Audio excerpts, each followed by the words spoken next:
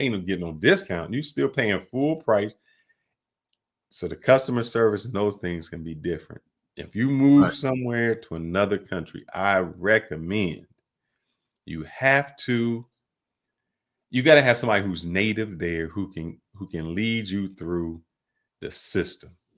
Because if you from the outside and you trying to navigate the system, bring you up.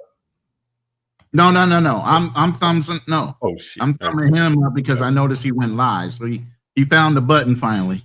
All right. Now he's doing this thing in the background.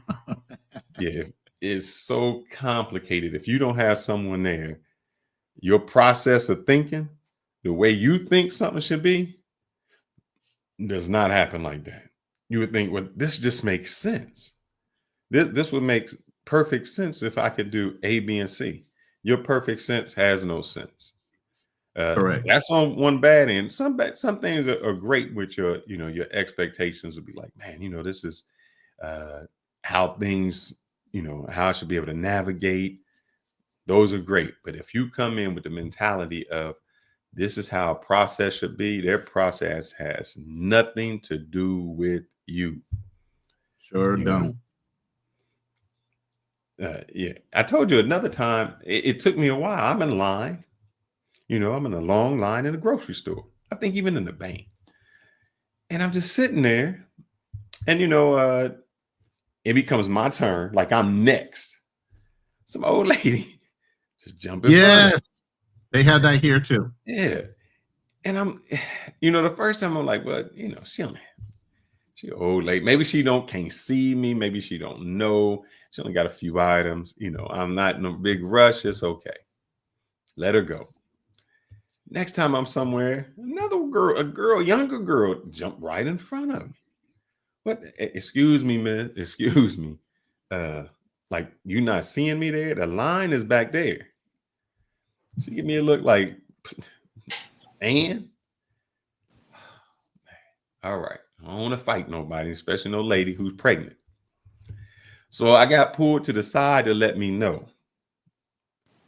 In lines, in any line, the elderly, the disabled, and the pregnant get first preference. So they can just, they don't even ask. It ain't like, hey, I'm getting up here. It's just, it's a known fact. The front of the line, and ain't nothing you're going to be able to say and nothing you're going to be able to do. Just deal with it. And you just deal with it. I guess they're accustomed to those things. We are very impatient. And I got to understand why in these places, people go to the bank. Like they go to the bank.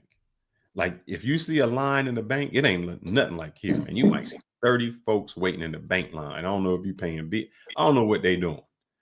But it's the craziest thing there is. But that was my expectation that in some way that things would just be easier for you, because in your mentality, you're thinking the American way, or this is the process.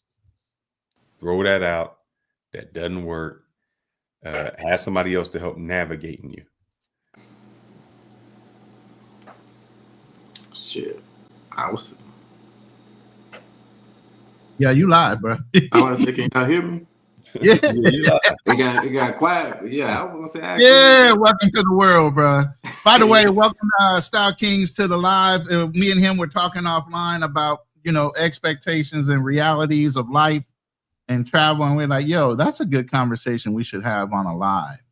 The other brothers can understand and let reality sink in. These are the things you need to prep for when you're really going to commit to going overseas.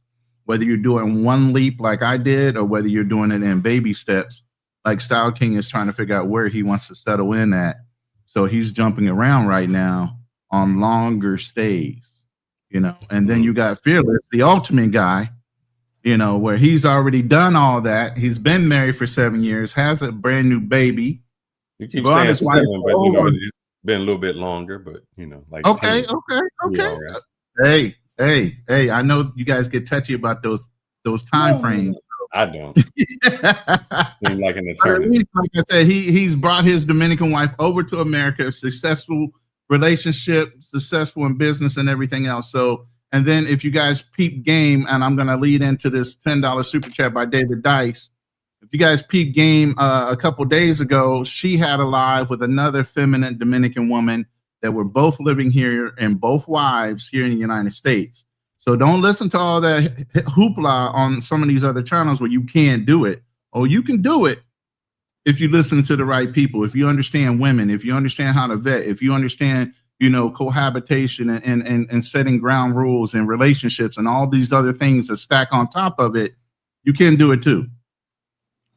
So shout out to David Dice for the $10 super chat. I want to give a shout out to Mrs. Fearless 360. Great conversation on the last live. That's how I want my wife to conduct herself. Classy and respectful. Latinas stay winning, my brother, aka Willie Dynamite. Thank you, David. I appreciate this. Dave, I appreciate it. We're gonna try to have her do a I know me and her are supposed to do, we used to do a Tuesday tequila, what was it? Tequila and talk Tuesdays.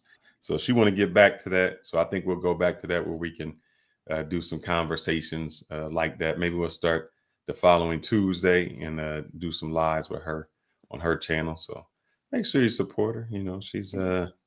She bring the truth out. So I think that's a great thing. Right. So back to the conversation at hand, though. I want us to each start off talking about, what got us into this mindset of exploring, getting married. Obviously, I'll give you my story, then we'll go into Marco's, and you kind of, Fearless, you touched on some things, but go into your story for a little bit before we jump into some of the topics that we're going to talk about today. My relationship has been going on for about 1.5 years now, going on 2 years in October, where I had a long distance relationship, phone, video chats and so on with a young Filipino woman here in the Philippines. And it progressed into something. It wasn't something I was looking for. It was just something that happened. And that's usually what they say. It's when you're not looking for it is when it usually comes across your face and slaps you a couple times. Because I'll tell you, QB Passport was a witness to this. I was literally rude to her. I literally did everything to push her away from me. I even tried to give her away to my sons. So at the end of the day, it wasn't like I jumped on something where I wanted to date somebody younger with an age gap or anything like that. I wasn't even looking for it. It just happened.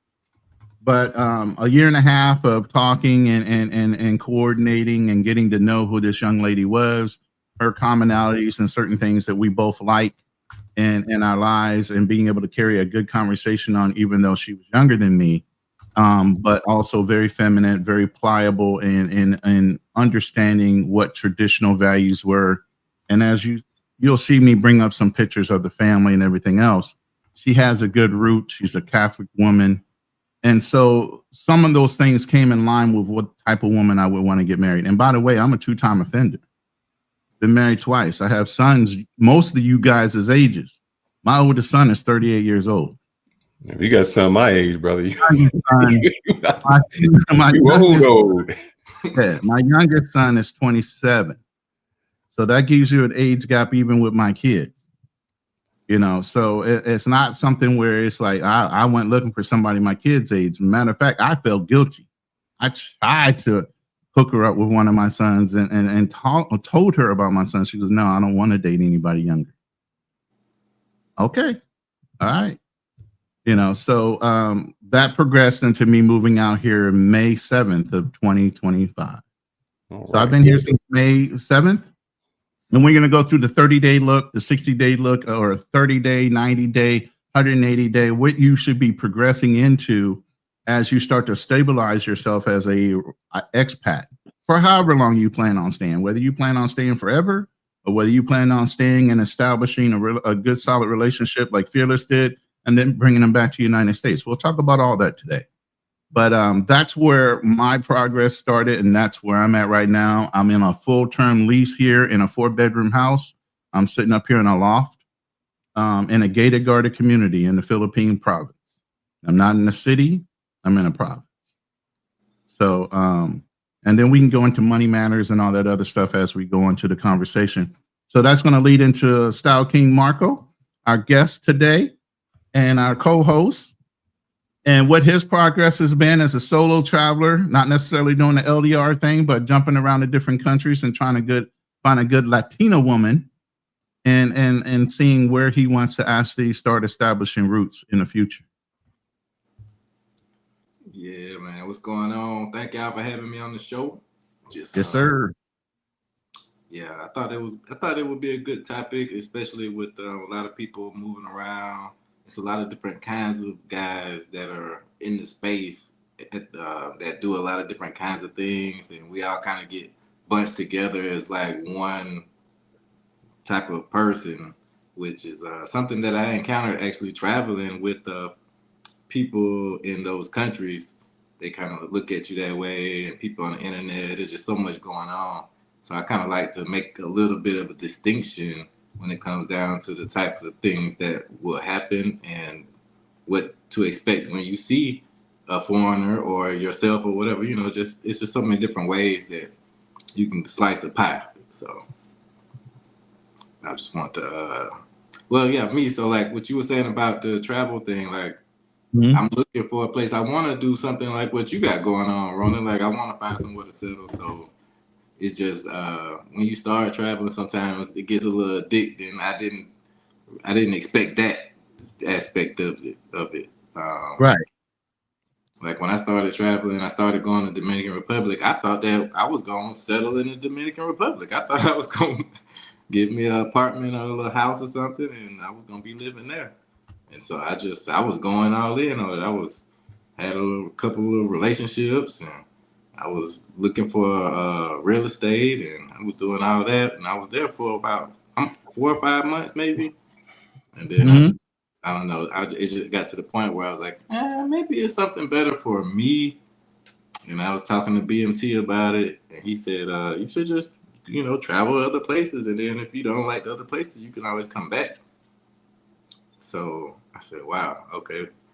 I do realize that I do spend a lot more money bouncing from place to place. But I like to stay places for months at a time, but at the same time, it's costly when you're always trying to discover new things and you don't know the price points, you don't know where you should go or what's the cheaper way to do this. So you kind of end up losing a lot of money that way, but I think it's worth the journey for me at this point.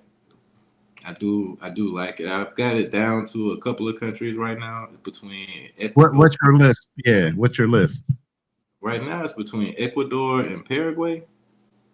Oh wow! Yeah, those are two numbers. I mean, those are two countries right now. Ain't nobody talking about that much on a regular basis. Ain't nobody visits. The top four, top five. That ain't in that list. Yeah, people are scared to visit those countries though. So I think to me that's one of the reasons why they're probably doing so well, because they don't have a lot of tourism especially from us. So it's not that. Wait now. What do you mean by us? Are you talking about brothers? Or are you just talking about Americans? United States citizens. Okay. Yeah, I feel like when I was in Dominican Republic, I could, you can tell the influence that we have, because I mean, when you just say brothers, like that is it's gonna be a small impact, of course, but it's not enough for it to change a whole nother culture that much. But like in the Dominican Republic, it's a lot of tourism from the United States due to its proximity. So I feel like it is a lot more that can change versus somewhere like Paraguay, or people scared to go to Ecuador, so they don't have that much of a problem with that. But like Colombia, they got a lot of tourism where you can tell, like if you tell somebody that you're from the United States, then they automatically have a concept of you before you even get a chance to prove them right or wrong about the concept that they have. Absolutely. Absolutely. So Yeah. I'm gonna go into Fearless. Go ahead and kind of like clean up what you didn't touch on. Obviously, everybody knows your wife's beautiful woman, very sweet disposition, very feminine. Like I said, her live that she had with the other Dominican woman was beautiful. Beautiful example of how two women can have a great conversation and not get ratchet, not get anything. But go ahead and speak on your direction and what got you into wanting to look abroad and find a wife. I had always traveled abroad. I think my first one was a cruise actually with me and my brother. Went to Jamaica, and I got the bug then. And then I dated a girl who was in the Peace Corps who went to the Marshall Oh, Islands. yeah. Yeah, I went all the way I was in the Pacific then, so that was man. Started in Hawaii and just started moving west. So New Zealand, Tahiti, all of those places, Marshall Islands, Micronesia. So I thought for real, I was gonna get me one of them ladies, man. Cause I was like, man, they wasn't like the Asian, but they was like American. I was like, this is where I'm going. But that was way out in the drop in the sea. You ain't see no brothers out there. So, but that was a little different. Once you got out there, you wasn't moving. You had to have a reason to come back home. So I had just been traveling, and so the DR was just a location. I had done some work in the DR, and I didn't meet my wife at that time. We kind of just skipped and kind of met on the internet and talked. So we was talking every day, and I was like, man, I just got back from there. I ain't going back no time soon. So we talked like every day for 6 months. And I was like, all right, here I come. So when I got there, it was we just had hooked up, but I was staying 6 weeks, 8 weeks at a time. But I was always, I don't think I had traveled to DR, many times, and I wasn't really looking for anything concrete. I was just jumping from city to city, place to place. And, then we kind of got a connection. So after going there about 3 years, I was still like, well, I'm just chilling, I'm going back and forth. And as she told you on the live, she popped a question to me. She was like, look, I love it. She said, I'm getting too old. I can't be playing this game. If you're trying to play this game, I'm going to ask you. You can say no. And then, I got to cut all ties. Wow. But during that, yeah, she's like, I could understand, I'm wasting time, as they say to the little one, you either got to shit or get off the pot. So either wasting time or you got to do something different. But during that time, there was a lot of vetting, testing, seeing what was going on. I'm not staying in no lavish place. I'm getting like a small apartment. All right, how's that going to work? You're going to cook for me. You're going to do these things. Because she had a car, so we drive around. When you first go somewhere with anyone, you're living like that resort lifestyle. Like, oh, let's go to this all-inclusive resort. And that's fine when you're going for a few days, a week. But if you're trying to stay 8 weeks, you're not staying in the resort. You're not eating out every day. That gets monotonous. So then you get to see, all right, how we really going to behave when we're here. So she had popped a question, and that was like, oh, man, all right. So how's this going to be? It's always great when you're here, but how's it going to be when you adjust to United States? But I think what happened was, she was really grounded. Her mom always had come here before, so they had family here. But you always want to see how somebody is going to react or how's that going to change. And I still, even though she says she didn't change, she still changed, not in a bad way, but I think in her country, and her mom is still this way, somewhat real passive. Like when I told you she went to go get the passport for the little one, and they just they're like, yes, we close at 4, but it's 3, and so we wrapping things up. She's like, nah, yeah, I used to work for the government. Y'all close at 4. I'm here at 3. Y'all don't stop things till 3:20. Let's get it in. So I think that her seeing me not really taking no for answers, or because that's what she says she's attracted to, the fact that it's like, man, you always stand on your ground. You just don't take no. You like very assertive. So those things kind of changed. And I think that kind of bumped head, with the family when she gets there, because the mom, you know, the whole women of the family are just whatever someone says, that's just how it goes. You don't ruffle any feathers. But so those things were very different, you know, from that and coming here. But staying there, even when I would go, oh man, I told you, I almost had it out with the dude for the rental car place, man. Some things you just think should be stated aren't stated. Example, I rented a car when I first got there. We went down there for 2 months this summer. I rented a car from one place, but they didn't have a carport where I needed to go. DR really ain't a minute. It matters where you go, Uncle Krusty, and then I'll get back. It matters where you go. If you're going to DR, Punta Cana, those places, they're accustomed to it. But if you're going where there's no tourists, that it's not even like that. They have no concept. When you go to Jarabacoa and you go to Constanza and Mocha, it's no concept of tourism. They, you know, even when I went to Jarabacoa and we were asking where do most of, you know, the people come from, and they're like, oh, they come from DR. There's a lot of places that's out that people have a lot of money, and they'll get, because one place we were looking at, like, is in the country. You know, you get wealthy people in the city that buy a place that's outside in the, I wouldn't say the country, just in the campo, just not in a major city. But back to my story. So I rent a car. First experience, great. I see another one online. I go to rent. I get there, and he's like, say the car rental is only $25 a day. I'm good with that. When you get there to rent, he's like, oh, you got to get the insurance. It's like, nah, I have my insurance. No, there's another mandatory insurance you have to get. Well, that's not on anything, and I've already paid in advance. The mandatory insurance is more than what the car rental is. So the mandatory insurance is like $50 a day.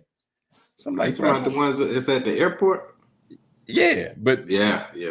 I'm like, Brett, that's not how it is. Oh no, it's this mandatory one that you have to do. It was so bad that when I called the rental place, you know, like say Expedia or something, they're like, sir, that's not true. You know, I'm looking at the contract. That's not on there. That's not it. And the guy's like, oh, that's it. He can't get no. So it was so crazy just during this one. It so happened that when I dropped my previous rental car off, I had them take me to the new place. And the only reason was they just didn't have a car in Santiago that I wanted to go to, because I was leaving out of Santiago in a week and I didn't want to have to drive back. I just happened to keep their key, and they had to come back and get their key. And I was like, bruh, you might as well just put my stuff right back on your truck, because I'm going with this key and I'm going to get the car again. But those little games that they play as a foreigner, you never know. Because if I didn't have a different way out, I'd have been stuck. If I came there with my family and I'm trying to rent a car and they're like, I'm sorry, you can't unless you do this, I would have had no other option to do anything. And that's what they know. They know that they can take advantage of you in that sense because you don't have another option.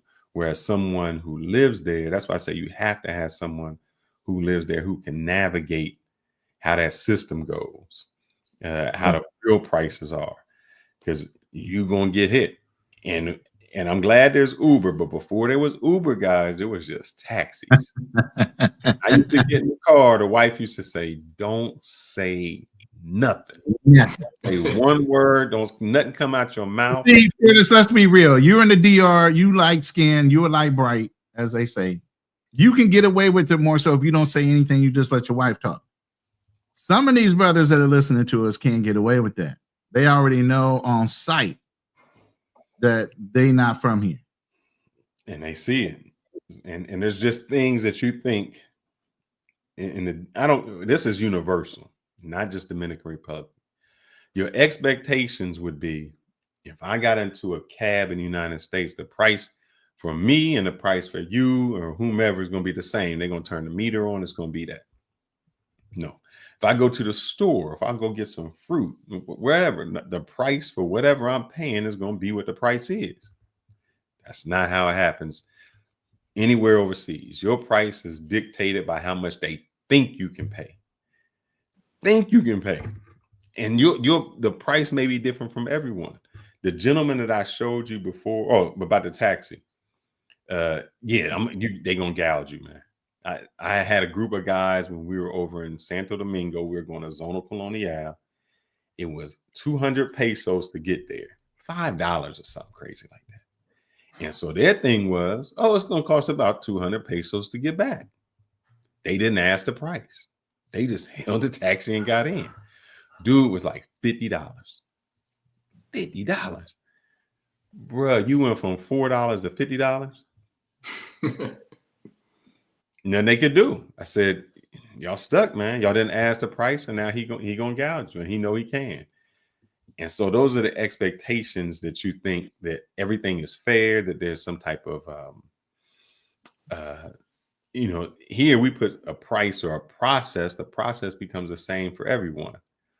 It's not like that. The process is dependent on how much you think you can pay, how much you look like you can pay, what your accent is. All of those things determine a price point as to when you get something.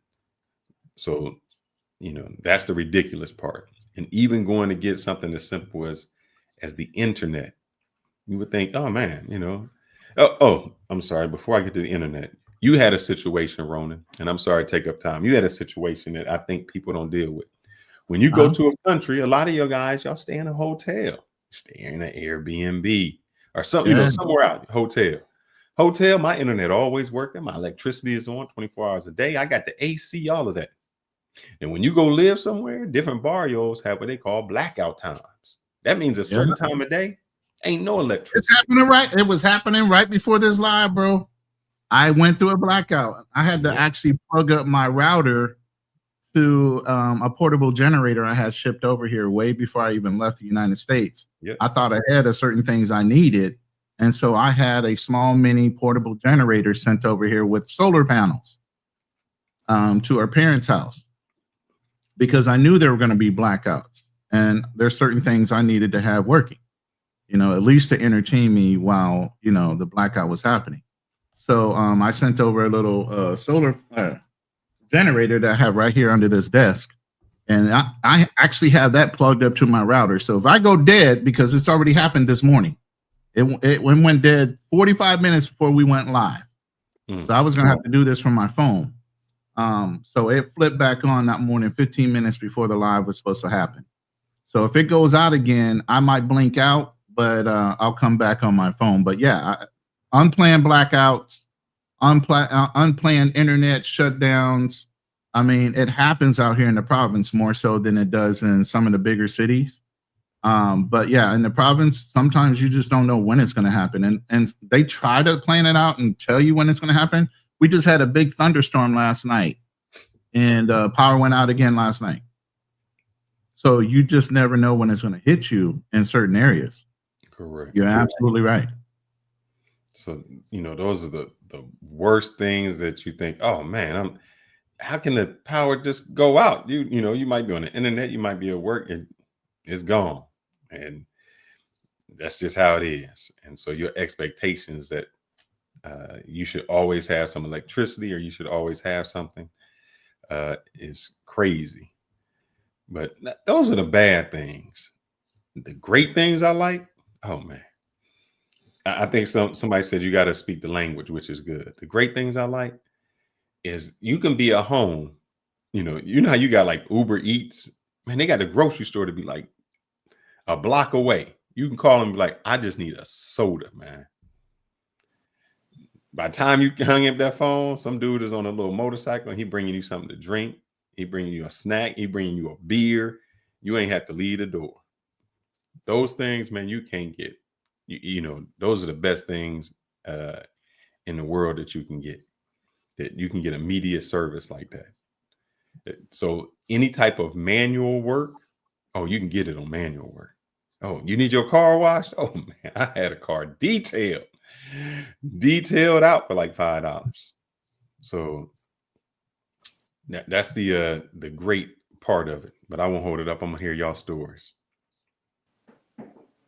Shit, I would say pretty much the same thing. Definitely those experiences that you brought back a little flashback for me with that rental car story. I think I was in Santo Domingo, and I tried that like before I left the United States. Just the same along the same lines. I was like, okay, I'm gonna rent a car for a month.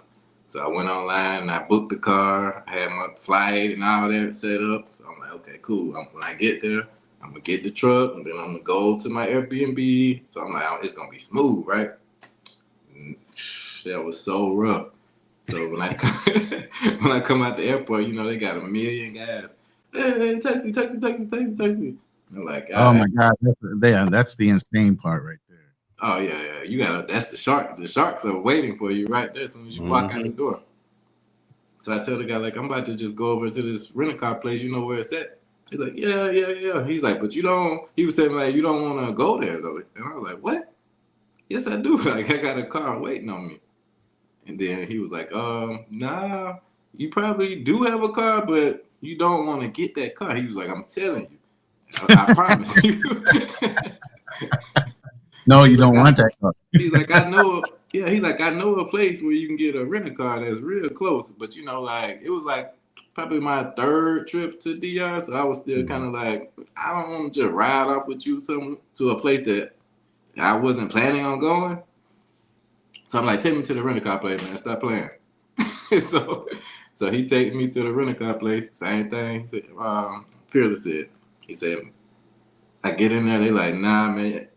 And then keep in mind, I'm renting the car for a month, so I was already. I can't remember how much it cost, but it wasn't super cheap because it's a month. Mm-hmm. So they, like you said, they tried to charge me double that for the car, just to. And they wanted to put it on my credit card. And I'm like, nah. So I go back outside. I'm like, yeah, you was right. They crazy. What the fuck? And he's like, yeah, that's normal. They do that at these because it was like a Americanized type of rental car place. It wasn't like the local spot. Mm-hmm. So I go to the local spot around the corner and I rent the car. I think instead of putting like an extra $1,200 down, I put like an extra $200 or $300 down, and I got the car for a month. So that was cool. But they still, they still had their little ways about them though. Little shady little things like. A little scratch on the car came up, and they want to charge me an extra couple $100 for that. I'm like, man, we can buff that out. Like, what are you doing? But yeah, he said we can buff that out real quick. I wasn't even sure it happened with me, but so now I'm like extra careful when I do get a rental car. You videotape that, man. Yeah. I take it. Oh yeah, video. You got a video and a walk around, bro. Yeah. When I was in Cali, I made sure to videotape everything about the car. So I don't have those issues anymore. So yeah. So I think LJ got a question. How much should you reckon someone should how much before transitioning overseas? So you went overseas. A recon should someone do before transitioning overseas? A lot. In this yeah. You every should. Question you think you want to have. Medical. Your banking, how you gonna get your money? Because I know a guy that lives there now, but he can't get. He's retired. He can't get his direct check there. If his direct check comes there, then he has to start paying taxes. So he has this place that he's living in. It's not Ohio. He's living in a tax-free place. So the money comes there as a deposit, and then he has to get it like Western Union to him. And then he was there one time where they were like, well, why you keep getting all these Western Unions? Like they have a limit. I didn't know that there's a limit on the number of Western Unions you can get. Like them girls that say it, like they can't go every day. Like they can go and pick up so much Western Union and they can't keep doing it. There's a limit on it. And I'll look that up. But all the things you think you need, your cell phone. You're going to get a local phone there. What kind of monthly thing you going to get? Food. They're going to have your food. You a vegan. They might be like vegan. They don't really, some places don't even understand vegan. Like you don't eat meat. Like they'll give you meat because they might think like, well, this really ain't meat. This is just chicharron. Like they just don't say it that way. You see it like, nah, I'm a vegan. A lot of places, unless you go to like a resort, they don't see it the way, we do that. Even another thing that, like if you wanted to work there in DR, they get an extra paycheck. So if you hire somebody, like you hire them and they working there, it's December, you got to pay them twice. And you might be like, man, what you mean I got to pay you twice? Nah, that's holiday the law. pay, all kind of things. You got to cover their insurance. Philippines is similar to that as well. One thing is like hot water. If if you're staying somewhere in a hotel or something, you'll get it. But if you're trying to rent a place, that might not have hot water if it's not modernized or if it's not catered to Americans. So all those little places, you got to think. In my mind, I would always say, if something goes wrong, if I can answer those questions, if something goes wrong, whether it's my money, my finances, my health, something like that, if I can answer those questions, then I should be fine. So those are the things you really got to think of, because you don't want to be in a situation over there where, something happened to you medically and they taking you to the public hospital or something. And you like, and you're insured, because here's the thing, brother. Over there, they don't play. That you will not get released from that hospital unless you pay them. They like you ain't going home. You're not leaving here. We got everything. Until you pay that bill, you're not going nowhere. So you have to make sure that your medical and things are taken care of, so that you don't find yourself in those situations, because the laws are different. You think, oh man, I can file a bankruptcy on my brother, ain't no bankruptcy. You gonna pay this money one way or the other. Another thing is crazy. I told, just in laws in general, I told you, I think my wife was telling that, she has a place that she rents, her house over there, condo apartment. Well, unfortunately, there's a husband who worked at the grocery store. Him and his wife also had a fruit stand that they would do. Well, unfortunately, there was a truck going the opposite way down the street when he was in the morning getting his fruit, hit him and killed him. And I was like, so what happens to him? Like, oh, so like nothing. I was like, what do you mean? Hold up. Like, he don't get arrested? No, they just view that as like an accident. I'm like, no, he went the wrong way on the road and he killed somebody. Yeah, they don't view it like there's no vehicular homicide. No, so it's not. Anybody from just driving any way and killing anybody. Like, if you don't have no money, unless you're somebody who is of high status and has a lot of money, nothing. I was like, wow, that's deep. That's deep. Man, my health, they was held hostage for 100. Yeah, hostage at 127 a night. Boy, I know they don't play that. Yeah. So in these foreign countries, there are certain things you have to prep yourself for when you first get there. So my experience coming here from America, knowing that I was going to stay. Now, Style King, you packed a certain way, I'm sure, knowing that you were going to stay for 30 days, maybe 60 days. And obviously you're going to have the lady come in, do laundry. You're going to take it somewhere to get cleaned. And this is what I started off with. That's my life right there. After I packed up my house, sold everything that was big so I could keep a small storage unit for the things I really wanted to keep when I came back to the United States, those 3 bags, and really it's 2 bags in that backpack, because the other container on the left, that's all my podcasting gear. That's all my electronics in that Pelican container right there. But everything else, didn't bring a lot of shoes. Brought shoes that were going to be feasible. Clothes that I was going to be able to get away with for a certain amount of time. My toiletries that I knew I wasn't going to be able to get necessarily right off the bat. Okay. That's my life. So now you got to boil down everything that you think you need as far as resources, as far as what your comfort things are, into that. If you don't want to pay a hell of a lot more per bag and by weight, Yeah. for other things, because you're a solo traveler now. You don't get the benefit of having somebody else with you and getting their weight class too, because you can move things around all the bags. See, if you got more people, once you buy that seat, you get extra weight. This is just me. Now, if you got a woman with you, shit, she gonna take Right. up some of your Now, I space. got around some things, and I was giving favor because that big backpack, that shit weighs some poundage, and they would do while I was checking in my other bags, they hooked me up and did a bag check claim on my backpack as if I was at the door and it just wouldn't fit. So I didn't get charged for that extra bag. So that backpack actually went under the plane, and I don't know how I did it. The stewardesses and people behind the counter always just took it as, we'll just check it for you, no big deal. Nice.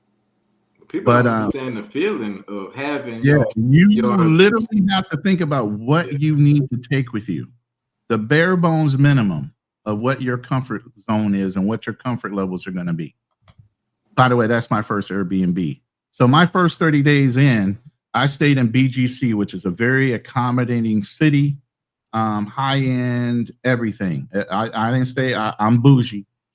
So I stayed in a high-end area. Literally, I could ride the elevator down from where I was in that condo, walk outside, walk downstairs, one floor, or take an escalator downstairs, walk underneath the city street, and right into a mall. A 5-story mall that was right across the street.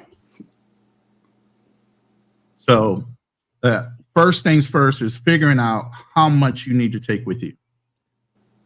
And then figuring out how you're going to get it in bags that are not going to cost you an arm and a leg per weight to even get out of the country with it if you're going to plan on staying for a long period of time. But that was my luggage, just to give you an idea. I'm trying to find something to answer a person's question on here, so give me 2 seconds. I'm listening. Which question was? I'll get to it. Let me see if I can send this over and it comes. I think it did. Let me piggyback off that. So my last. Now remember, I sent a box ahead of time too, and I matter of fact, I sent that box. I told you I got the generator. I sent that box 3 months prior on a ship. Ah, that's smart. Because they have what they call a Bakla, it begins with a B, some kind of shipping where for $165, it doesn't matter how much weight it is, they'll ship it over here in a shipping container and it doesn't get inspected. So you can't put a car in there, can you? Nah, you can't ship a car. But if I do my SRV, I'll get $7,000 leeway to ship other things over here without any charge. But initially, I pre-planned what I was going to need, and I sent that over in a box to her family's house. So obviously, I had to have enough faith in her and her family that whatever I sent over there, I was going to be able to get what I needed for myself out of that box. Besides for some of the things I sent her. But go ahead. When you traveling like that, sometimes you just gotta gamble. It's gonna be a chance. When you put your bag under that plane, it might not come back the same. You never know. You're right about that. It could disappear. Yep. AirPods are necessary so you can track your shit, because it could go on a whole nother plane somewhere else. We never found our car seat. just never found it. Are you sleep? Oh yeah, the whole car seat. The whole car seat. It was gone. Never found it. And then I had to fight with them with the airport to try to say, how much they was wanting to pay me. I had to go for the car seat. Yeah. So, man, you sent me this, Ronan. I'm gonna see if I can find it, but I don't know. Let's see. How about going on a home instead of renting and starting a business, and which else? So hold up, that's what I'm gonna go to if I can. Right, but I'm gonna show you what I'm living in right now. This is the final location where I'm at now. I'm in a house in a gated guarded community. That's nice. And this is a 4-bedroom house, and the reason I chose this house, one, is because my girl just saw there was a house down the street on the same block on the corner, 2-bedroom, similar to this one. And the rent was right for the lease. And I was already guaranteeing a year-long lease. And the minute we were going to do the final walkthrough. Her father and her did the initial walkthrough. I wanted to see the place, so I went for the final walkthrough. The minute we went for the final walkthrough, all of a sudden the price just changed. Now, it was affordable, which means I was just throwing back at the realtor, look, I don't like the fact that they're going back. The realtor didn't like it because it was going against his word. So the owner felt some stress a little bit, but I was willing to pay the up. I didn't give a fuck. It was still a great price for a house that was in that community. So I was going to go ahead and do it. But at that point, the owner had cut off all ties to the realtor because the realtor was pissed. So I wound up having to pay more for this house than I would have in the same development for a house with 2 bedrooms instead of 4 bedrooms. But that's when my lady started seeing that, oh my God, yeah, the foreigner price is real. And she started seeing it. She was like, no. I need to start doing a lot of this shit way beforehand. I said, yeah, you do. You know, the minute they hear me speak English, the minute they see my mannerisms and everything else, they're going to run me up. You know, but where I got this house from was a Navy guy. This Navy guy is a retired officer. He's an engineer. He helps build a lot of the high-end resorts and hotels all over the world. And that's his wife on the left-hand side. So, and the realtor is sitting there grinning like, yeah, I got paid. You get paid. Yeah. You get paid on that thing every month. So, at the end of the day, yeah, you do have to find somebody that's trustworthy so that you don't get those foreigner prices run up on you, like Firdaus was saying. But to answer your question, depending on what state or what country you're in, everything has different rules. I mean, obviously, I can lease a property. I can buy a condo as long as there's more than 50% occupancy. And a lot of these condos here in the Philippines, you can't own land unless you're married to a local. You know, you can have a deed where it says I can lease this land for 50 to 99 years with an option to renew after 50 to 99 years and build on that. And then hopefully the person you got the lease deed with is somebody you're married to, not somebody that, you know, might have some off family, because sometimes this land is deeded to 15 kids. So finding a real owner and having all of them sign the deed to actually own the land, it's a whole freaking process, especially in the Philippines. And after some years, they done had kids. They had kids. They done had kids. Agreements fall out. Those people you had the agreement with are dead. Blah blah blah blah blah. So it's a big chance if you're not married to the Filipina or the person that whatever country you're in, that's part of the ownership. But the way you protect yourself is you can have 2 deeds: deed to the land, deed to the house.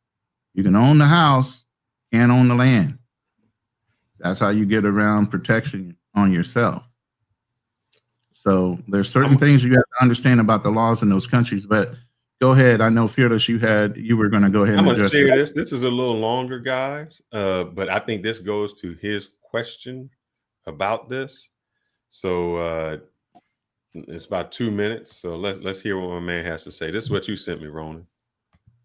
Some of these YouTubers need to stop telling people to come to Africa. The locals coordinated because they noticed our movement. So they were watching the videos and they were aware of the trend to come to Africa for African Americans.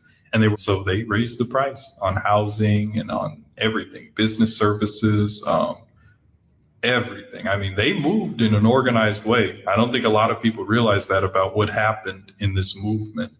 I don't want to say failed movement because some people made it work. I'll just kind of go on a tangent and say, I don't think everyone should come to Africa. I don't think every African American should come to Africa.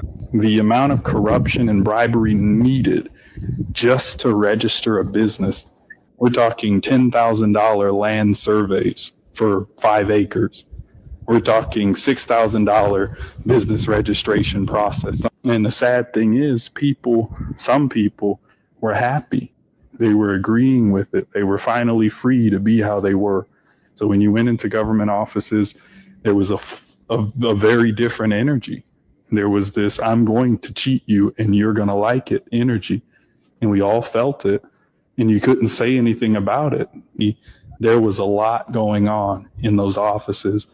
I've gotten into trouble in those offices for calling out certain things, calling out corruption. I've been in trouble for that. I don't know if some of you who know me know that I've been in a Tanzanian jail 3 times because of certain things.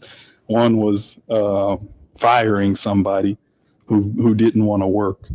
Another one was you just can't call out corruption. You got to act like it doesn't exist and play some mind game. And that's not how some people operate.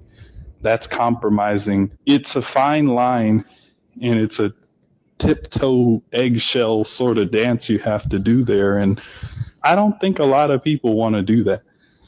I fell into the trap of thinking that it was, my job to stay and push and push and push and push against something that was done. And I poured more time and more energy and more resources into projects that were not going to succeed at that point. I made the mistake of feeling obligated to something that no longer had the favor of God on it. And unfortunately, many others made the same mistake. Some of these YouTubers need to stop telling people to. That's kind of answering your question a little bit, that you have to know that some of these places overseas run off of corruption. They run off of corruption. You go to some of these Latin American countries during Christmas, you're gonna get stopped a lot because they just feel, we're gonna write you a ticket, but instead of that ticket, you can give me $10. That's just how it is. And as much as you might say that's wrong, that's this, like this gentleman said, you can either spend all your time trying to fight up against it, or just you just charge it to the game and say that's just how it is. Even starting businesses, and they're finding that out in Sosua. The people who pay when a big place comes in, they pay a little more money, and they say we want it cleaned up, and now everybody gets rated. Before, those same people were buttering the hands of those police officers, and that never happened to them. But when it comes time and somebody else got a little bit bigger pocket than you and pay a little bit more money, it's going to work out that way. Now, I know we're talking about all the bad things. Now, I want to talk about a few of the great things that I've seen when I've gone there, like the expectation. Usually, wife always waits to get any type of physical or to go to the doctor when we go there. And I tell you why. Like, I went to my doctor, and I'm telling you, my physical, man, it was like in and out, 15 minutes. All right, go to the next thing, get some blood drawn, and then I'm going to send you something. And that's just how it was. When I go there, it's like thoroughly, man. The woman got the sonograph. She was like looking at my kidneys, looking all over, oh, do you have any stones? How's your thyroid? You really get it. It did not seem it was trying to rush you in and out when you were trying to get a procedure done. It was like, we really looking for the root cause, how we can help you out, how you can get better. And that's what I really liked. It wasn't, just trying to shove you in, shove you out. It was taking some time to really talk to you about your medical. You need something from the pharmacy, here you would have to go to, and I hated it. I remember a friend of mine when I was doing CrossFit, he's like, oh man, you should do TRT. You at the age where you should do TRT. So I looked into it. I was like, oh man, I maybe test, TRT. I'll look into that. The scam was this. You had to go to the doctor every time to get a shot. I was like, what the hell? So you were going there 4 times a month, every week. So you wasn't paying for the shot. So when I looked at the medication, I was like, whatever steroid they was using, the vial of steroid would be like $250 for 10 weeks. So basically that's $25 if you're doing it every time. But for the doctor, the nurse, and whomever to give you the shot, that was the $150. That's what you was paying. You was paying for you to go in there, take your clothes off, and him to plunge you. I was like, oh, hell no. Oh, but we do the blood work. We do this. It's like, man, this is just, I'm really just paying for an office visit. That's really all I'm paying for. And when you go to like DR, I know BMT had asked me, I said, oh man, why don't you just go to the same? Because the doctor was going to prescribe me something. I was just like, I'm cool right now. I don't want to get on anything because we're going to have children and it can mess up, your children. I said, but this same thing, this vial, go here. It's going to cost you $80. It's going to last for 3 months. The only thing you're going to have to do is either do it yourself or you can go to the doctor and they're going to charge you $25 to inject you. What you would have been paying $1,000 for, you down about $150. So I love those things that it does not require. Even when I want to get some type of prescription, you just can't go and get a prescription. You have to go see a doctor, then he has to do this. In other countries, the pharmacy is not really connected to the medical, meaning the pharmacies are independent. So you can say, I just need this. And you go there and get it. Not even an issue. So in the medical facilities, I love that you can go somewhere and say, I want this treatment. I've wanted things here. And it's like, well, we can't do it without a doctor's recommendation. I'm like, well, I'm paying out of pocket. Yeah, but you need your doctor to do it. And then the price that you would pay, like if you wanted to pay cash, is different than what they're going to charge the insurance company. Right. I've had it before where it's like, take it from me, I'm an insurance guy. He's absolutely right. So what they run to the insurance company for a fee is different because insurance companies have what? Lawyers to negotiate fees with hospitals and doctors. There are known set fees. There's historical data they can use in order to set a price. Mm-hmm. When they charge you directly in the United States, they can run up the number because you have no idea what the real price is. Correct. And being somebody that used to be in the medical industry and sell pharmaceuticals and medical supplies before I got into the insurance game, 35% was a minimum I would put on a lot of things.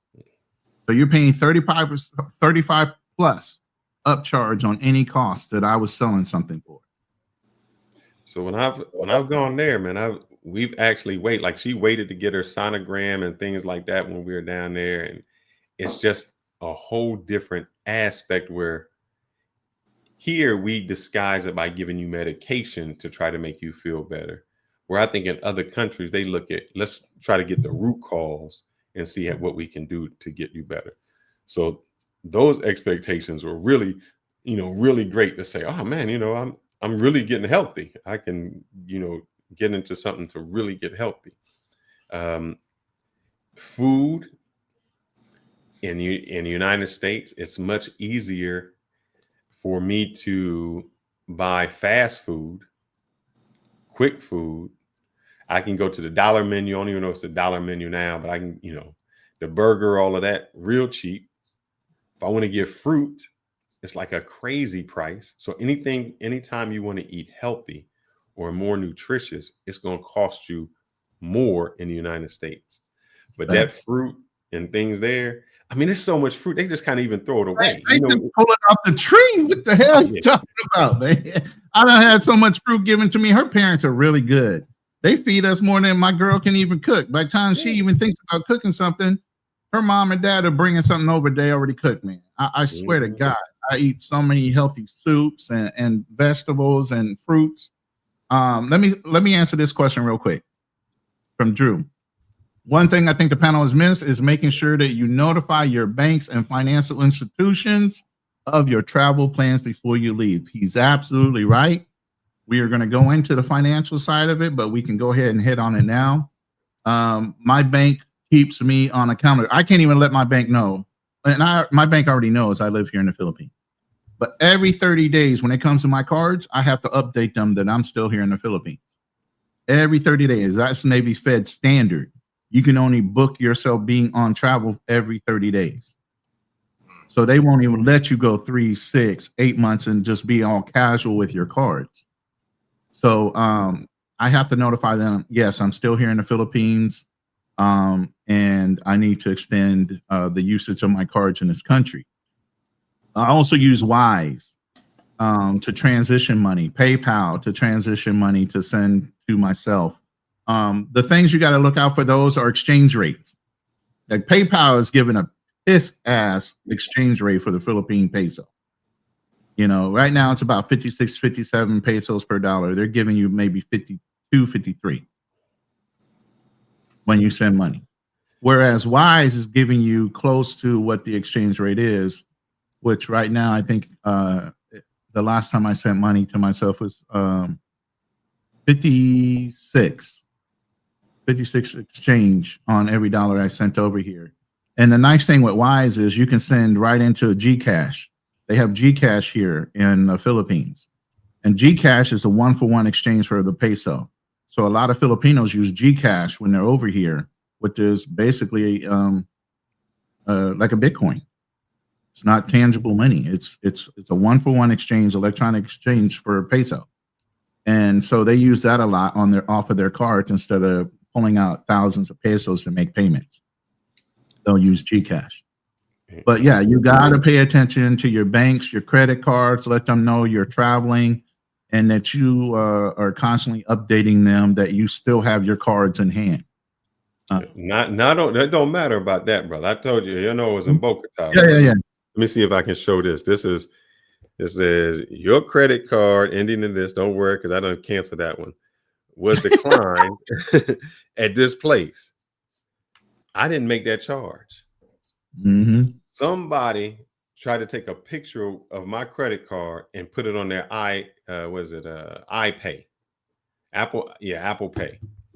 And so make sure anytime you go, I always, not only because your bank can know, they just put it on there. I make sure that I always have an MFA for any charge over so much that I get a text alert to let me know that there was something charged on that phone or if there's some suspicious behavior. And that's why they declined it. They was like, this is some suspicious behavior. And they text out to say, hey, did you make this charge? We declined it. If you made it, we'll give it back to you. It's like, hell no, I ain't make that charge. What the hell? And I went on and I started looking, at the thing. And I was like, iPhone? I don't even got an iPhone. But those little things, if you don't do, catch up. And that's the one thing. Look, on a credit card, at least, you can always claim fraudulent. Do not take that ATM card with you when you go on somewhere, because they can take your money and you don't get it back. Once they get the money from your bank, it ain't secure like your credit cards. That's why I always just make sure I'm paying everything on credit card. If there's a suspicious charge, I can say, hey, that's fraudulent. Y'all can investigate it.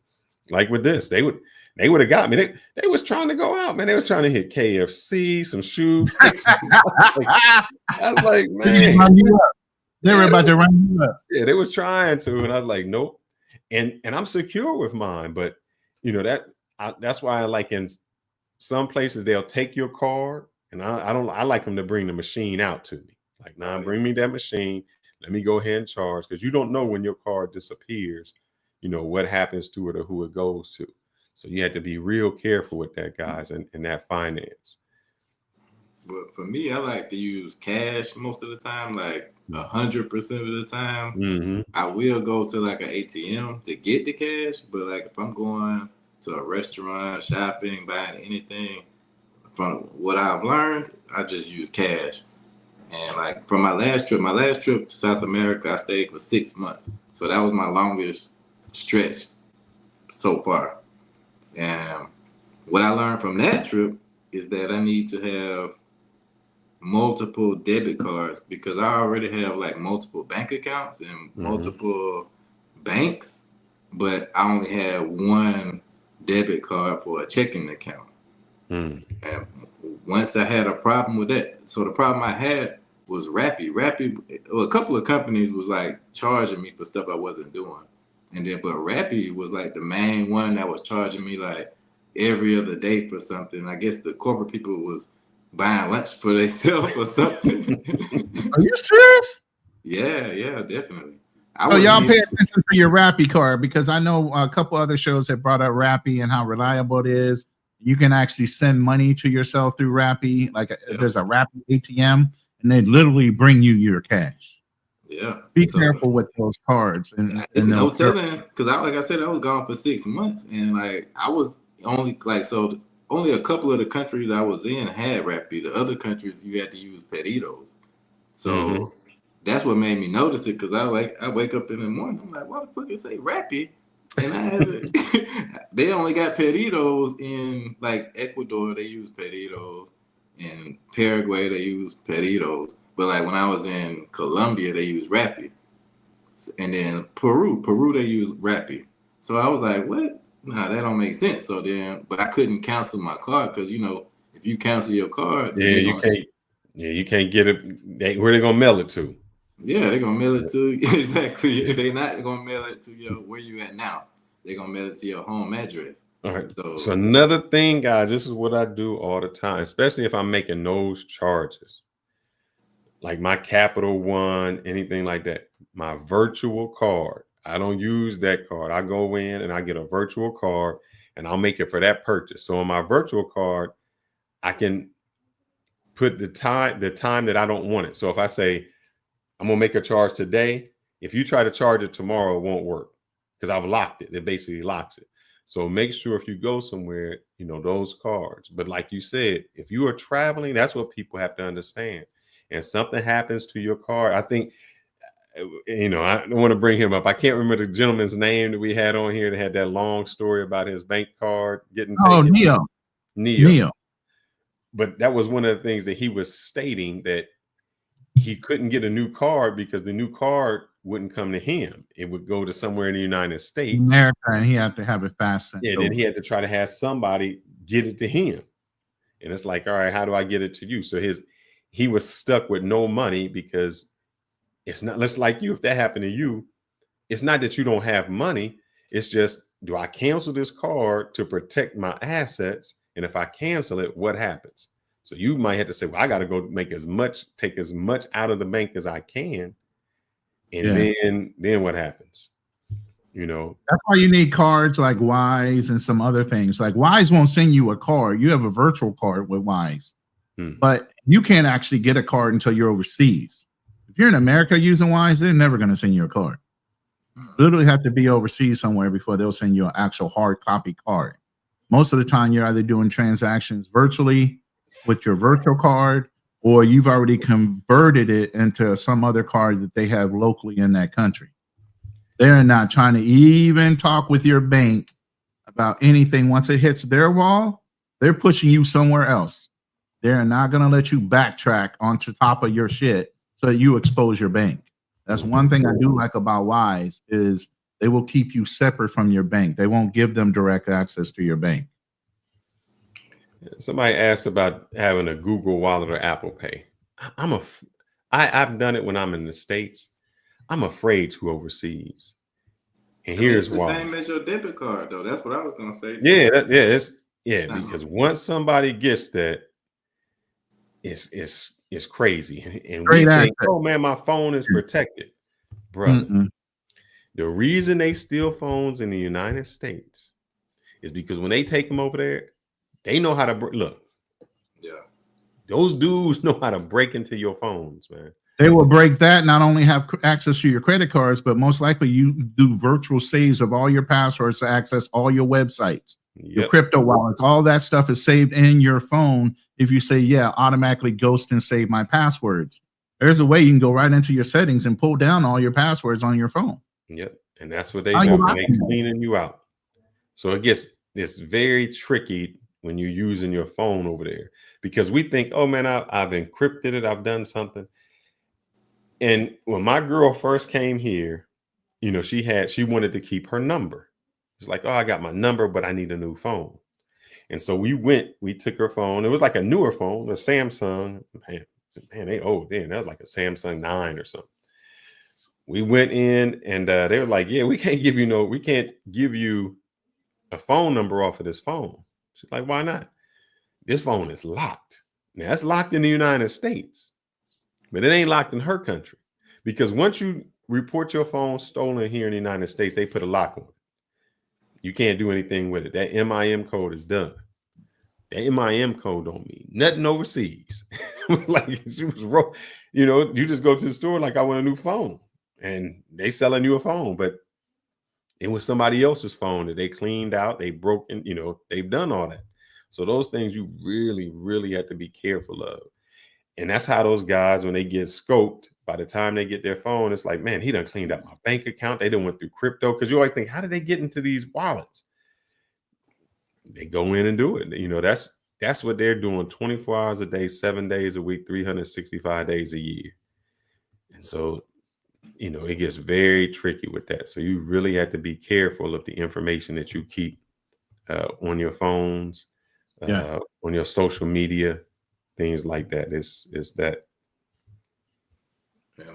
So like, yeah, I have the ability to do that as well. I don't know if you guys do, but my bank allows me to switch on and switch off my card each time I make a transaction. Yeah. So the minute you make a transaction, you know it's already gone through. You can always have that extra option of switching off that card for any further charges until you're ready to use it again. Yep, and that's the smartest thing. Locking that card or using a virtual card. So if you make purchases online, you don't want somebody to have access to your real card. So you can just say, I'm doing it for that specific purchase and cut it. So, you know, that's what we go back to expectations and reality. What we think is worthless. If I'm walking at night, and that's how I know how safe a city is. If I see some females walking at night with their phone out, I'm like, okay, this is okay. When you see people, when you see like a girl, or she put her phone there, or she threw it somewhere, you know, tucked in, and you're not walking at night, it's because that phone, man, is 2 months' salary, 3 months' salary. So they'll happily steal your phone for that. And you think, man, well, you still, you know, in the United States, like, I stole my phone. I just get another one. I just report it stolen, or it got insurance on it. I dare they take it and do it. Your little gold chain that you like, man, this little gold chain, you know, like this ain't nothing. Oh yeah, to them, they're gonna rip it off. Even if you wearing a fake gold chain, they don't know it's fake. You American, they think it's real. So your money expectations and their money expectations is entirely different. And you have to be very careful because what you look at is just a few dollars. They might be like, man, that's my whole 3 months paycheck. And it's not going to be an issue for them. What about cars? You ever thought about bringing a car over? Well, I did, and I would, but I don't know if I'm gonna stay long enough to want to ship a car over here. So I'm actually trying to buy a car while I'm here. A used car that is going to be good enough to get around the island, and then get me some content. And then I don't care if I leave it behind or not. It doesn't matter to me. $4 or $5 grand car. It's not a big deal for us, but it's a big deal to them, you know, to have a car like that. But yeah, so that's the thing being in the province that I have to tell you. You have Grab, you have Uber. Everybody thinks that's always available. In America, it is. In some countries, it is. And some of these provinces, it is not. The most you'll have is a trike if you don't know how to ride a motorcycle. And I've never learned how to ride a motorcycle. So I can't go and rent a little, putt-putt motorcycle to get around town. You literally have to either get on a trike, or her parents will take me somewhere or whatever, wherever we need to go. And that's fine for a point. But obviously, as a man, you want to establish your own resources and everything else. So getting into that conversation of resources, my first 30 days and why I decided to stay in BGC was, one, because I know in the Philippines, they have a VA structured system. So I got into the VA system. I let them know I was in the country, what the process was to get into VA health services. And then the embassy is right there also with the VA. So my first 30 days was establish my base and resources. A lot of guys are like, oh, you haven't ran out to see your girl? No, she knows I'm here, but that's not my whole point of being here. You, as a man, you need to take care of business first before you start getting into the pleasure of life. You know, so my first 30 days was not only to acclimate to the weather and the people, was also to establish my resources with the VA, the embassy, and figure out how to move around the Philippines without being in the military. You hear what I'm saying? So they don't have Grab in the provinces, which is a little bit of a distraction. So instead of renting a car, I just want to go ahead and outright buy one.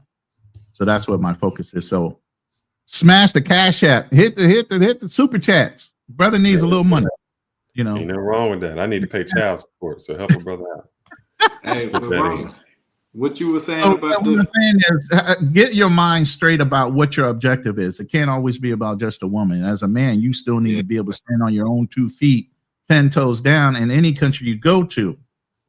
So that means establishing yourself in those countries. Okay.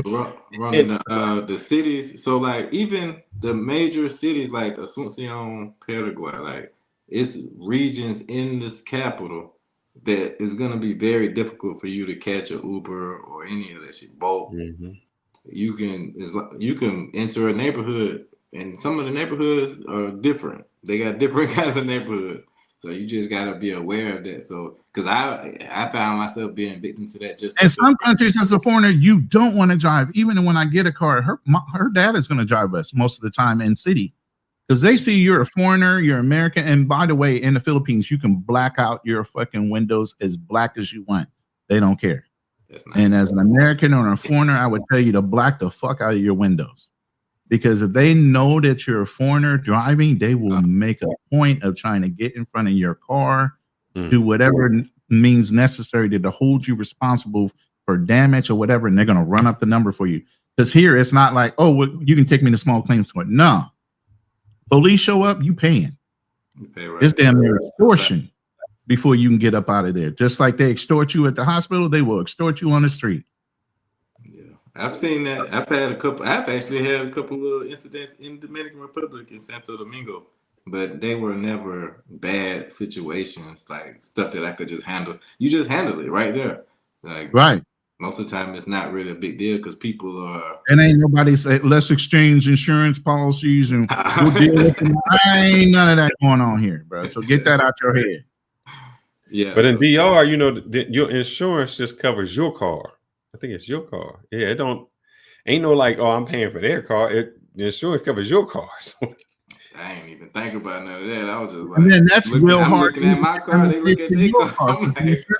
I'm telling you, the insurance companies do not work like they work in America. Just because you have insurance, don't mean they're guaranteed to want to even pay out to you. Oh no. You're gonna have to argue with them. I'm an insurance guy. I'm telling you. Yeah. You're gonna argue with any foreign insurance carrier when it comes to your cars and things that you got there locally. It's not going to be a payout. I'm thinking about like bringing my car from here because like I'm having so much trouble like when I come back dealing with my car and getting it back running perfectly. It's always costing me thousands of dollars. So I'm like, well, if I'm gonna move, then I might as well just take it with me. But you gotta weigh the cost of that. Like, how much is it gonna cost you to ship it versus buying a whole car? So that's something that you just got to think about. Like you have to actually go through that, and I haven't went through it yet. And I'm also looking into buying. Now, if you ship it over there, it's a high dollar item because a lot of people don't have access to that type of car. So even if you decide to dump it, you can probably get more than what it's worth once you get it over there. But it's just the point of, is it worth you paying that shipping fee? And then believe me, once it gets there, you're gonna have to pay under the table to the people at the docks to get it off the dock. See, that's what one thing. It's not going to go down easy. That's one thing that's good about Paraguay. They got it. I Googled it. They say that they don't charge you like once you do your residency, then you can do like a time shipping of all your stuff. Yeah, I get a $7,000 They're not giving you a tax. They're not taxing you. Yeah, and Paraguay doesn't do tax once you become a resident. You don't pay tax on anything. Yeah, you don't pay taxes at all. American dollars. If you're working here, you pay taxes. No, I'm talking about Paraguay. Like Paraguay is like a tax haven though for businesses or whatever you do. So that's why a lot of people, like most of the people that I meet in Paraguay that are Americans or Western people, like Europeans, they're packed with like Europeans and Americans that come there to you, like Canadians, to use it for a tax haven. So that's something like a lot of people don't talk about. But I heard it when I was there. I heard that a million times. They're like, get your residency, because you're a businessman. You want to put your businesses in Paraguay. And I was like, oh, okay. So that's something that I'm working on right now, getting all that figured out. Now here's the good thing. I'm in Texas, man, and Texas has the highest property tax there is. I was telling the wife, she's like, I want to get this house and this other house. Unless you're a veteran at 100% P&T, you ain't paying shit. That's the only way you buy a house. And I was like, look, when I can get out of this, I'm getting out, because even at this point, I was listening to Anton Daniels, and I think he had it so incorrect on something he was talking about, because he was saying, they were talking about supplies, and then the president wants to lower the interest rate, and that should solve the problem. I was like, no, that's not going to solve the problem. When you lower the interest rate, the houses that are already artificially high, people are going to be like, well, I'm going to charge more.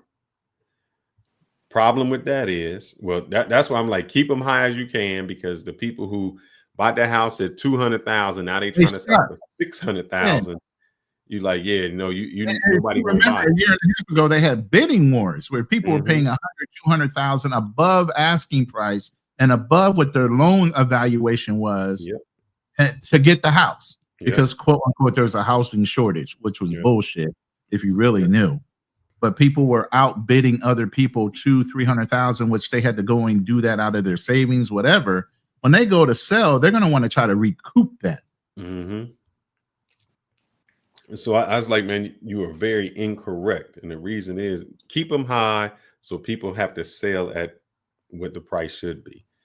Because like I said, here in Texas is property tax, man. I pay about $12,000 a year in property tax. Insurance is like $250 a month. So you're looking at 17, maybe about 15,000. That means no mortgage, everything paid off. You still paying that much money a year. And if you raise in property taxes based on your house, so if you lowered the interest rate and people increase the price of the house, your mortgage may be the same because your interest rate is lower, but your house is now worth more, which means your property tax is higher. Your insurance is higher. So your price you're going to get is higher. I say all that to say this. When you go to another country, they like property tax. What you mean? I own my house. When you own that house, that's your house. You bought it, you paid for it, you're not paying nothing else. You're not paying the government. Oh, I got to keep paying all of these property taxes and these taxes and this evaluation. That is your house. So I would say to anyone, and the reason I say that is I was watching a documentary of this couple that bought a house in San Francisco. This was way back. Their house was like $60,000. Now it's like $600,000. So you think when they bought it and they paid, a 1950 or 60, a 30 or 20-year loan, it's paid off. But now what happens is their property taxes more than cost what their house is.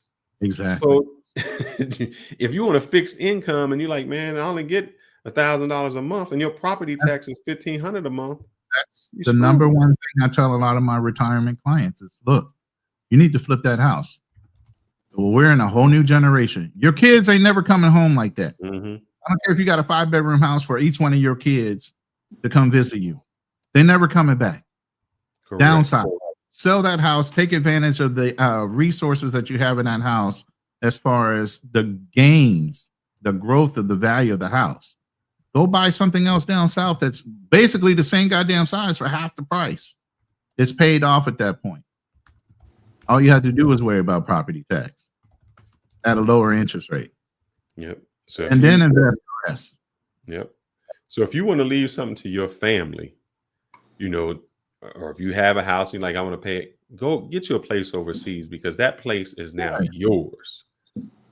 It is yours. You don't have to do it. And, if your family doesn't, and it's happened this is what happens in the United States, especially in the South. Somebody, your grandmother and them buy property, and then nobody lives there anymore, and then nobody pays the property tax, and somebody comes in and swoops up your grandmother's property for pennies on the dollar. And that's what happens to us. So if you want to leave something, buy a property overseas and put it in some kind of trust. You'll keep it. So that's the great thing about overseas. They don't have that concept of, what you mean you got to keep paying and paying and paying and it's yours? No, once I own it, it's mine. Right. Make sure you look into that though, because some countries, you just like Rona said earlier, you can't. Some countries you can only do leasehold. Like in Africa, there's a lot of countries where it's like 99-year lease. Oh yeah. Some countries have it as a foreigner. You can't own land. And so you have to make sure that you're going to do it. And I would not put, if I'm going to buy a place, there's no way I'm going to buy this or lease this land and put this big house on it. And then, and then all of a sudden somebody else gets it. No. But for a foreigner, why not? I would rent. If I'm not married there and I don't have any establishment there, I just rent. Because at any time I can just pick up and go, I don't have to worry about, oh man, I got to take this. A lot of times what keeps us in places is we've established all this furniture, all this stuff that we just don't want to go from one place to the other. And it becomes inconvenient for us. So like Ronan, you got 2 suitcases. You like, I can pick up tomorrow and go. Wherever I need to go, I'm going. I'm 2 suitcases in. Yeah. So by the way, let me shout out T-Mac real quick for the $10 cash app that he sent in. Appreciate the support. I know he's not in here, but he sent it on Saturday. So appreciate the cash app. And again, all you guys' support for showing up tonight and supporting all our channels. If you're in my room, please go out and support Style King Marco and Fearless's channel. And but yeah, it's kind of like enlightening on how much you really need in life. I've always tried to be a minimalist. I've lived in big houses. I've done all that. And obviously I'm in the retirement game and insurance and moving people from living that lifestyle to minimizing how much they truly need. And are you living that way for other people's perception? Or are you living that way because you enjoy it?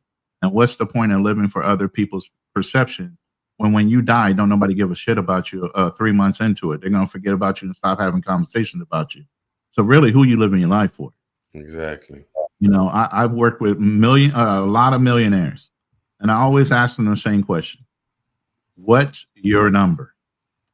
I'm like, what? What's your number? How much is enough for you? 5 million for me. Some people don't have a number, and some people do. Some guys like, I'm going to keep pushing. I said, where is your quality of life? When are you going to start enjoying some of the money you have? Why do these little things? I said, but are you really enjoying that? Sounds like you're enjoying the struggle more than you're enjoying the fruits of your labor.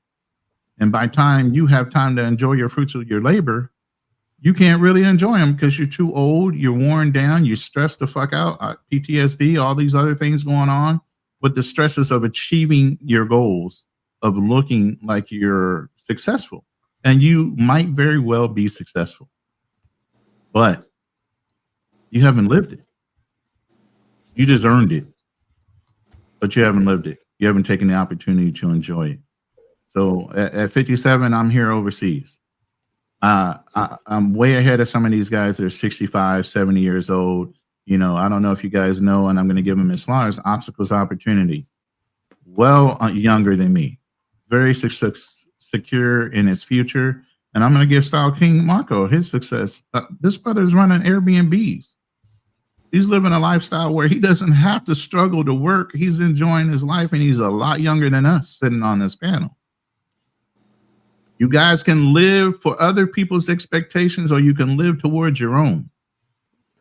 Correct. And at the end of the day, we're showing you 3 options and 3 different ways of doing the same thing. You know, obviously, Fearless brought his wife back. I'm looking forward to actually exploring that option as well, bringing her back to the United States. You know, and so at the end of the day, live your life the way you want to live it. Stop living to other people's expectations. Live towards your own. Exactly. I mean, I thought about a lot of that stuff. Thank you as well. But I thought about a lot of that stuff. Like, you know, Ronan, that I worked in restaurants for about 15 years, really just like managing and running other people's businesses. And when I finally got to a point during this COVID thing, like right after the COVID thing, where I had a chance to figure out how I could buy my own restaurant and do my own thing and all that stuff, I just had to think, just like how you were saying, like, what do I want to be doing with my life for the next 20 years? Do I want to be stressed out, figuring out why people calling out for work and why they ain't showing up and their excuses and the customers complaining, and like that's gonna, even if you're the owner, it's gonna amplify more. So that's what made me make a decision to go into real estate, because when I really thought about what I wanted to do, I want to travel, I want to see different things, I want to live different places, have new experiences. And I thought, like, what can I do? Because I don't have like a lot of these guys like great 401k plan and all these other things set up already, but I was already invested in like stocks and crypto. And so I was like, if I get into real estate, I knew that could help me with a retirement plan for the rest of my life. Because if you own real estate, you charge and rent to people, and the price of the market, when that goes up, when I start having to pay more, I start charging people more. So you can keep making the same amount of money, give or take, forever, as long as you own these properties. And that's an industry that I could understand, like, okay, I can do that. So 10 years from now, if this house is going to be worth more, I'm going to be charging people more. So if things cost me more, it balances out. So it's just, people got to take that into consideration. And I like to tell people about it, because even if you do have the 401ks and a good retirement plans, you could add to that by investing in other things. That's why they say diversify your portfolio. Like, it's a very smart thing to do, to have eggs in different baskets. You just have to have a plan in place to make sure that things run smoothly. Like, so I'm not scared to buy a house. Like, if I go to Ecuador, I want to visit a couple other cities. If I get a house in Ecuador, or really right now I'm looking at like maybe like I'm gonna rent an apartment maybe for a year until I can figure out the best place to live. But I want to get like a little townhouse maybe. And you could spend, you know, just depending on your budget, you spend $100,000 or something like that, get you something that's really nice. And if you move at any time, you could say in 2 years, like, I don't know, I mean, move to Paraguay.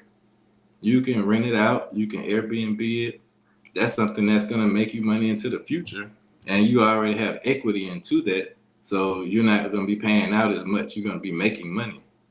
Versus if you just rent it, say I rented that place for 3 years or 2 years, that's just money that was going to somebody else, and I don't have any equity in it.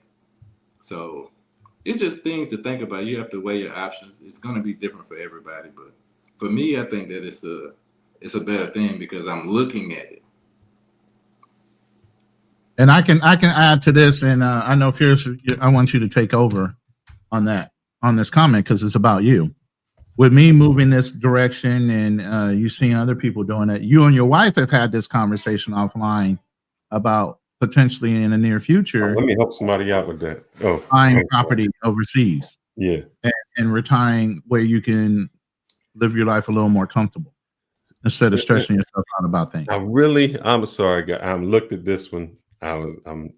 One, can somebody, I see y'all talking about Patreon. I want to know who y'all talking about, who has a Patreon. Number two, all right, brother, let me help you out with this. And I really need to do a financial channel. I'm doing what you mean. Yeah, he said the issue of 401k is tax lien and scheduling withdrawals and messing up your taxes. All right. What you need to do, do I have it on this one on my I can speak on that anyway, because 401ks themselves are a ripoff. No, I don't think so. Let me say this. Let me say this real quick. I didn't mean to start anything. Before we get off into this, All right. you know, this is what I do. Uh-huh. 401k was never meant to be a long-term retirement plan. Ask Ted Benna, who invented the 401k. It was really meant for executives to hold money and gain a little bit interest on bonus money.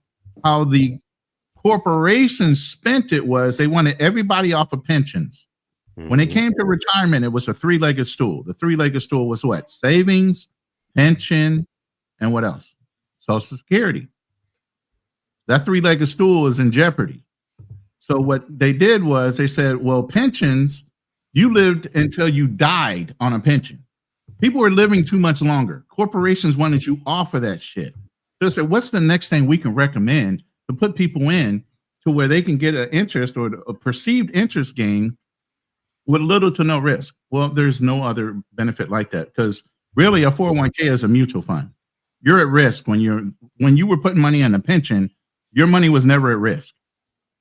You were going to get that pension until you die. But you said it's a scam. There's no longer unless you. Let me put it this way. Let me finish giving you the history first. All right. Okay. So with that history and that known history that it was only supposed to be a temporary savings plan, it's not stable enough to be a retirement plan by itself. Okay. Now, I'm not saying it's a scam where somebody's willing to give you a match. They're willing to give you 6 to 12 points. There's no reason why you shouldn't take free money. So yeah, put enough in to match whatever they're giving you in that 401k.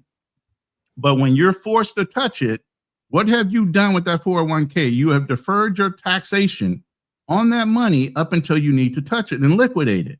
So you're deferring maybe, and what do we guarantee? Taxes are guaranteed to go up. Okay. Death and taxes are always guaranteed to happen. Okay. So when you go to liquidate it, you might have deferred when maybe the country was at a 15% tax bracket. God knows what the tax bracket is going to be by the time you hit 65 or 70 when you're forced to fucking touch it. Okay. But you deferred it at a lower tax bracket, no doubt about it. Okay. So when you go to touch it, when you need it the most, you got to pay Uncle Sam first off of any money that you have in that 401k. So the best thing I always tell my people to do is offset your taxable income with some of your tax-free benefits or resources or assets, so that when you use that income that you're pulling out of the 401k, it offsets your earnings. And that helps you out.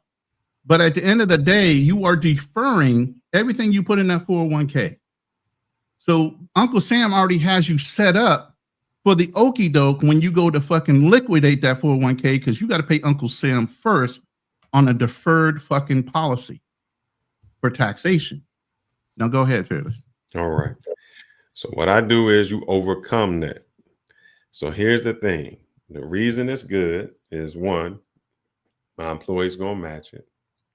Two, there's a few ways you can do it. Like I do pre-tax. My pre-tax, what it'll do is, say you make $100,000, whatever I put in, it's gonna take my taxable income down. And that's what you have to do is this. Every time I get a paycheck, because there's only so much money you can put in your 401k. I think this year is $23,000 pre-tax, 10% of your income after tax, and I can do a catch up of like $7,500 a year.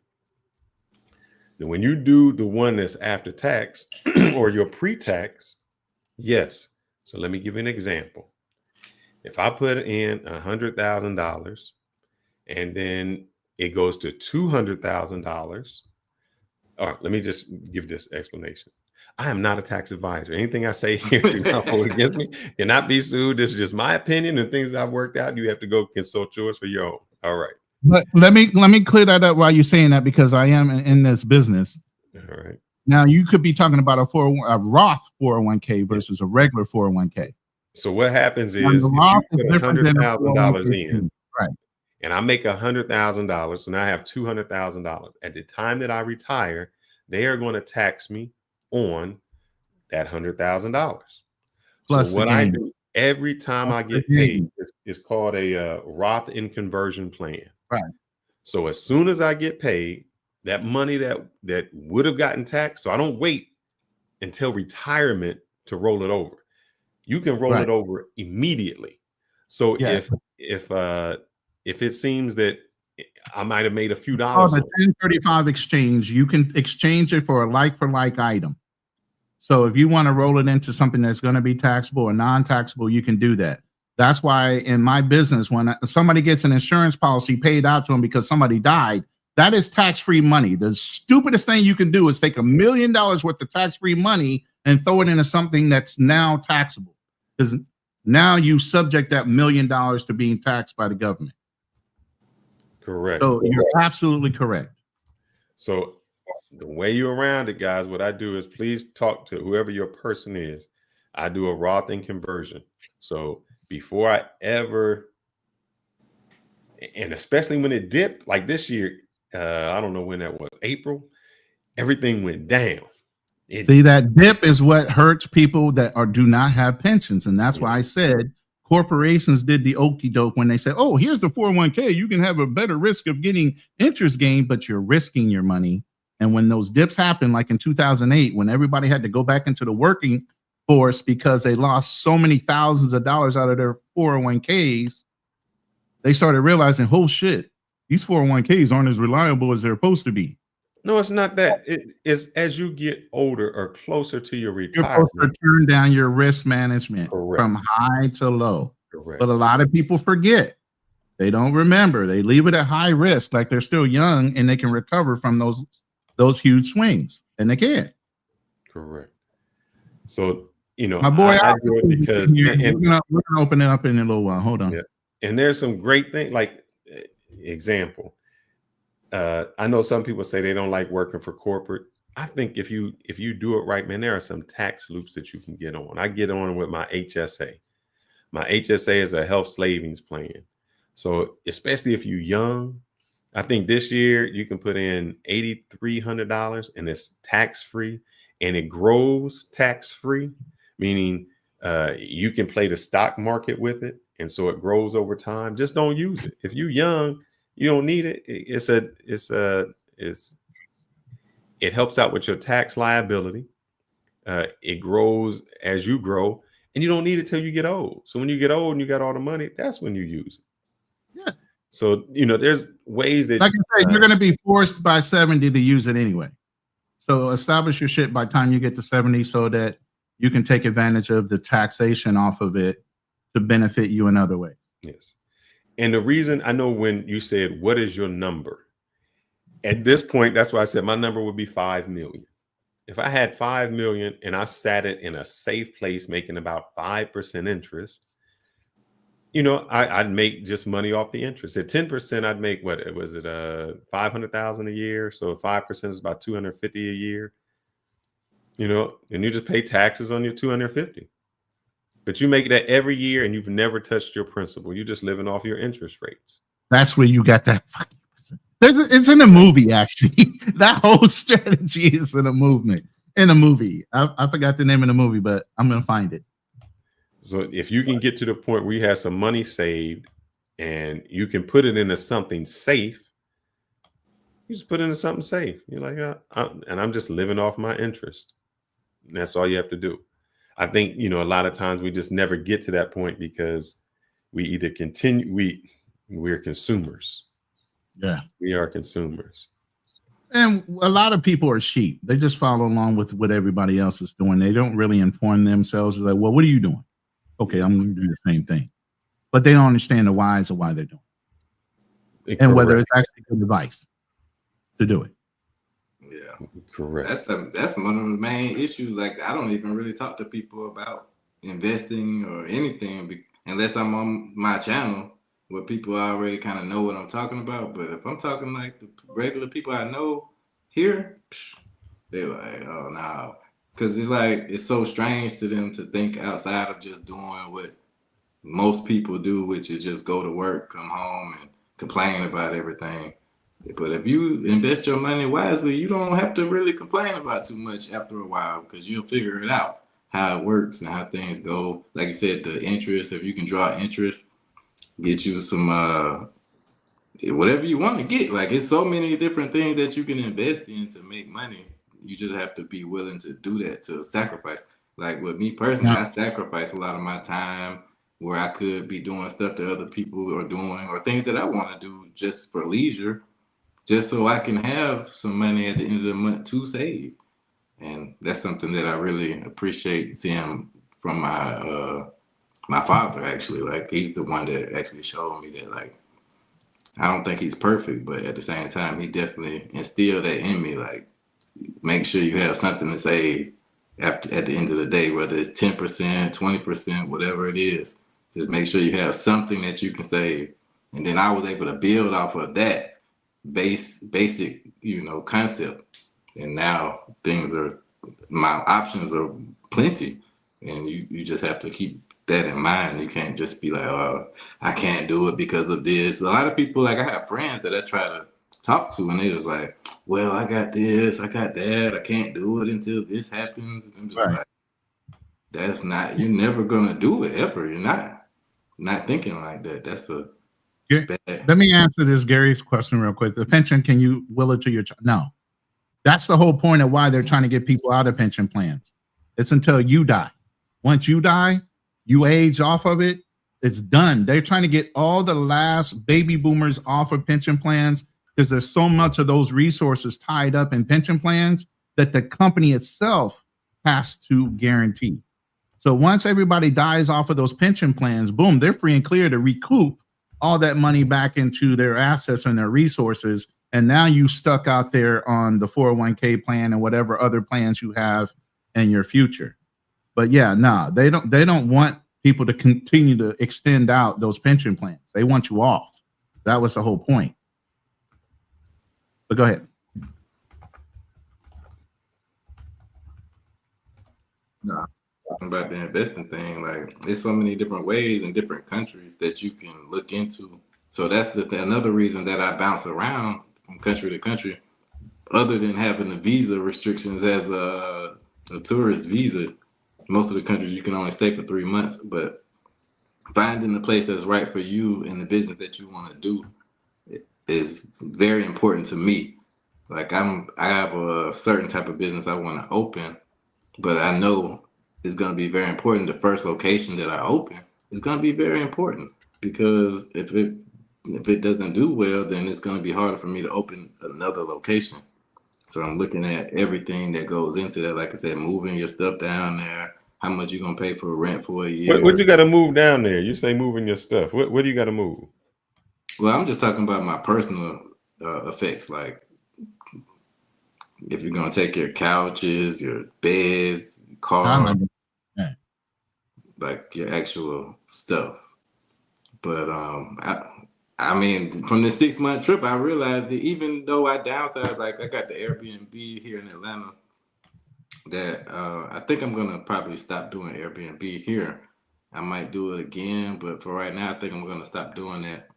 And then I'm probably going to rent it out regular. And most people here don't rent houses fully furnished. So I'm going to need to take that stuff somewhere. So I don't want to put it in storage. So I probably take it with me, maybe, or I have to sell it. So it's just different things to think about in that aspect. So I'm going to run into a lot of things I probably don't expect doing that.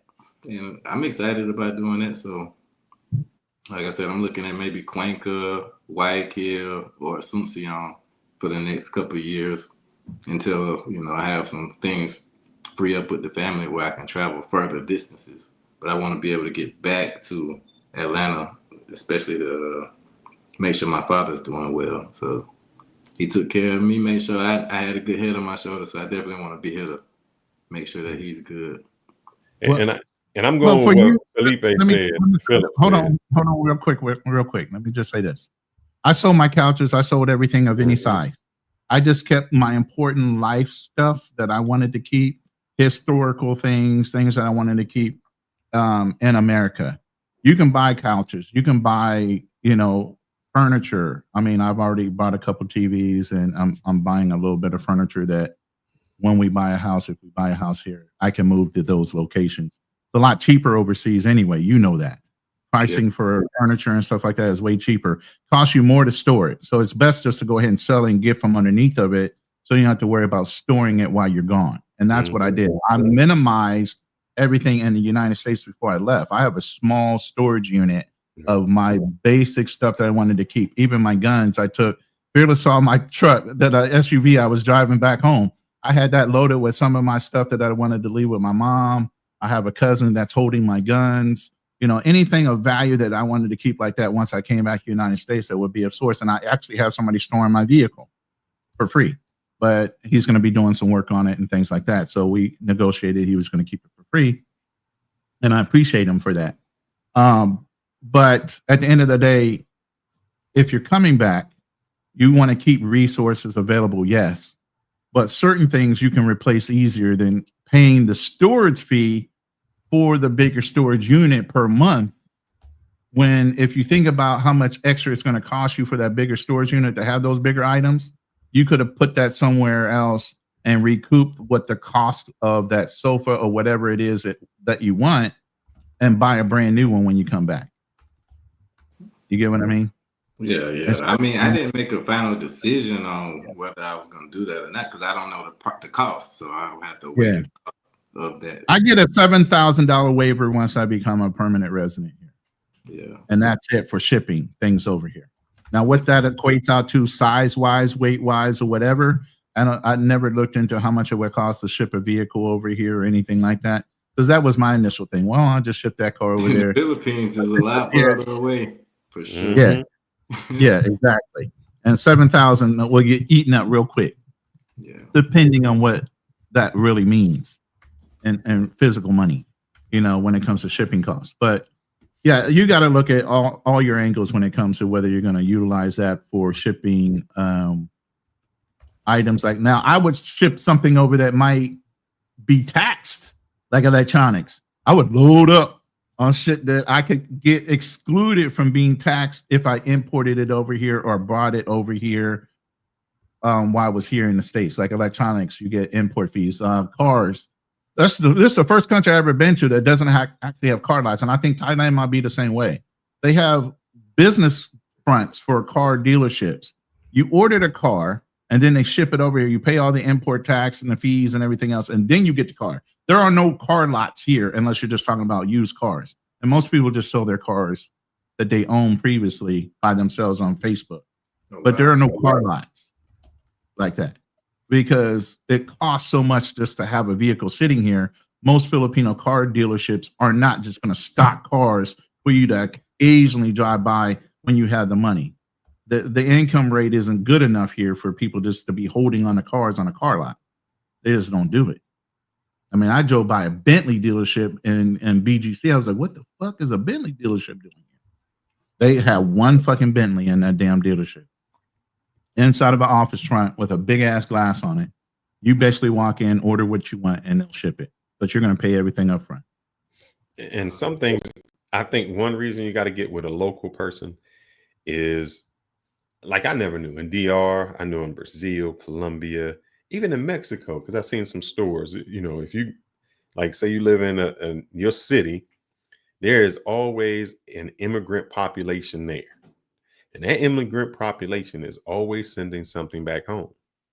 There are places that they have these big tank containers that whatever, like you said, whatever you can fit in it. Mm-hmm. Yeah, I talked to you about it. Yep. Like That's here, the DR, the tank is, so big, it's like $200. And it's whatever you can put in it.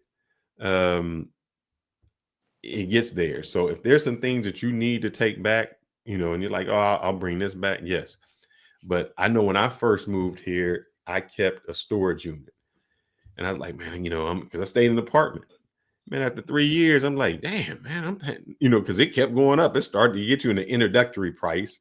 And then the price goes up for the storage unit. And you're like, man, I don't want to go to the storage unit just to move storage units to get a better price. But by the end of those 3 years, I was like, I could have bought half this stuff in here. Or it was out of place. Something you never going to use. 4X shipping. That's what I use. Sorry, go ahead. No, I'm fine. I was just about to sneeze. So, I wouldn't say store it unless it's just personal effects that you have. Anything else, get rid of, because the style is going to change, the things are going to change, and you're going to end up paying more than that. Okay. Yeah, I'm definitely gonna keep that in mind for sure. Like I said, I'm not gonna make any crazy decisions like that. Like if it's gonna cost me more to ship it, then what's the point? You know? Correct. Yeah, they call it a Baklabayan box here in the Philippines. And it was funny that I used this company that you were telling me about, Fearless. The company was actually established in this very city that I'm living in. Mm-hmm. And he's like, where are you shipping this to? And I told him the city. He was like, what? He goes, that's where this company was established. I said, really? I said, yeah, my girl speaks Ilocano. He goes, yeah, I speak Ilocano too. I was, what? The dude that came and picked up the box was from this area. I was like, man, what a small freaking world, bro. That's how you know it's a good decision to go. Yep. So things line up like that, you got to look at the signs, bro. You really do. Yeah. You know? So I just say to guys, man, and I know I try to tell the wife twice a year, you know, my mom used to call it spring cleaning and fall cleaning. Go through and just eliminate half the stuff you don't use. I went to my closet and I was like, bro, I ain't never wore this shirt ever. Like never even wore it. And if I wore it, I was like, it don't feel good. I don't want it. And you get rid of it. And I think Kevin Samuel said it best. He said, man, you really use about 10% of what you have in your closet. Yeah. But we keep all these other things. So a lot of stuff we think we need, we don't, especially if you're going to those smaller places. Bro, if I tried to bring my refrigerator down there, it's not going to fit. If I tried to bring my living room suit, because all of their stuff is compact. You know, they got a smaller refrigerator. They have smaller couches, all of that. You know, the California King, what am I doing with that at all? So all those things are just memories that we think we need. And once you're able to get mentally in the fact that it just did all, guys, I think we hold on to stuff we really don't need because it's nostalgic, or we think that one day I'm going to use it. You know, I got that class of 91 shirt, and one day I'm going to wear it again. You know, you're like, for what, brother? You know, and so I think if we can get out of that mindset, that I always say this, y'all watch the movie Heat, right? Oh, yeah. The famous line was, I never have anything that I can't get rid of in 30 seconds or less. 30 seconds or less. Around the corner. I can't remember it. Yeah. What's his name said that? That was Robert De Niro. Robert De Niro. Robert De Niro said the line, yeah. Because he was a bad guy in that one. Mm-hmm. So 30 seconds. I got to be able to drop everything and move. Okay. And it's true. I remember growing up as a kid, my mom would have we used to keep toy barrels with all our toys in it, where we kept everything organized. She would take all the toy barrels and dump them out and said, throw away or put all the toys in this barrel that you don't want or that you haven't played with in a while. And we would do that. And that's what she would give away to the kids. And then obviously Christmas and everything else, you get more toys anyway. So we already got in the habit of getting rid of things we did not use on a regular basis, or we outgrew or whatever. We didn't like playing with it anymore. We just threw it in a barrel. No big deal. No harm, no foul. And we would just give them away, you know, or she would take them to a place to give them away to kids.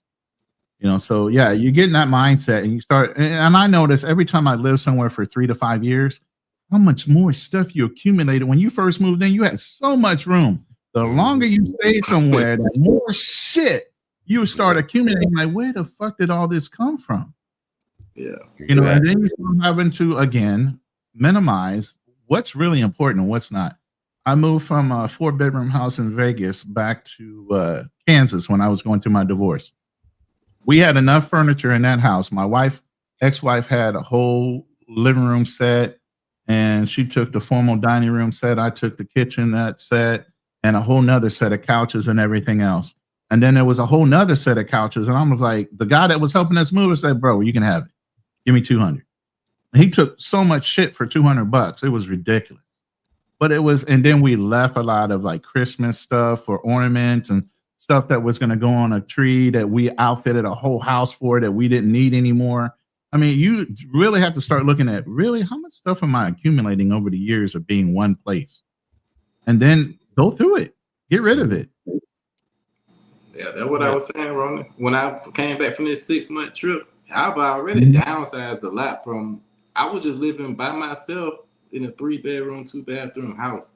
But then now that I'm not even living there anymore and I'm Airbnb-ing it, even after a 6-month trip coming back here looking at one closet at my dad's house, I'm like, this is too many clothes. Why I got so much stuff here? This is crazy. Like, I don't understand how I lived.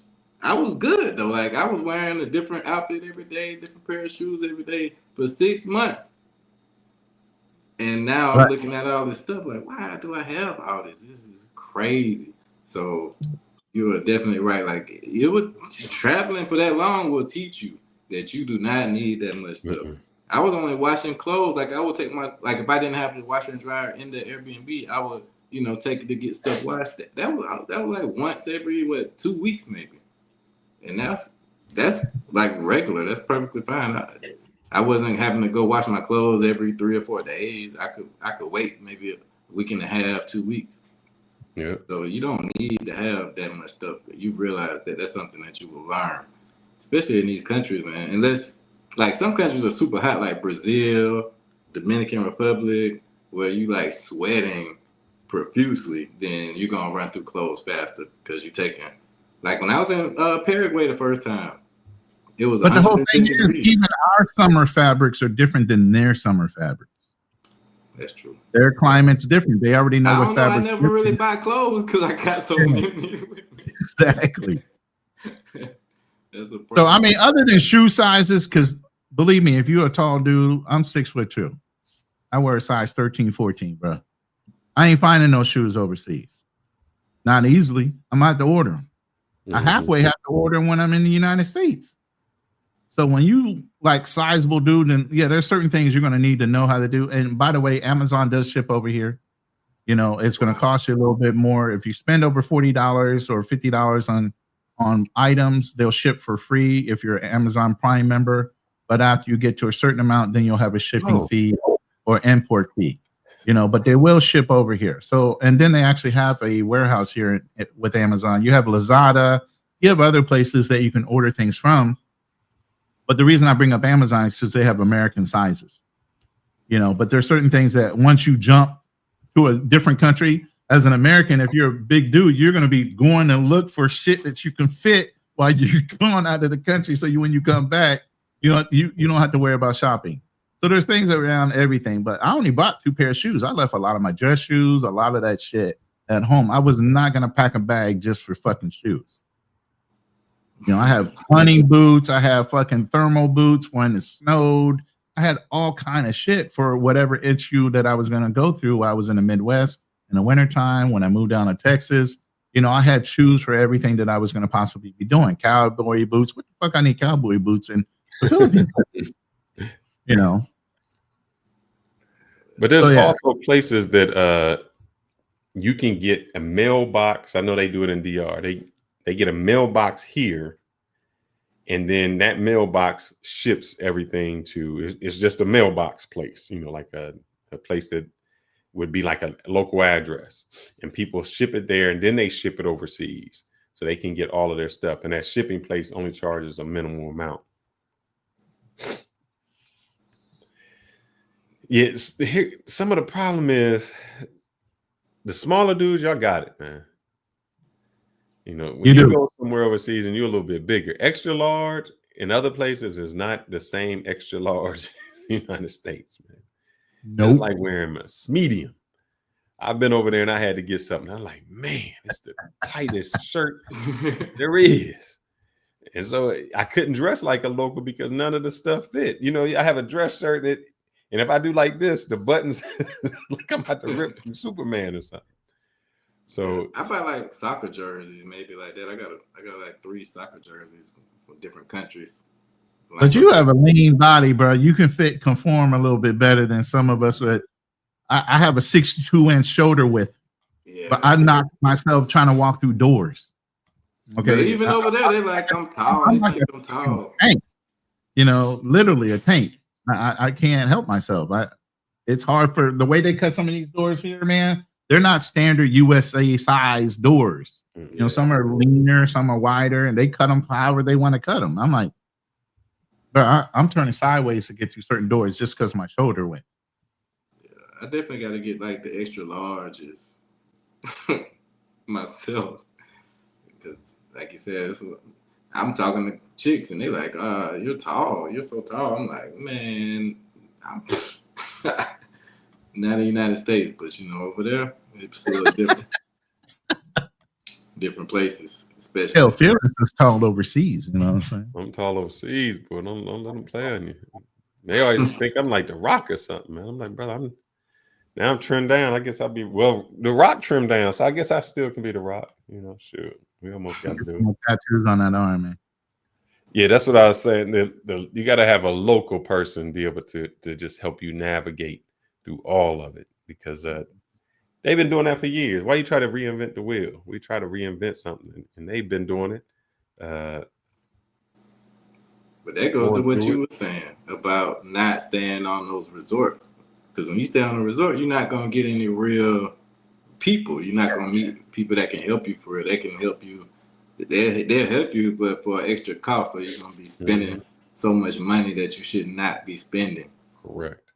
So I think it's a good idea. That's why I can't wait to actually get a real lease on a real apartment. Well, it's been 2 hours and 15 minutes, and I know you guys are on a timetable. It's bright in the morning for me. I want to open up the panel for a little bit, and if you guys feel like you need to drop off because it's getting late, we'll see how the participation is. But if you guys have questions or want to talk about your experiences traveling, you need to go ahead and open up the panel for a little bit, maybe address some questions. I'm gonna drop my brothers. I got some work I still got to do and send some things out. But I love the conversation. I'll try to listen from the background, enjoy it, and guys, just make sure that when you go someplace, do some type of navigation. Get you somebody there to make sure that it's not up to the height. And that's in anything. When you're a weekend warrior, it's cool to have the girls. When you're there for 6 months, the whole dynamic of even chasing women is entirely different. You're like, man, now I'm here. The game isn't completely different than a weekend warrior. And you'll see. So just navigate that out and find out some better things because, you're not going to do the same things you're going to do in 1 week that you're going to do in 1 year. And with that, Fearless. Yeah, like I said, Fearless will be tall and 5'9". Yeah, that's wrong definitely. with that. Them women love it. They love me long time. They love me long time. I give Fearless. I think Fearless is like 5'11". I'll give him 5'11". I'd say about 5'10". Okay. I say I was trying to be gracious, man. Give you extra hints since we met. Yeah, thank you. I'm out, fellas. I'm gone. I'll listen in the back end. Guys, please subscribe to these gentlemen's channels. I see Drew coming up, but I'm going to drop off. Go make sure you subscribe to everyone's channel. Drew, it's nice to have you, but I'm out, my brother. What? Y'all be good. Well, you got something to rebut. Wait. You got some fire for him or something? Yes, What? Oh, not at all, man. He was spitting fire. You kept killing his flame. Ronan always kill my flow, man. I've had this in the background with Ronan, like, bro, just let it roll. Look, this is what Ronan do. You be right in the middle. Let me see if I can do it. You be right in the middle of something. Let me see if I can find one on here. This is Ronan. I'm on fire. I'm talking to Ronan. Say, hey, let me read this super chat real quick. Just cut me off right in the middle of something. Chill, wait, let it get to the end. He'll throw it up in a second. I'm like, money gonna be there. It's there, bro. It's there. He get excited about that money showing up. He be ready to read in 10 seconds. Brother trying to buy a car in the Philippines, bro. Come on now. I feel you. Hey, Star King, man, I wanted to ask you, have you considered Puerto Rico? Not really. Not really. I know some people from Puerto Rico here, but never really like to visit. Because I've been like the whole time that I've been thinking about traveling, it's been for the purpose of relocation. And Puerto Rico, to me, in my mind, And from the little bit of research I've done, which is very little, that it's a lot more expensive than a lot of other places. So I won't be saving as much money. And it's also a U.S. territory. So that's going to come with a lot of other implications that I'm not really looking for at this point. So it just wasn't on my list. But you can tell me. I think you should take a second look at it. And only reason why I say this, I know Yeah, we've been on please panels before. explain. Wait a second. I used You to see all vacation the in faces Puerto when you Rico. said So that? Puerto Rico is like a second home to me. That's where I have my nightmare of first time ever swimming. But yeah, Puerto Yeah. Rico is basically America. It's just Spanish speaking. But what You I'm know. what I'm about to tell him is this: is Okay. that I think he should look at it, because we were on a panel one time before, and I know you've dealt in rentals, and I've dealt in rentals also. Um, and what I noticed there, brother, if you go into Realtor and just put in San Juan or Puerto Rico or anything like that, there's a lot of duplexes there that are for sale. And you can get a house in Puerto Rico for like less than 150K, 3 bedrooms, 4 bedrooms, maybe 200K. The prices are really cheap there. Not, I wouldn't say cheap, but they are affordable, and they have a lot of rentals.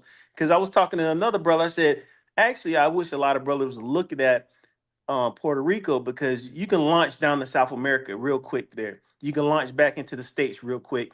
You still got your American dollar that you can Yep. spend. And I'm actually going to make a trip down there again in, I think it's January, early January, because there's a festival that happens every year. It's called San Sebastian, a big street festival. You can look it up online. But I'm thinking about heading down there the 15th through the 18th. So and that's what I want to look at, some duplexes down there. That's interesting. I mean, yeah, San Juan would be a great place for Airbnb. I'm sure the beaches and everything there. Yeah. I mean, I was shocked because I got property in Hawaii, so I was shocked at how cheap it was, and I said, why are things so cheaper in Puerto Rico than it is in Hawaii? And I started thinking about it. I said, okay, Why is it more expensive than? Come on, bro. Hawaii is way far away, bro. Well, think about this though. Hawaii is actually a state. Puerto Rico is a territory. But Puerto Rico is still closer to the United States. It's easier to get certain things there than it is Hawaii. You already know there's a Kama'aina rate and a tourist rate in the Philippines. I mean, and Hawaii. And that's the import is the big thing. Of the milk was like $7 a gallon even back then when I was there. Yeah, I know both of them are going to have the imports, but I'm telling you, look at the houses. Just put in Puerto Rico, just go to realtor.com, put in Puerto Rico, and look at San Juan. That's the spot. There's Carolina, there's Ponce, those places like that. Those are the bigger cities and towns. Because I was telling brothers, like, you still got your Latinas right there. That's what you're looking for. And you got your American dollar you're going to spend right there. It's not as much as I think that people think it is. So I was like I was going to say, man, I'm going to be down there. Check out that San Sebastian festival. It's in January. It's a big street festival, and that might be a spot to look at. Yeah, I look more into it for sure. I did a poll earlier today, and it was a simple poll. It says, "Do you plan on moving abroad in the future?" 35 people answered the poll, and 89% of them said yes. Wow. I don't think you guys realize how cheap some of these places are, though. Like the places that I'm talking about. Paraguay, and these are unknown places to a lot of these brothers, for real. Yeah, that's what I'm saying. They don't talk about them. It's not one of the big four. Yeah, because I was on somebody's show whose show was that? I can't remember. I was like in the chat, and people were asking me like, well, what do the girls look like in Ecuador? And I'm just like, Jesus Christ. Like, I understand that people don't know. Like, people really don't know about these places, because that's why I love it so much, because tourists do not go to these places. So it's untouched by that. It's not tainted as much. Like when I'm in Colombia, I don't like Cali was cool. I like Cali. But like I've been to Medellin, I did not like that. Like I don't have a desire to go back to Medellin probably ever. Because they have had so much tourism. But like when I'm in Ecuador, Guayaquil is like the biggest city in Ecuador. So you would expect it to have a touch of that, but it's not really that. Like you have like those, you know, they are chicas there that will try the P for P thing, but it's easier to find regular people that are talk to you like a regular person. I got friends there. I made music there. I went to the studios. You can just, it's dangerous, of course, but Colombia is dangerous. So if you're willing to go to Colombia, then Ecuador is next door. So when they ask what the girls look like, they look like to me, they look like a mix between Peruvians and Colombians. It's like, because it's right smack in between Peru and Colombia. So if you can imagine what Peruvians look like, imagine what Colombians look like, it's all of that. Plus they got a lot of Venezuelans. They got a huge Venezuelan population in Ecuador, like all over Ecuador, and Colombians as well. So if you like those type of women, then I think that's the better place to go, because when I'm in Colombia, I don't see that many Ecuatorianas. I don't see as many Venezuelans, which they might have, but I don't see them as much. That's a word you don't hear too often. Ecuatorianas. Yeah, you see, I know how to say it. it's a reason. They are very nice. Like even like the little baddie, like the little baddie I had with me in Paraguay. She was cooking and cleaning and everything that you could really want. But so yeah, it's definitely worth a look. But you can't treat it like how a lot of guys are treating Colombia, because it's dangerous. You know what I'm saying? Like if you're not an experienced traveler, if you just only looking to P for P and all that stuff, then I would advise you not to go. Just keep going to Dominican Republic or, the places that are known for that, because it's dangerous when you only deal with that. That's the only thing you're looking to do. It's going to be super dangerous for anybody. Colombia as well, though.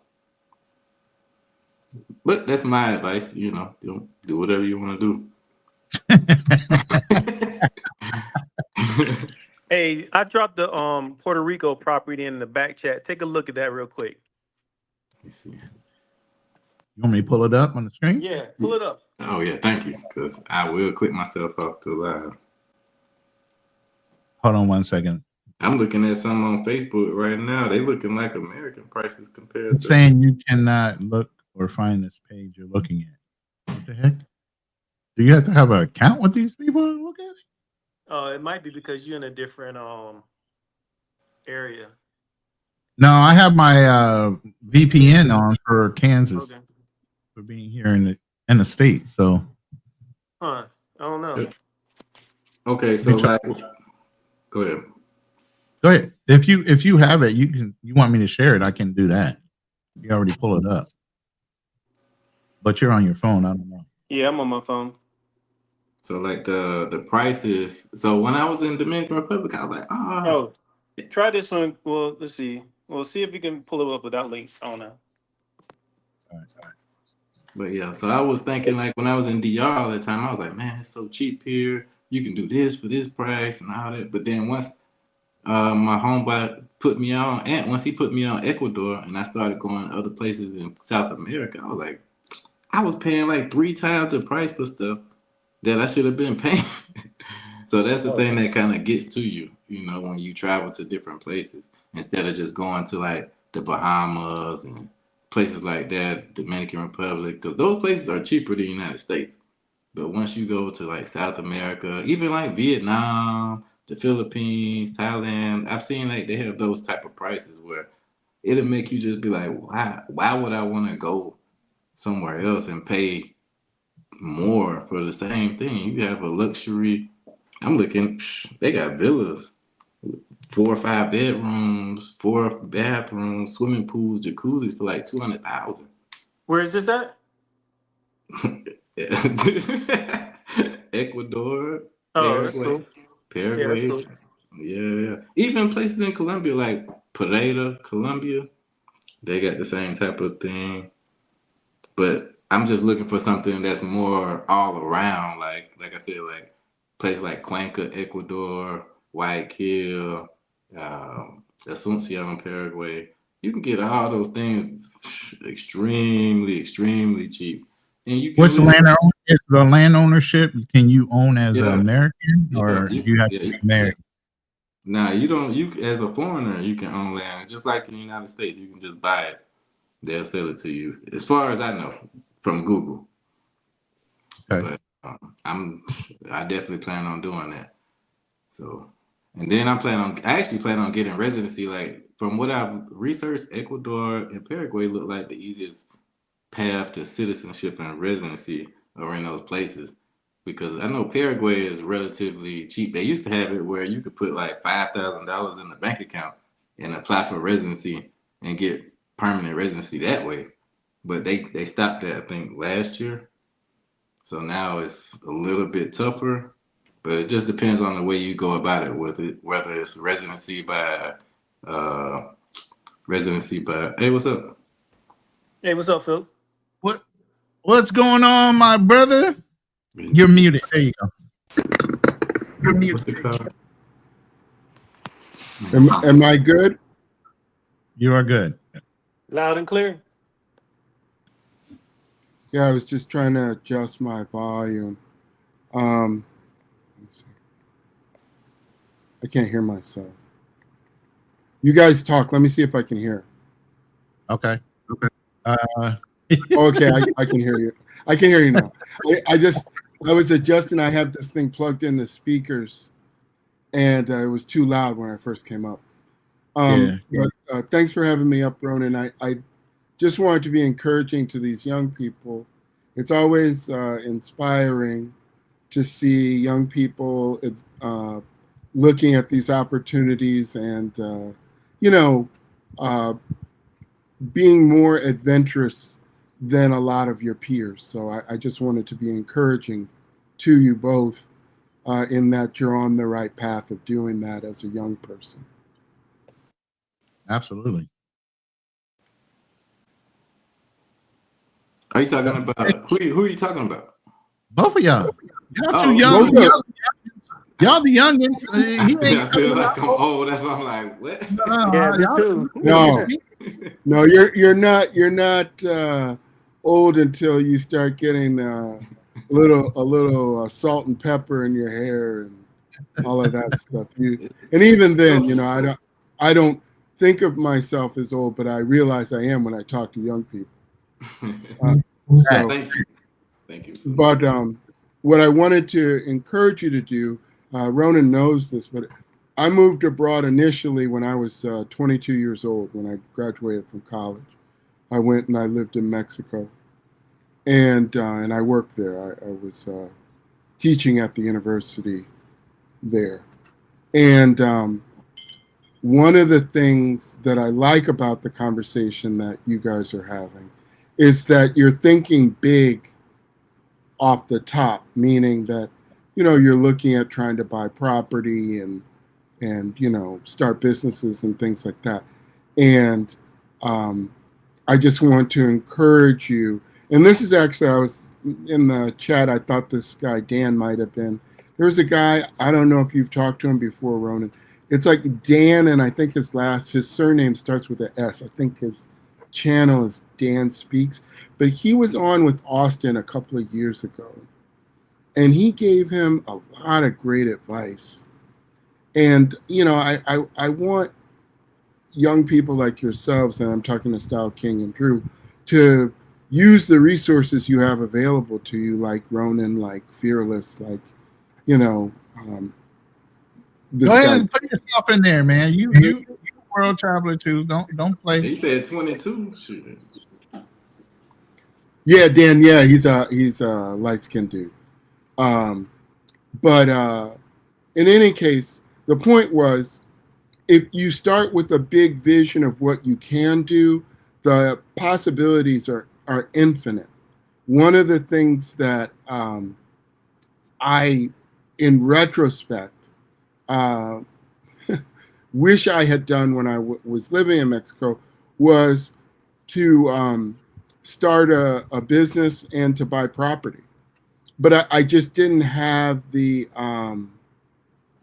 foresight, meaning that I thought I was doing really good to have an apartment and have a job and making friends, and I was like, oh yeah, I'm doing great.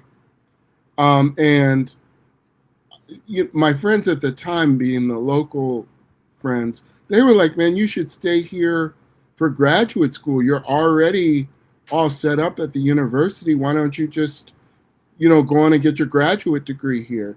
And at the time, I thought, oh man, but what will I do with it when I finish? I don't know that I'll be able to practice whatever it is when I, in the United States.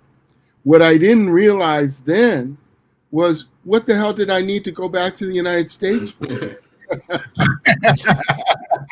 I didn't need to go. And I knew, and I just will share this, I'm an attorney. So when I was in law school, I immediately knew, oh man, I didn't need to do any of this. I could have gone, to be a lawyer in Mexico, which is what my friends were telling me. And also that it would have been a lot cheaper. So now look, no one will cry for me. It all worked out. But the point I'm trying to make to you younger people is that if my vision of what was possible was bigger, I could have been even bigger than I turned out to be. And so since you are younger, to not put those artificial limits on yourself when people makes it, like I had people in my ear that were like, Felipe, you can, get your practice up here. This person and that person already. You already got to connect at the university. You're good to go. But in my mind, I was like, how the hell am I going to do that? and that's what I wanted to say to you guys who are younger is that it was possible, but my imagination was too small. Yeah. That's And by the way, lead attorney served. I think he did some time down in Mexico as well. He did. He wasn't. He's talked about it. He wasn't where I was, but he stayed longer. I want to say he was there for several years. So yes, he did, and you can see it also served him very well. What I was gonna say is I love this. That's the main thing I love about doing this channel, because it gives me a chance to like talk to more like-minded people or people that can understand my vision. Versus in real life, when I talk to people, it's like they look at me like I'm crazy. Like, are you serious? Like, nah, I would never do that. And I'm just like, okay, well, luckily I'm strong-minded and strong-willed, where I don't really care what people think. So I just persevere past all that and just keep my goals in my mind and pursue everything I want to do. But it's tough. It is tough. Another channel, man, I would encourage you to watch. If you haven't watched it yet, have you watched Our Rich Journey? No, I don't think I heard of that. So OUR and Rich Journey. And they're basically a Black couple that left the U.S. and moved to Portugal. But if you listen to their story and how they got started, I mean, they basically bought, I think it was like maybe a 3-bedroom or something like that. It could have been something that had an extra bedroom, but they kind of lived out of that. They did all the rehab themselves. I mean, man, this couple is brilliant. I mean, they talk about their investments, what they invested, and how they eventually moved to Portugal, and they just actually bought a ranch. I mean, oh wow! If when you go to their channel, look at their past stories, how they bought a farm, they bought an apartment. I mean, they are just brilliant, man. And I would encourage anybody, if you're looking for encouragement, look at this couple. Our Rich Journey is the name of them. Oh, yeah, I'm subscribed to them already, so I'm gonna check them out.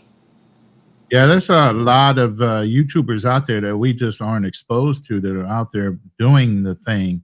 Unfortunately, it's in a different community. It's not too many of us showing us doing those things. There's a lot of YouTubers in Japan buying up land left and right because there's a lot of aging out Japanese people in these far out provinces, areas, and stuff like that, that their kids have already moved to the big city. They don't want to go back and take care of that property. They're selling. A lot of real estate is abandoned because of that. So Japan has this big push of trying to bring in a population because they're dying off. Right. And they're selling houses for dirt cheap, and Americans can own property in Japan. You're right. You got to go through a lot of paperwork, but I mean, you got Love. Her name is Sunday Love. She buys. She's now like 3 houses in with renovations, and she does Airbnb work as well. So there's a lot of countries that are like that, where you can actually own the land. They're pushing people. Europe as well has some countries that are pushing people to want to come over there to live. They lost a lot of people. A lot of people are aging out, and those populations are not replacing themselves as quickly. So they're encouraging foreigners to move in there and stay. And some have benefits where they're actually paying you to stay, right along with helping you buy properties and everything else. Y'all need to really look into those things. Welcome Mercy Justice to the stage. I'm gonna bring my brother David Dice up as well. Go ahead, Mercy. I was just going to ask you. You said Sunday Love. Sunday Love is her name. SUNDAY or I believe is her name. And she's out of Japan. Okay. Sunday. Yeah, I was going to say y'all right, man. As far as the collaboration, because I've tried to collaborate with different people. Now, I mean, I'm not calling out no names. I'm just talking about in general about how to collaborate and move around. Like the brother talked about him being a lawyer, and I think that a lot of times it's not only that we don't dream big, it's because we don't have that camaraderie that white people have. I'm just gonna call it what it is. We just don't have it. It's like you really got to fish out and find genuine people. So that's why I was gonna write down the person's name that he just gave me. So I try to write down people's names and try to reach out and see what happens. And then people, it's hard for you to trust people. I get that. So I get all of that is part of the issue too. But I think we just need to be more collaborative with different things like business ideas. I mean, like me, I'm an instructor and I teach in a high demand field, which I know it's high demand, but like I have friends who teach overseas, got nice jobs, bro. But when I say friend, I should say associates. But it's like they don't share the beans, bro. They don't, they get over there and they get the good stuff. And it's like they don't talk to you no more, you know what I'm saying? And so there's a few people like that, so it's like I be trying to, I used to be a part of an international teacher association where they place you overseas, but there's little things that you don't know that it'll make your life so much better. You know what I'm saying? So yeah, you can go with a placement agency, but they're gonna get a part of it and then they're gonna exploit you. You know what I'm saying? So it's that part of it. You know what I'm saying? So I'm just saying, it's just the information. Like people say, knowledge is power. Knowledge is power. So the more knowledge you have about certain things, and like you talk about the land and all that type of stuff, and then you gotta watch out for scammers. Now, I don't think Japan is known for scammers, but like other countries, they do have a lot of scammers. Japan's not known for that. They don't have a reputation of that. But I'm just saying certain African countries have reputation for scamming and, that type of deal. So you got to watch out for that, Mercy, can I just say one thing? And I don't want to cut you off or any of the other people. One of the things is you have to get professional people when you're going to do professional things. So like in many of these cases in the African property purchasing, I have noticed one consistent thing, and that is that they're not dealing with lawyers and the proper officials when they buy these properties and they get scammed. It's some other method that they're using it. And so I just want to throw that to you to say, look, if you're going to do a business deal, you need real business people to help you do that, right? So you're less, I'm not saying it will be a silver bullet to being scammed, but it is less likely. That's all I want to say. Right. Yeah, good evening, everybody. How y'all doing? Good, David. How you doing? I'm all right. Shout out to my brother Ronan, everybody here. Yeah, I love this. I love this conversation tonight. Very informative. I think one of the main things, the reasons why I was so intrigued by this conversation is because I don't know if you guys know, I'm definitely trying to move overseas too. Definitely, it was a toss up between South America and Southeast Asia, any country in particular. But I was checking out Philippines, but one thing Ronan told me was you can't own land there unless you're trying to get married to a Filipina. I'm not trying to get married no time soon, but I'm trying to see. No, but you can own a condo if you own a condo in the right area. I mean, you can turn into an Airbnb real quick, and a lot of them allow you to buy condos on time, where you can actually recoup your money as an Airbnb rental while you're paying. So you can look into that as well. This is Ronan, I'm sorry to interrupt for a second. You can own land as a married person? I didn't know that. The person that's married actually owns the land. If the married party, right. That's what I thought. Okay. Married who owns the land. What you can do is have a 2-deeded land ownership where she owns the land, but you can deed yourself 90 years or 50 years as the owner of the property, the actual house. Okay. And I see. The only reason why because I had actually looked at that. For those of you who don't know, my wife is Filipino, and all right. That I was, I've been scouring it, so that was information to me. Thank you, Ronan, for the update. We went the condo route, but there may be a desire. And they have an overstock of condos here too. Oh my God, they are still building. Well, I don't know where you got yours at, but man, we got kind of messed up. We bought close to where they were supposed to be building the railroad. That's why we bought. They're still doing it though. They're expanding so quickly, and they have so many developments in the process that they are building a railway system. So I don't know where did they move it, or is that in the general area? No, they got into an argument between Makati and one of the other communities. That's for another day. And so it stalled for the time being because they couldn't agree on the costs. Of course, too many people, and I can't say much because I live here, but Yeah. That's another whole discussion. So I'm going to pass it back to Dan or Mercy, whoever was. David, David, I think was talking, and then we'll bring in obstacles after David. Go ahead.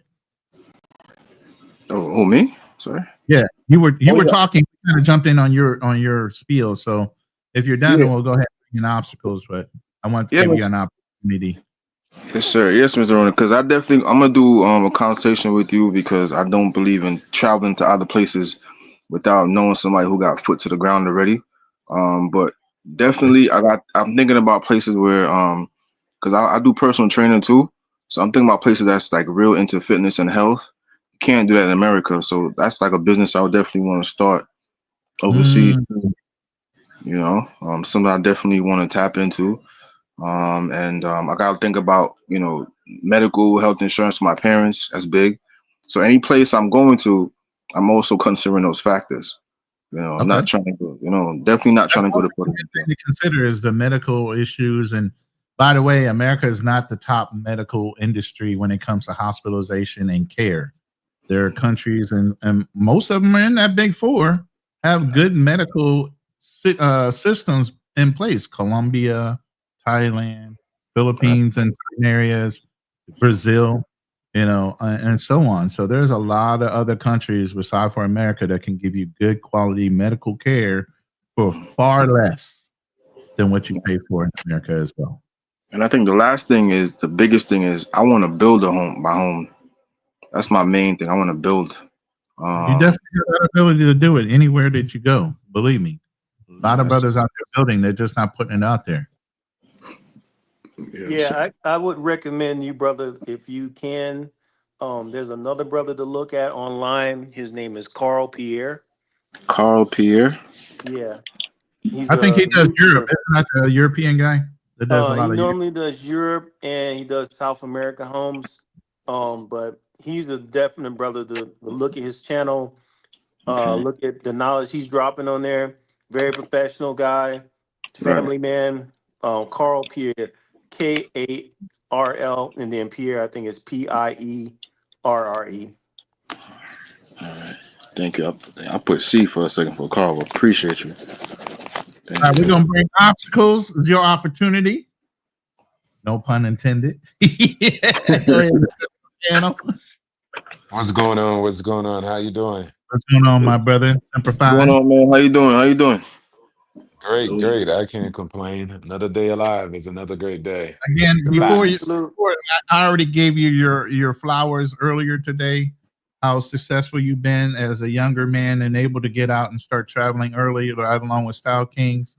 So I always give Obstacles his flowers for being such a young man, progressive enough in thinking and learning and open enough to be taught and mentored to where he's a very successful young man at his age, able to do the things he wants to do. But go ahead, Obstacles. No.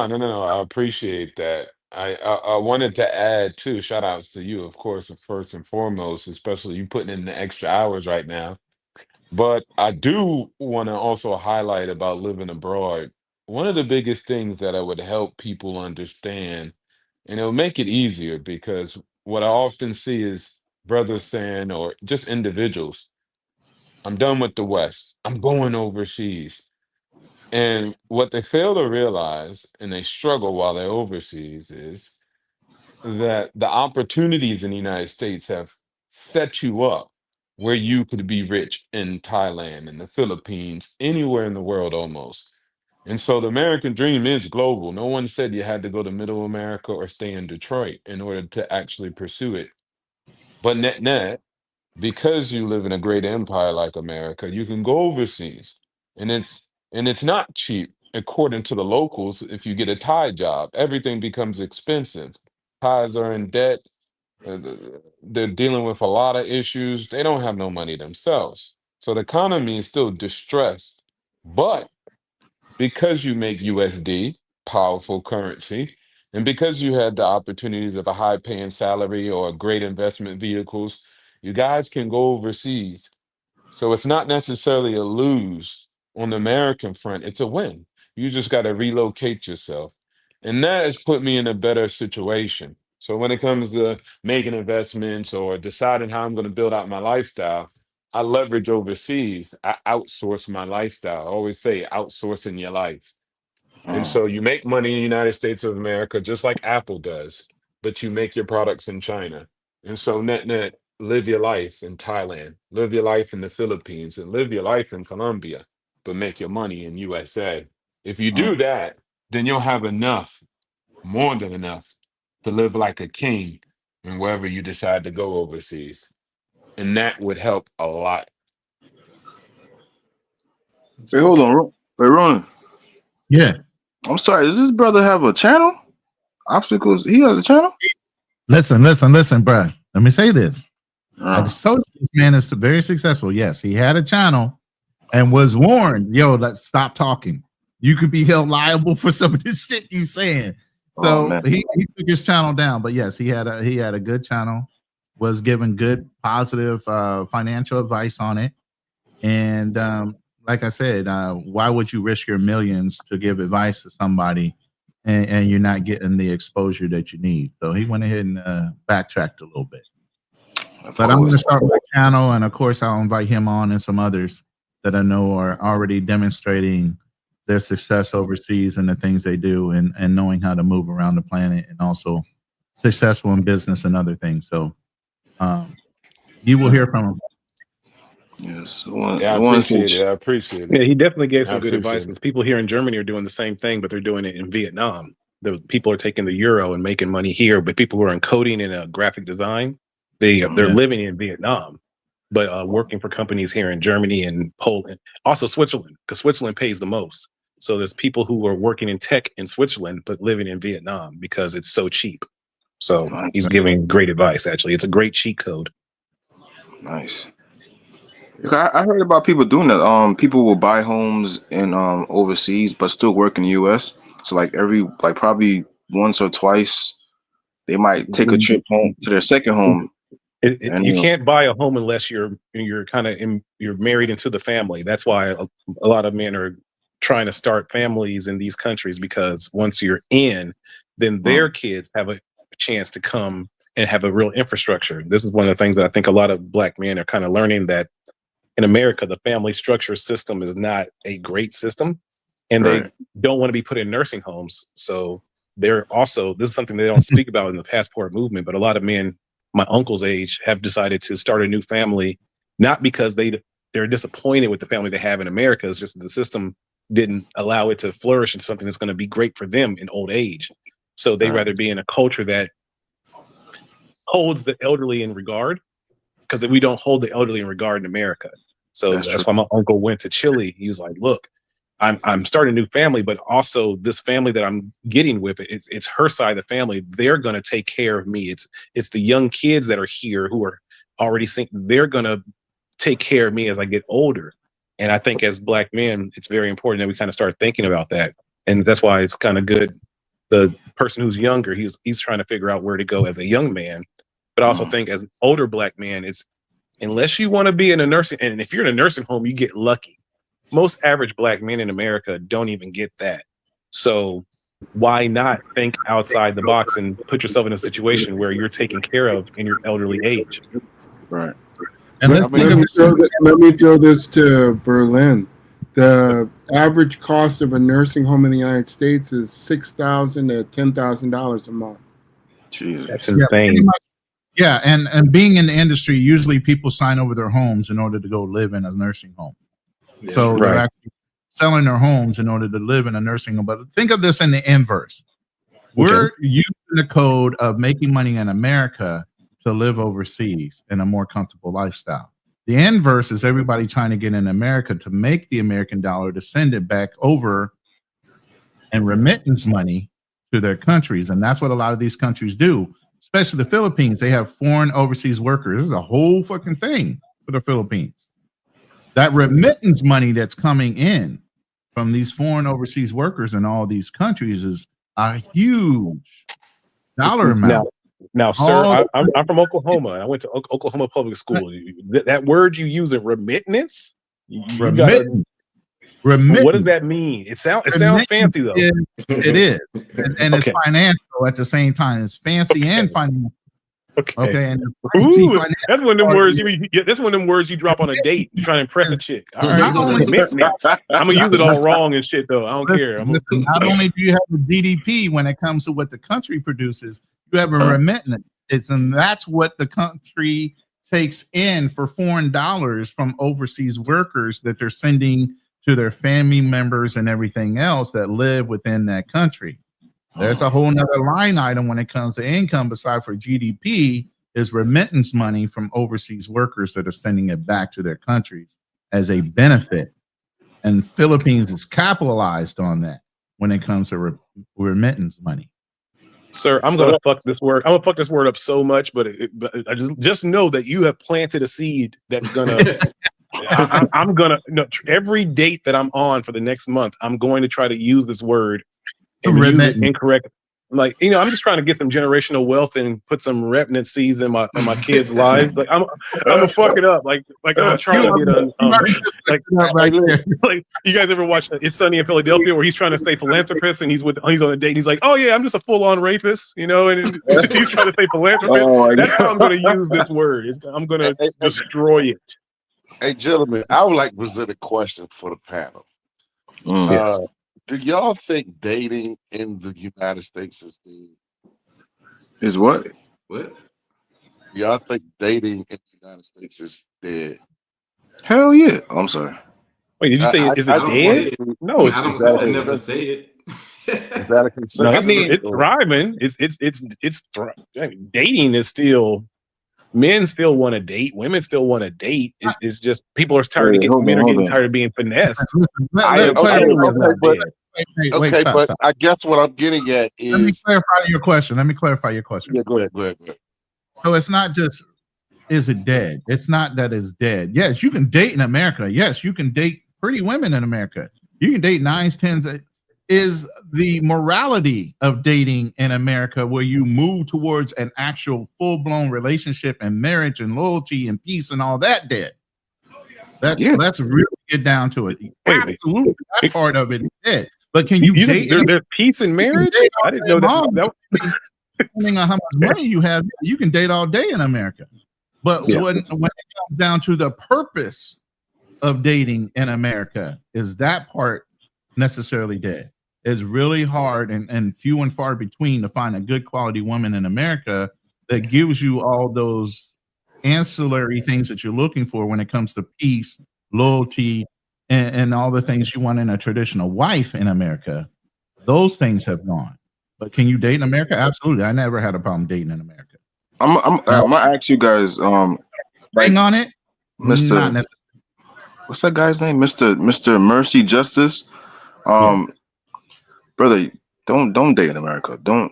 America is just a playhouse. Have fun. I met 2 MILFs the other day. One with a BBL, I think, but her hair, her lace front wasn't connecting, so I had to cut her off. But dating in America, you're wasting your time. It's just a smash and move around type of thing. Honestly, there's no quality. It's borderline pay for play, to be honest with you. Like you meet up with someone, you ask them out, you spend time together, and the moment they start asking, "Are you going to give me money for my nails?" automatically pay for play. That's my mentality I have here. What country doesn't have that though? No. My thing is every country has pay for play, but the fact that they're more emboldened here is more so like it's automatic. Like there was a video of a young man talking to a girl, and she said, "In order to even get my Instagram, you have to give me $10." And this waste man decided he's actually going to give her $10 for Instagram. So now, it's crazy. It's an actual video of this going on. So here, the women are even more. What's the proper word? I'm not trying. Well, I mean, is that so different from what we had to do in the '90s when we had to buy a chick at least 2 drinks before we got the phone number? No, but it's a little. But see, different? it's a little. Hey, bro. I have to add a caveat to this because to me, dating overseas is totally different than America. I mean, because in America, first of all, we gotta understand, y'all do know prostitution is illegal, and that's why part of the reason why Diddy got in trouble for spending all that money on that chick. See, you can actually go to jail for prostitution. So this is the thing, and this is what these chicks are on to me. I mean, most of the chicks I meet that like the brother talking about, getting that number, they ask me to cash app them. And I'm just like, no, I don't do that. But I'm just saying that's borderline prostitution, bro. I mean, that's what they're into. And I'm like, and then back in the day when I used to date, like I'll just say 10, 15 years ago, like, it was way different. Yeah, you might take a chick out to dinner, but I never remember a chick asking me for money, man. I never remember that. Hey, can I say something? Not on the first date, bro. I remember that. I'm not dating or anything like that, but what I'm seeing, guys, to be honest with you, if you watch all of these other travel channels and travelers and guys out here doing this, the finesse is in every country. It might be just in a different form or fashion. It may be that, hey, this girl in Thailand might not be saying put nails and hair and all this stuff on me, but maybe it's a cell phone or maybe it's a load or something put on her phone or something like that. I think it's just in a different form of fashion than it is in America. We're frustrated with it, guys are, so we're going to other countries, but I'm seeing the same finesse happening on these other channels. The reason why it's different because it's illegal in America. So that's the part where you're missing. See, overseas is legal, so so it's different. It's like you're playing a game, but it's like you playing a game, but you're playing a losing game because you can spend money on a chick. That don't mean you don't get anything in return. See, you playing to lose a game. I'm just being honest with you, bro. I can't do that, bro. I just can't do it. I just can't play a lose a game. If I invest anything, I get a return off any investment I make. I get a return. I don't just make it. That's what dudes are doing in America. They just throwing their money away, man. I'm just being honest with you, and they're not getting. They're doing that on a global scale, damn near everywhere, though. It's not an American thing. It's happening in Japan for damn sure. Let me throw my answer in there real quick, guys. So, like the dating for me, in all the countries I've been in, it is very similar to the United States because the internet is everywhere. The big difference for me, because I'm not trying to, because like I said, I'm looking to move there, so I'm not focusing on the P for P things, you know what I'm saying? So I'm focusing on if I can, can I actually do something with this person? Can I build something with this person? So to me, it's very similar to the United States. The difference for me is the fact that some of the laws, not the prostitution laws, but the laws in general are different in these different countries. Plus, you have a lot of things in your advantage in having those properties in the United States. So whether it's your job or your whatever you have built up in the United States, it's going to be harder for somebody from another country to pull your resources from the United States if the relationship doesn't work out, which sometimes they can still, get child support or something like that if it doesn't work out. But for the most part, most guys I know don't mind paying for their child. So that's not really an issue. The issue comes in when you get half of your resources taken, you get your house taken from you, your cars, your, stuff that you built up over time. And then that person didn't even put anything into that. So that's something that makes it an advantage to go overseas and have a relationship. Are you also looking to have your children overseas?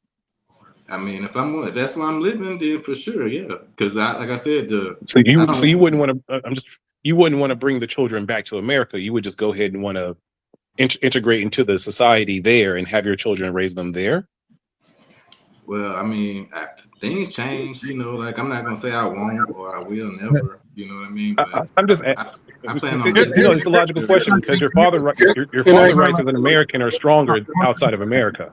Can I throw a few things in here to add to the conversation? Let me just say this real quick, and then I'll let you go, Philip.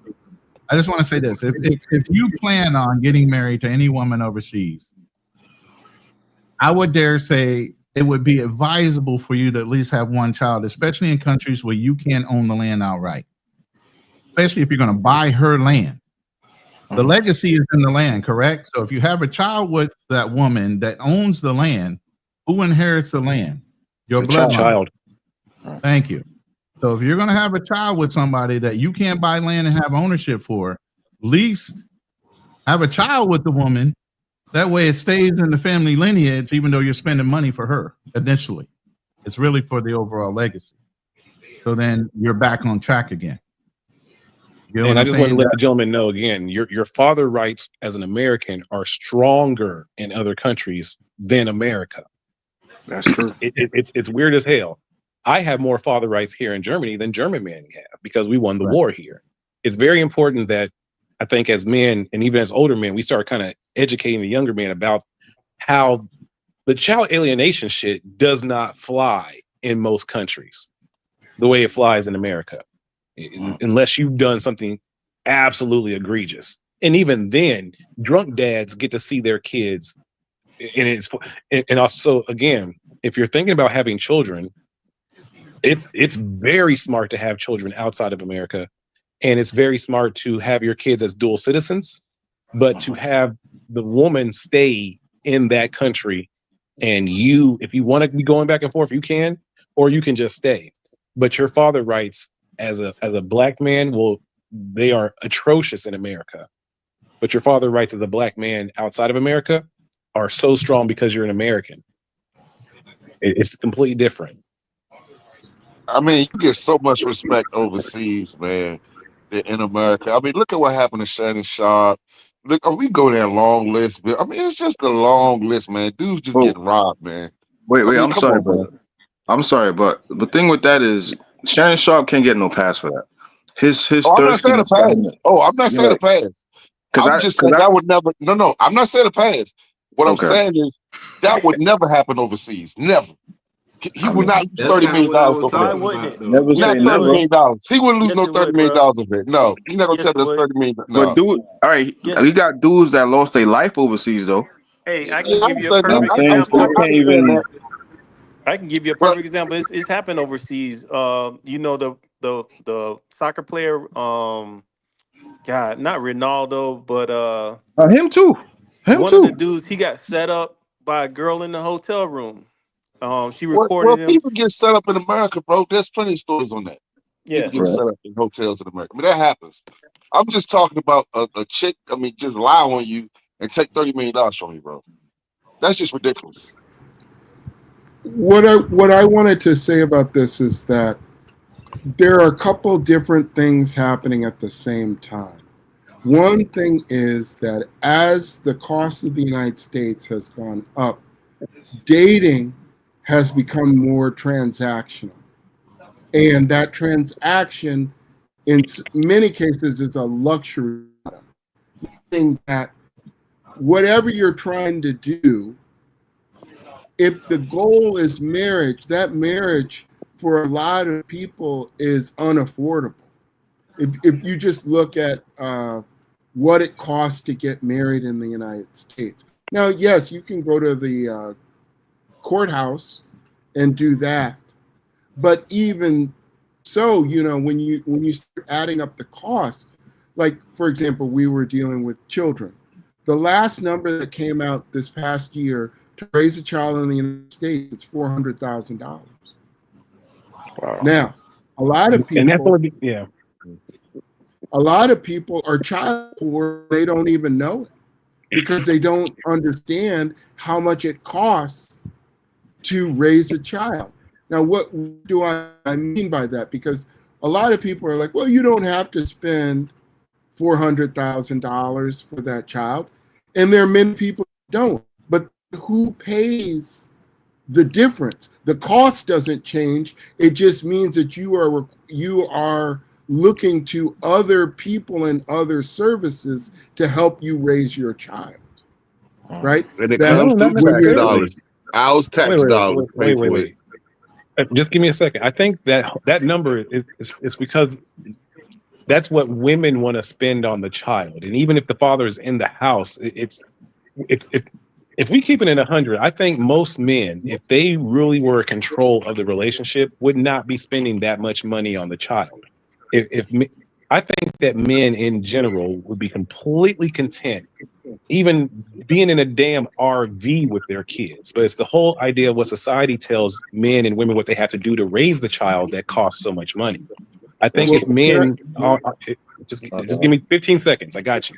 If men took the autonomy of raising the children and having the relationships that they actually wanted, I think they would do it in very poor places, very isolated, like Mississippi, and do it at a cost that didn't cost a lot of money. And if the woman was homeschooling the way that they should be, then it wouldn't cost so much.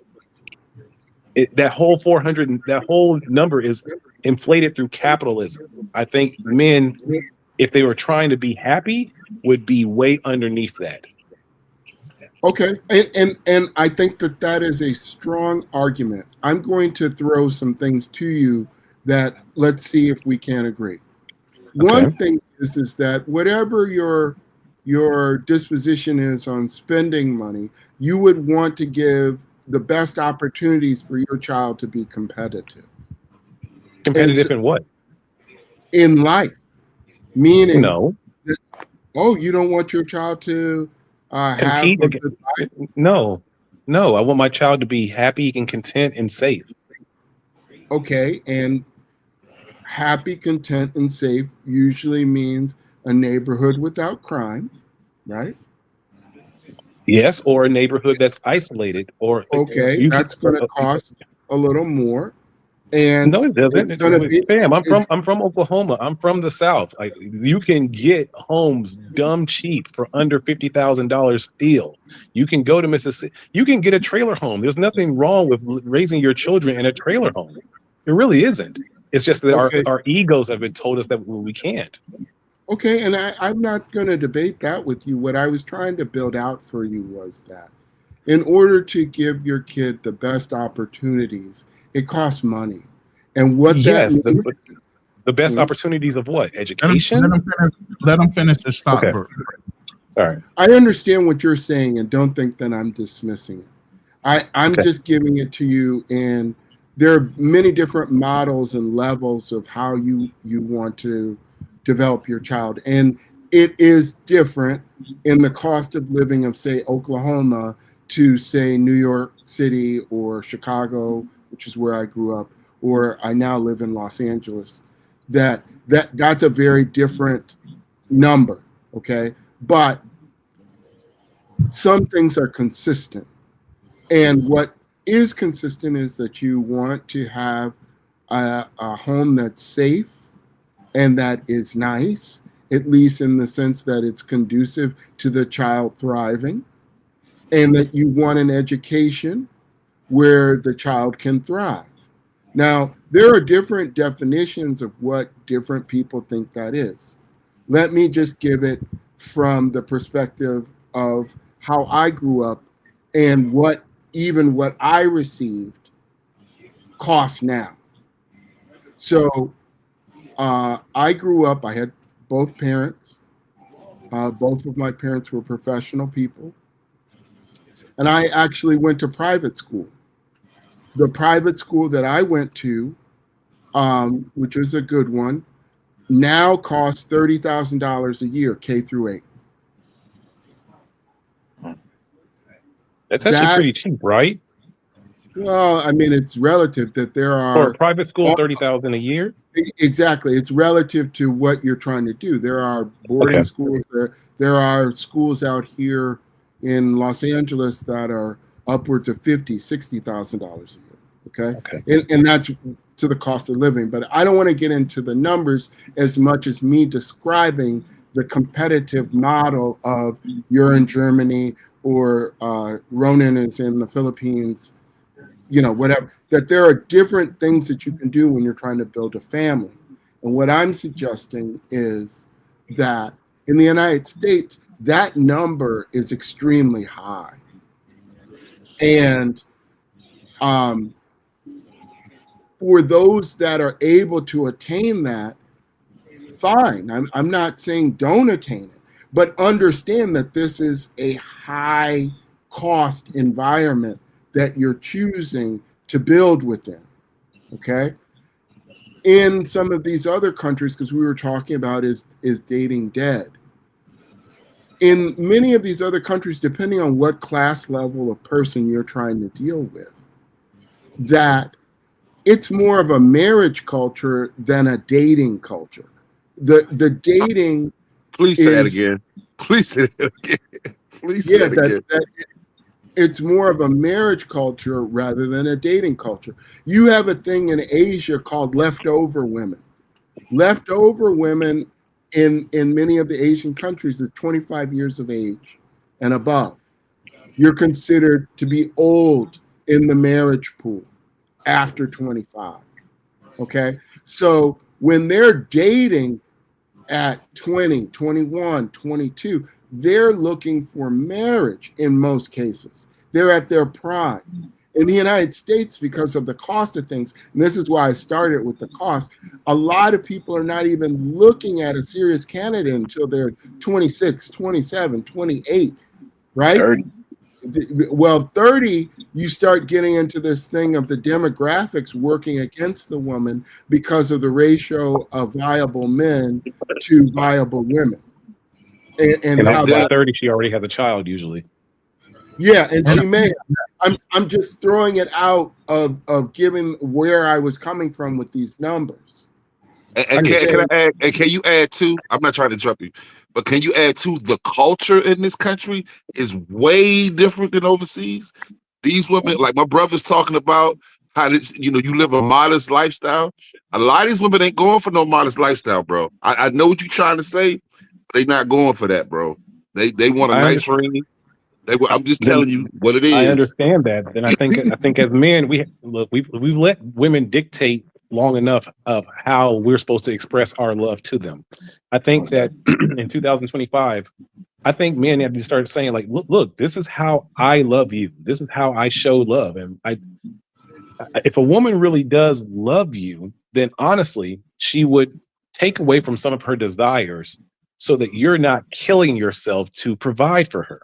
If it's a real love on both sides, then I think, logically speaking, she would take away from some of those desires so that you can provide for her and she can rest in her femininity, which is what these women say that they want.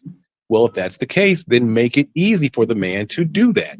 You don't make it easy by having all these desires of having, oh, I need $200,000. No, if you actually love the man, and I've seen women who love a man, if they actually love that man and want to be with that man and want that man to guide them in their life and children, the whole nine, they will make it exponentially easy for that man to be with them.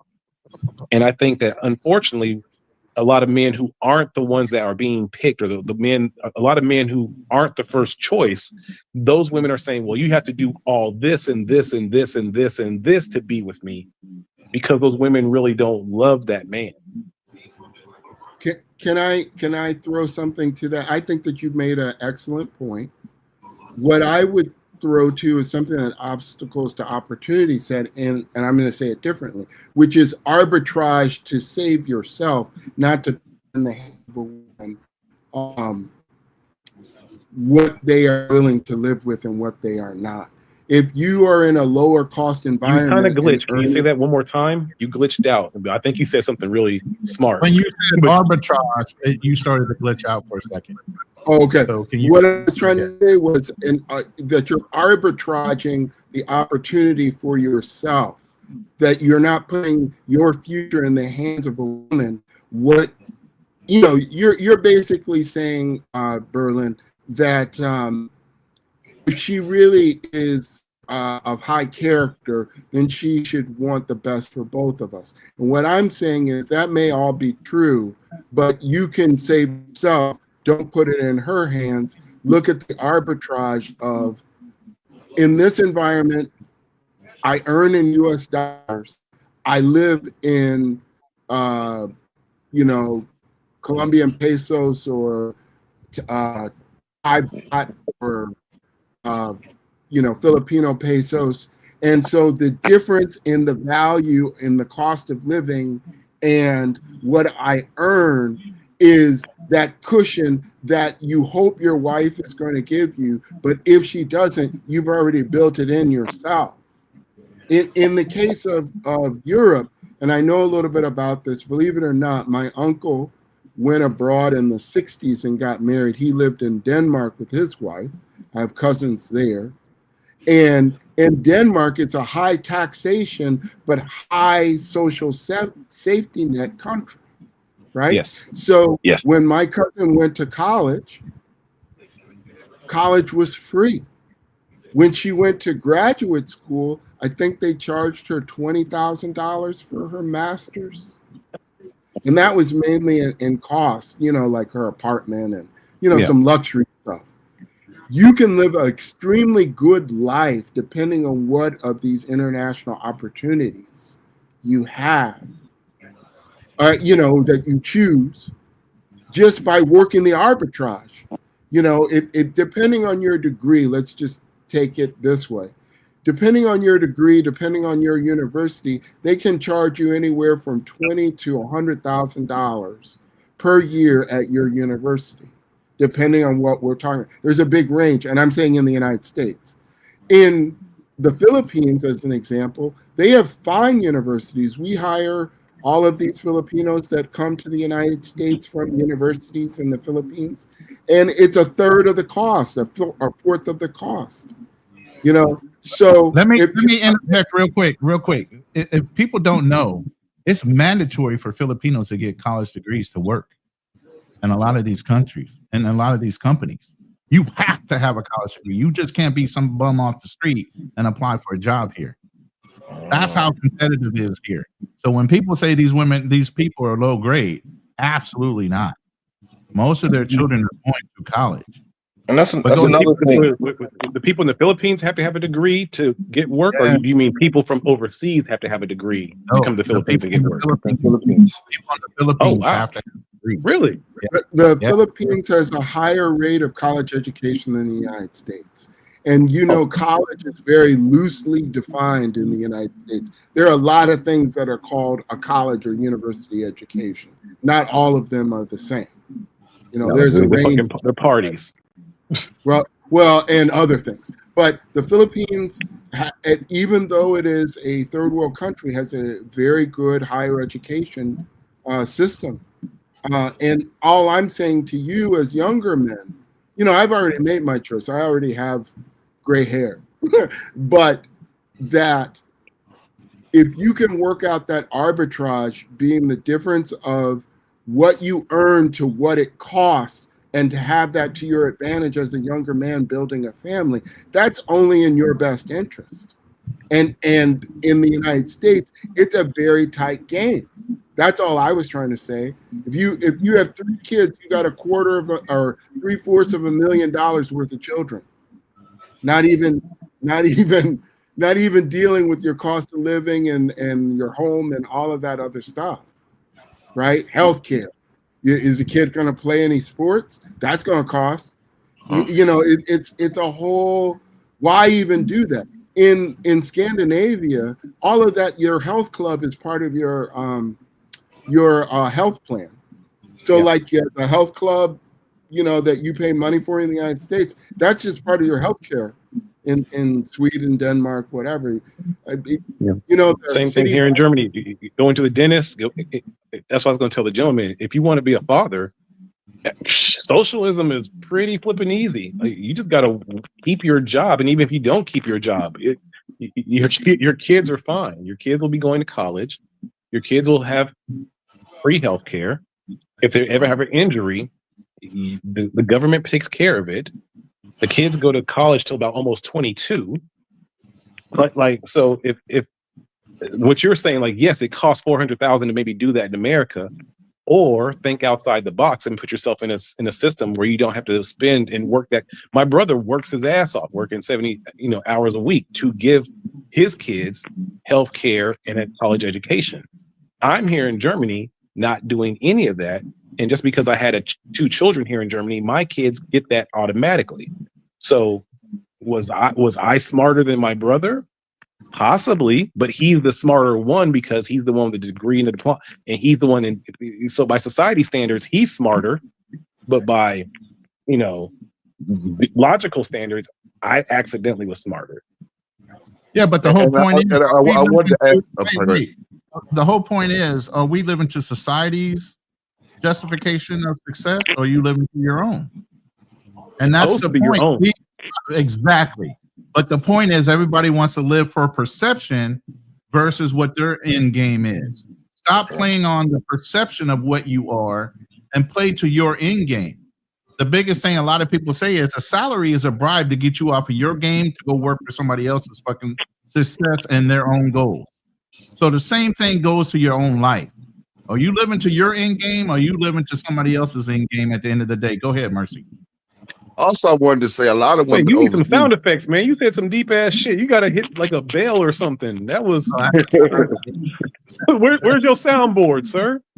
Oh, I got it. There you go. There we go. All right. And also, I wanted to say that a lot of women, what I found that are paid for play overseas, is because of their living conditions. I found that women who don't have to, they do for themselves, got a good job, got good education, they're not trying to live like that. That's what I found. So it's more of a class system than anything. But in America, I find all kind of women engaged in this type of stuff. You can find women that got good jobs, still trying to finesse dudes, still trying to get money out of dudes. I mean, it don't matter. They can have degrees, they can have a good job, they still begging for money. And I don't see that overseas. I say let's say a woman with a degree and she's an accountant, or say she's a teacher or a professor. I'm not saying she doesn't do anything wrong, but what I'm saying is if she didn't have to, I don't believe she would. That's just my opinion. A lot of them, I don't think they would. And like the brother said, a lot of them look for marriage, man. A lot of them really want marriage. I mean, really. I don't think the ones in America really want marriage, man. I just think they just want a sponsor. I'm just being honest with you, man. These people over here want sponsors, most of them. I'm not saying No, they're not good. they want the divorce. I know. There you go. Sponsorship. They really want the divorce. I always ask women this: like, if it was the other way around, if 80% of them, if it was, 80% of men were initiating divorce, and then the kids went with the men, and then the women had to pay out alimony and child support, would those women still value or even want to be married? And every woman is like, hell no, absolutely not. So I'm like, so why are you so confused about men's trepidation about marriage? If it was the other way around, you understand completely that you would not want to be.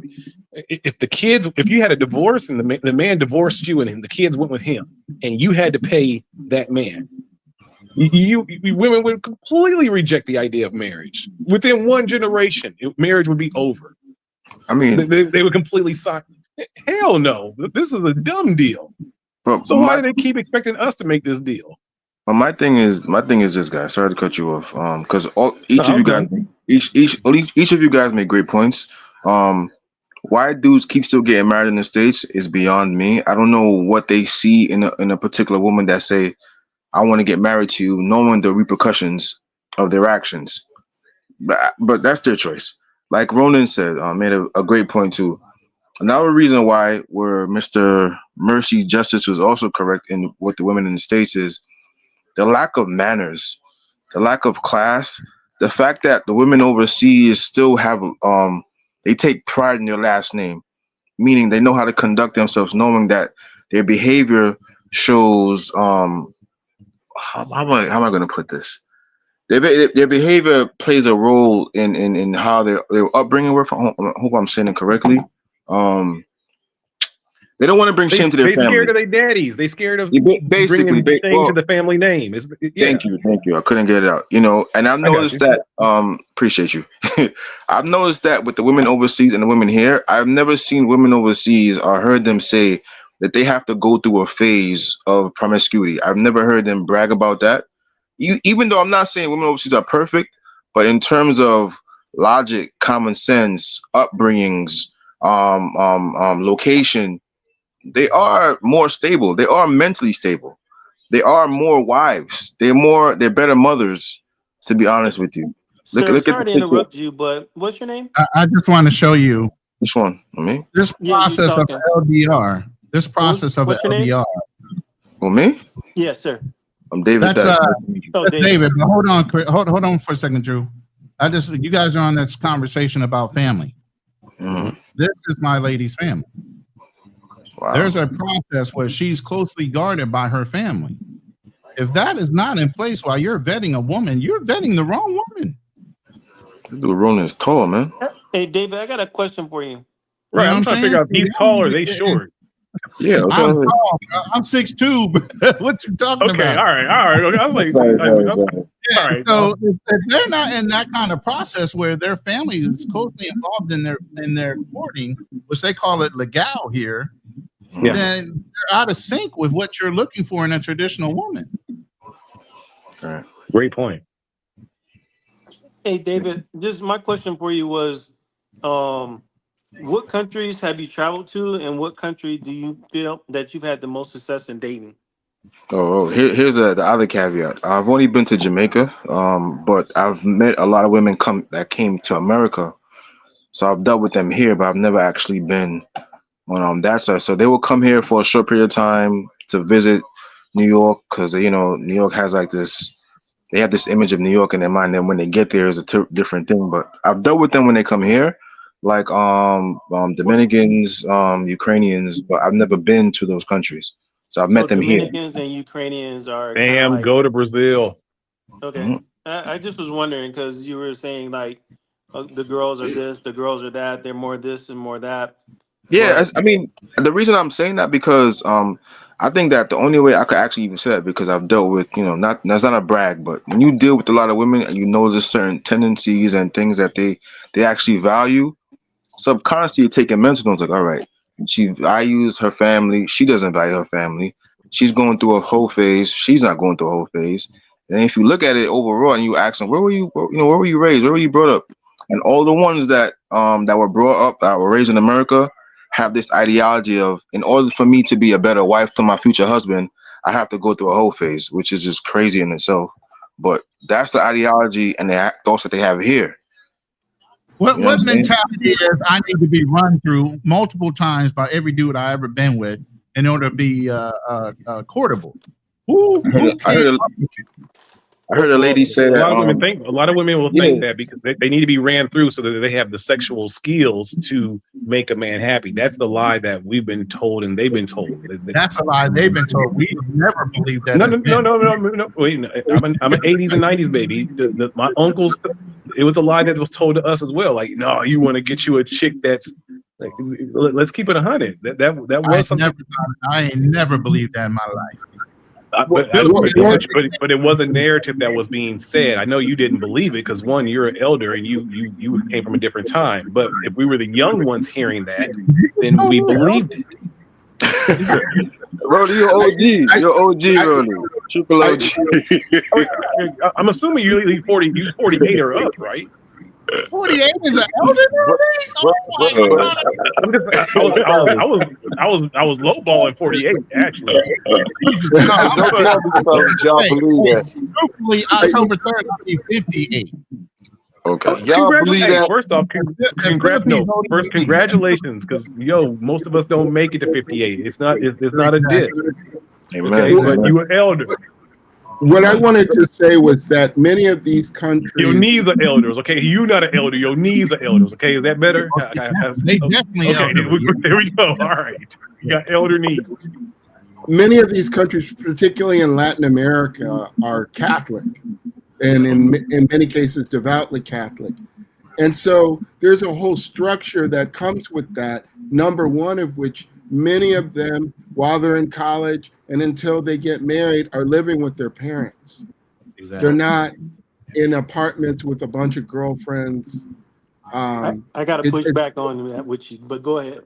No, I'm just giving generalities. But the point being that there is a structure in which many of them have been taught how to keep a home, meaning how to clean a home, how to cook, maybe how to sew. These are the basics that used to be taught in the United States, but now have kind of been pushed to the side in favor of formal education. And what that does is it creates a different environment of what you believe a marriage and your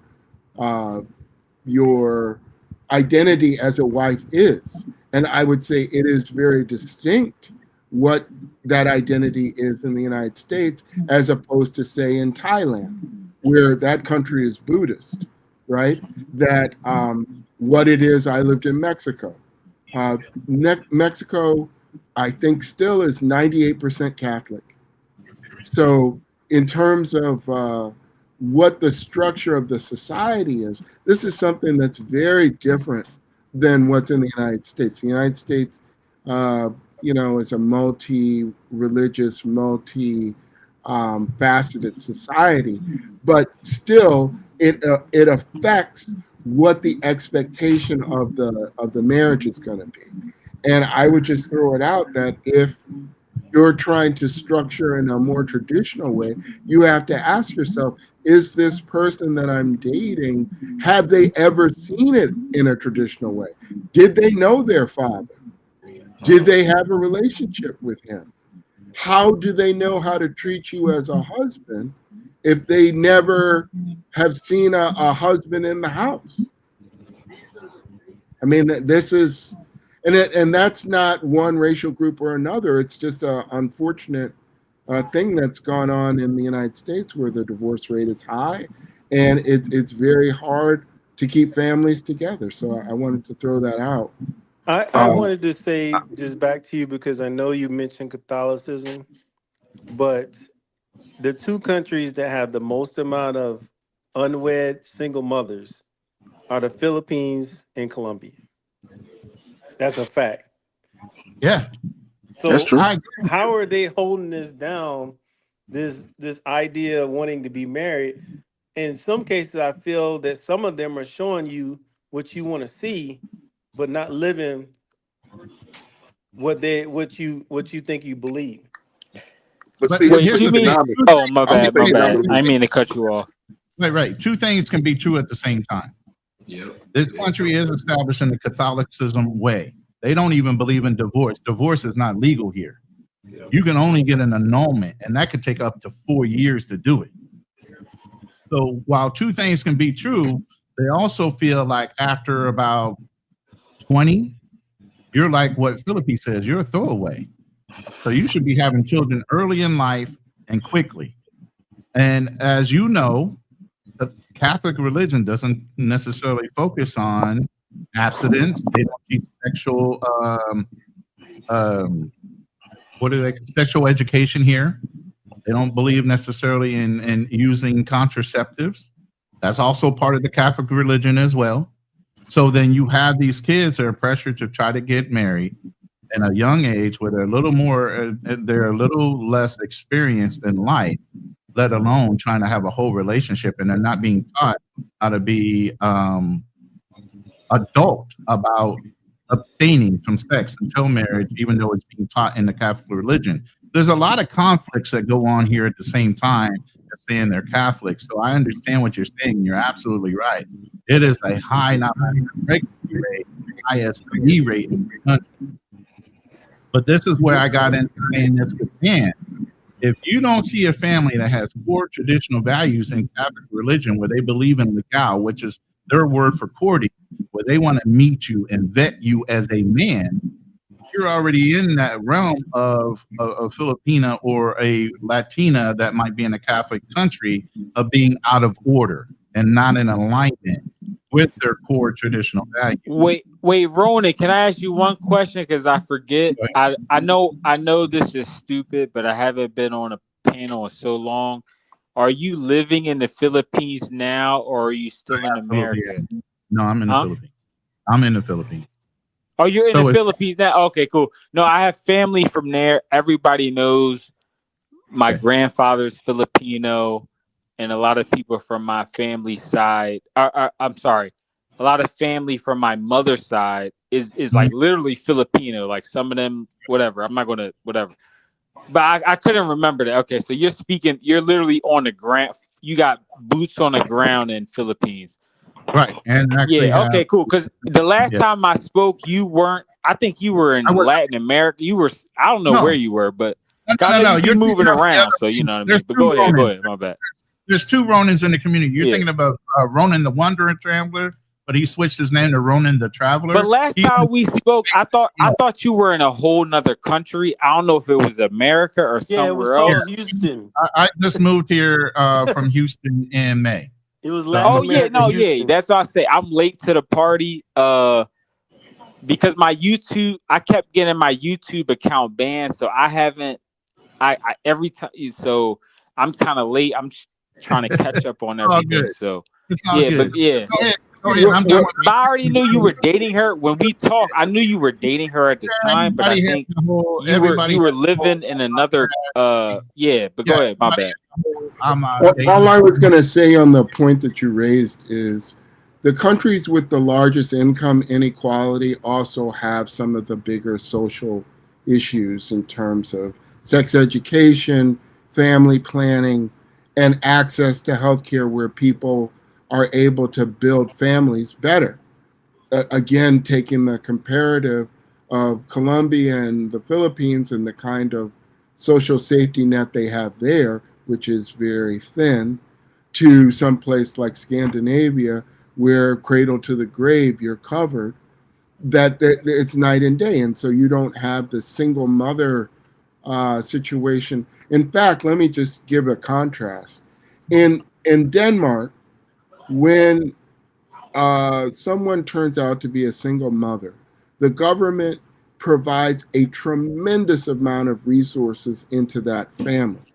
And the reason why is that they want to make sure that the child that's born into a single parent household gets a college education.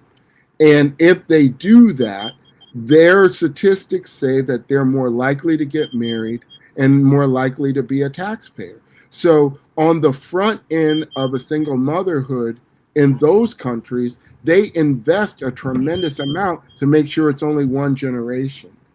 In other countries, they don't have the resources nor the tax base to buffer away from, regardless to whether they're Catholic or not, or Buddhist or not, or whatever they are, that they don't have the structure to get the outcomes that they want.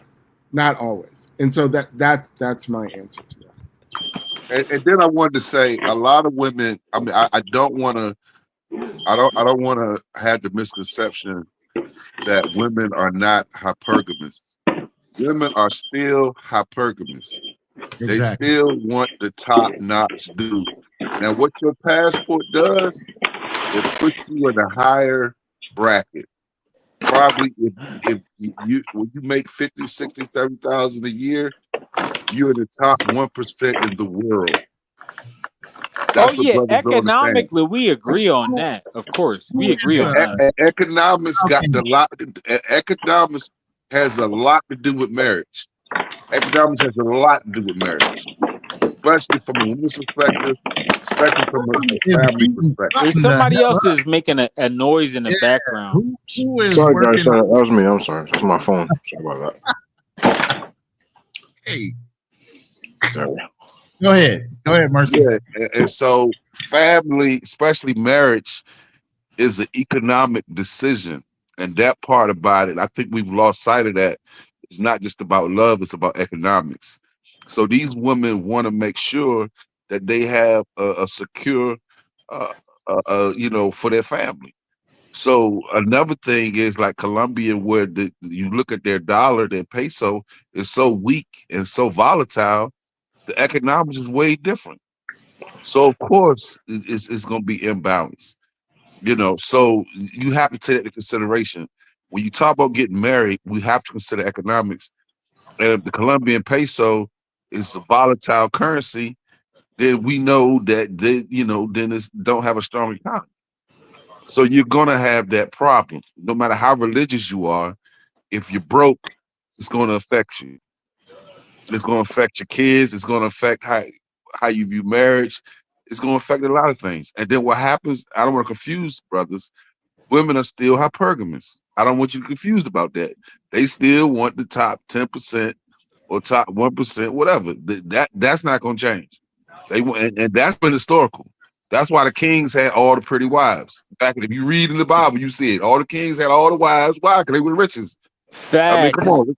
I mean, we Facts. can't ignore that. King Mansa Musa, Alexander the Great, all the facts. No, you cooking. My bad. Go ahead. You cooking right now. Go ahead. So, I mean, we can't ignore that money has a lot to do with it.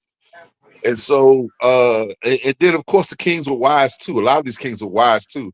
They were intelligent. So I don't want to just say just about money. It's all about being intelligent, because you won't keep money if you're not smart. That's true. So that's another thing. You got to be smart. But I don't want to ignore the fact, and I think that's what we as brothers, we missed this.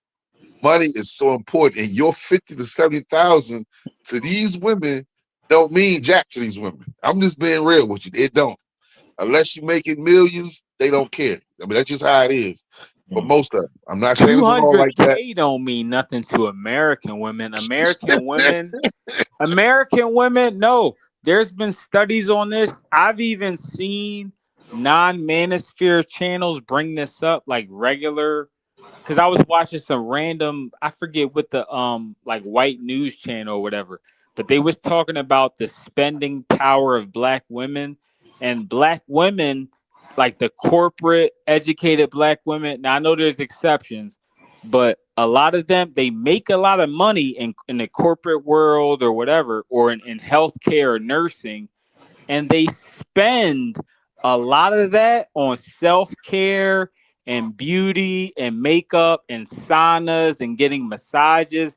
So a lot of the money they make, as much as independent as they want to claim they are, which I get it, they got good jobs, but they put that money right back into the hands of the people who own those industries, because again, these black women that make a lot of money, they put half their income into self-care because they want to make themselves feel good to compensate for the deficiencies in the other areas of their life.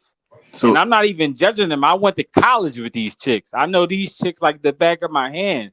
So I have some of the same flaws as these women. But I'm so just saying, they got to be honest. Some of these chicks make twice my salary, and for whatever reason, they have more debt than me. And they make twice as much as I make, but they're so bad at money, at managing money, they might spend 20,000 on self-care in a year. They might go on 4 vacations or 6 vacations when they really should only go on 1. And then so they're spending a bunch on getting their nails done, their hair done, going out, doing this and that. And not to mention they so overpay for Oh, go ahead. cars, You cooking. My bad. Go ahead. My and, bad. Yeah, and but they you get my overpay point. for not Go cars. ahead. not I've educated seen Pookie. So basically, I'm sorry, brother. I'm sorry, Mr. Mercy Justice. Basically, what you're saying is these women have no financial literacy. Exactly. All And right, thank you. They that's have it. no financial literacy.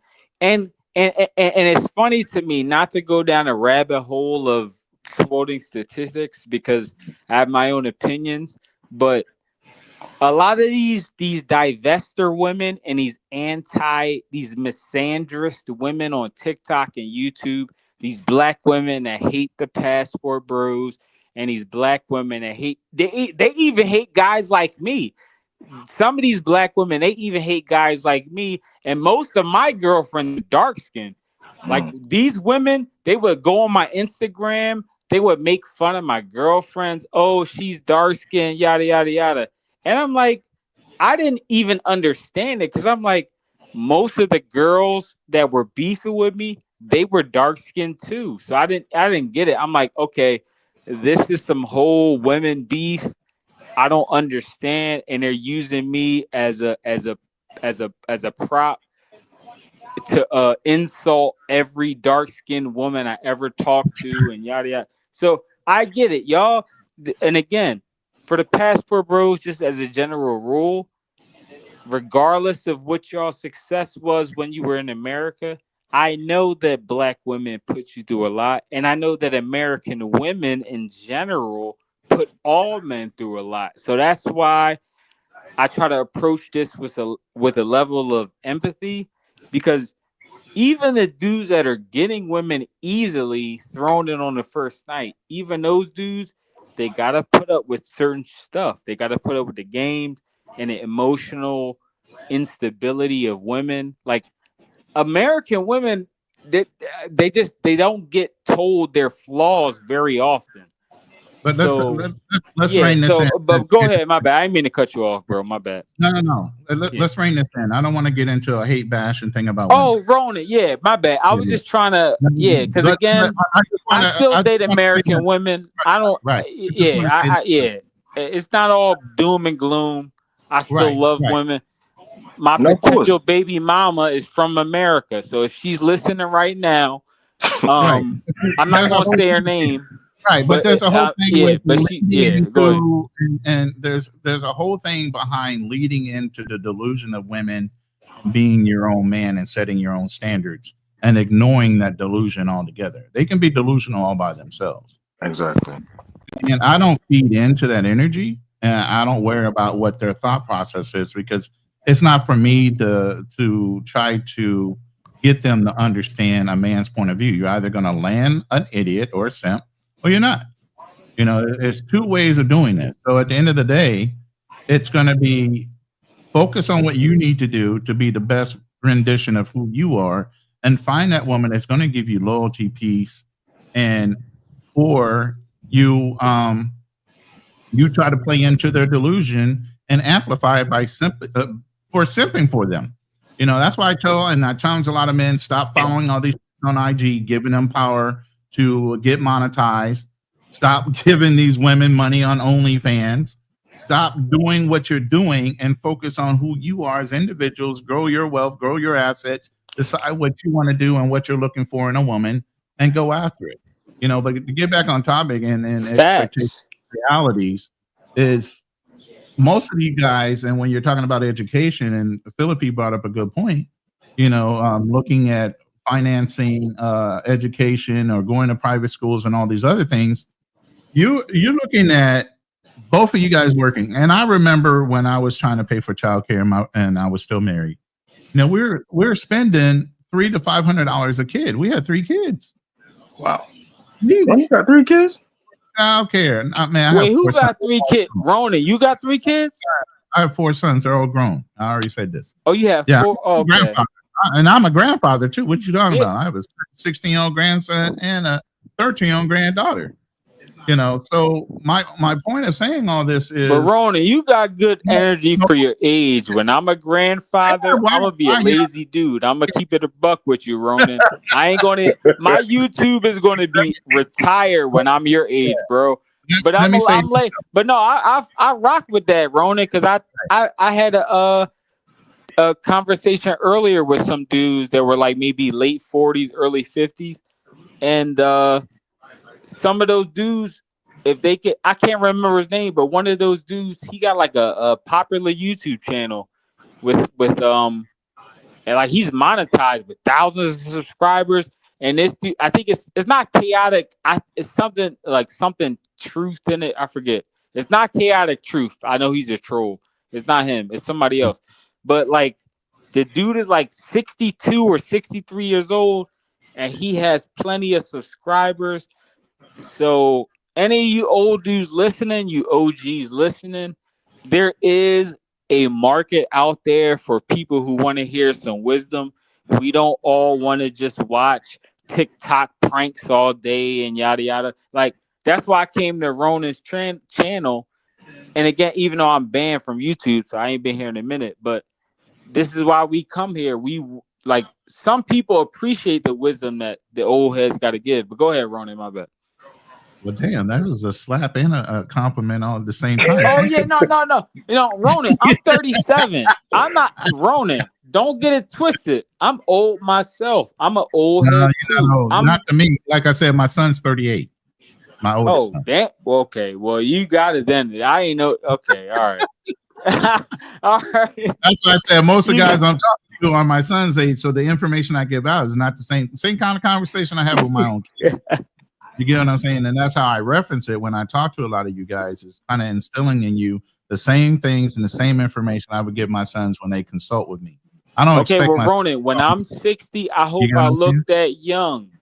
No, and shout out to you and shout out to the older dudes in my family who look that young. I'm 37. Y'all old heads, I hope to be in your space when I'm your age. That's all I can say. Gotcha. Because I don't know, whatever. I'm trying to give you a compliment. I'm not trying to cook you. I'm just saying. No, I got you. Yeah, no, I rock with y'all. Some of your old heads be getting chicks. That's why I don't be hating. Ronan, I had so many female friends from college who dated women. Or I'm sorry, women from college who dated men that were older, and y'all got a lot of good reviews. So I'm not trying to hate on your old dudes. A lot of women my age that are 37 dated men your age or a little bit older, and they had good reviews. So I'm not even hating. Y'all got some game. Y'all got some swag. I'm gonna keep it a buck. I'm not gonna hate. Go ahead. Y'all be smashing some of these younger chicks. I'm not gonna hate on y'all. Go ahead. Okay. I'm not trying to blow up your spot. Not you, Ronan. If your wife is listening, not you. You're faithful. You're a good dude, but I'm just saying in general, not Ronan himself. We know Ronan's a good guy. We know Ronan's faithful to his wife. So please don't mistake. Pardon me, my bad. Pardon me. All right, real quick, I just want to hit these 2 super chats, and then I'm going to let O2O go. Didn't read this one out yet. I think that's Antrim. Antrun Greeks. Says, shout out to Ronan in the panel. He said, do you have consultation? Yes. I have a Filipino wife. I need to get over to, but my job limits work abroad. So looking for something else maybe ESL or something still to get US dollars. Why? I don't know what the holdup is of getting your wife back over to America, or if you're not interested in doing that. But I think we're going to talk offline in the future. Thank you for the $10 super chat. And then D Ward, my boy, appreciate the $5. He says some of those chicks are twice your weight and black men. What's that BMI? Oh yeah, twice your weight and BMI. You're absolutely right. Shout out to educated Pookie or Tyrone, aka keeping it 100. Appreciate you guys, and go ahead, Obstacles. You got your Grab shirt on. You got your bandana. Come on. Yeah. Shout outs to Grab. You know what I'm saying? Obstacles about to cook. Shout out to D Ward in the chat, by the way. But Obstacles about to cook, so I'm gonna mute the fuck up. I'm gonna shut the hell up. The only thing I was gonna add to it is a little bit of something. Look, guys, I'll tell you this: like, it's same everywhere in the world. Everybody's having problems with relationships across the board. So as far as, you thinking that in the West it's the worst, take your tail to China and you'll see how bad the deals are. Women, they hit you over the head with numbers. You're paying for them to get out the car. You're paying for them to cut the cake at the ceremony. You're paying for them to change their name. You're paying their dowries.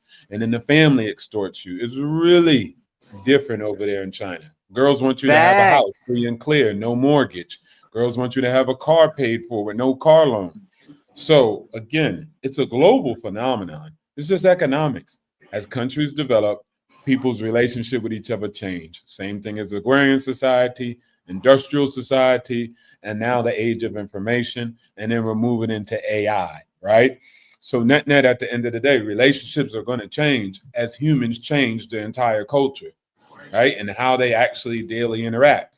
There's some countries where women don't have much mobility, but even then, they still get in contact with men overseas that will give them funds, that will pay for their lifestyle, therefore inflating their sexual marketplace value. So at the end of the day, I say only worry about the girls that like you. Other than that, everybody else is, all other girls are a dude. So it doesn't matter. I'm not, checking for what they doing, checking for what they saying. If they weigh 300 pounds and they want a high earner and who looks like Denzel Washington at his prime, she can ask for that. And there might be a dude who actually does that. Surprise, surprise. But at the end of the day, it ain't got nothing to do with me, right? So it's really bad in America, but at the end of the day, I think most American men, you created your own problems and issues. Men been Thank you. Obstacles was cooking. Thank you. Because what you just said, I don't want to misquote you, but you were talking about some woman, or basically, I'm gonna sum it up. Whether she's 300 pounds, 120 pounds, it doesn't even matter. She's already in this social media mucked up dating world. So if that chick doesn't like you, just move on. Don't waste your time trying to rationalize it and say, like, Obstacles. I don't know if you've seen some of these dudes, and I'm not going to even name names, but some dudes, they get online and they try to rationalize why these women should date certain black men that they're not really physically attracted to because he has XYZ job, or he has a good career, or he's, he comes from a good family and he dresses well and he speaks properly and yada, yada, yada. They're trying to they're literally bringing pails of water from the garden and trying to stop the house that's already on fire. They're trying to put out a house that's already on fire, and they don't even have a fire truck. They have like little water pills. They have pills of water from the garden or from the bathtub, and they're trying to splash it on the house, trying to put it out. But the house is already on fire.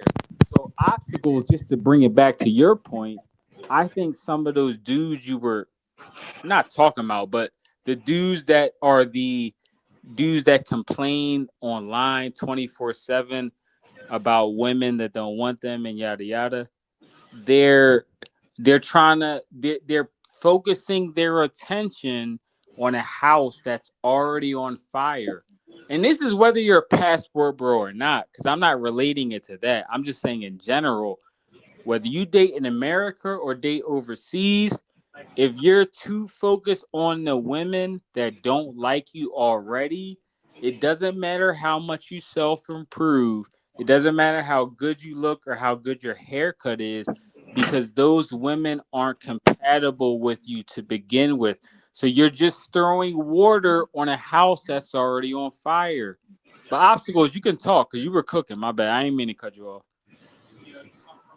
No, I didn't want to steal the show or anything. I just wanted to add that. Of course, I don't have a problem with men highlighting certain things that I said and done. It's cool. I'm just telling people my strategy in order to have an actual great life and not actually think it's doom and gloom just because Wait, shorties are obstacles, are perfect you in or they America don't want or to get not? I married to me. forgot. No, My bad. I obstacles is, honestly, I forgot. Are obstacles is do in you live in Thailand. America or you're overseas? No, I'm He's overseas. in What are you Thailand. saying, Ron? Oh, okay.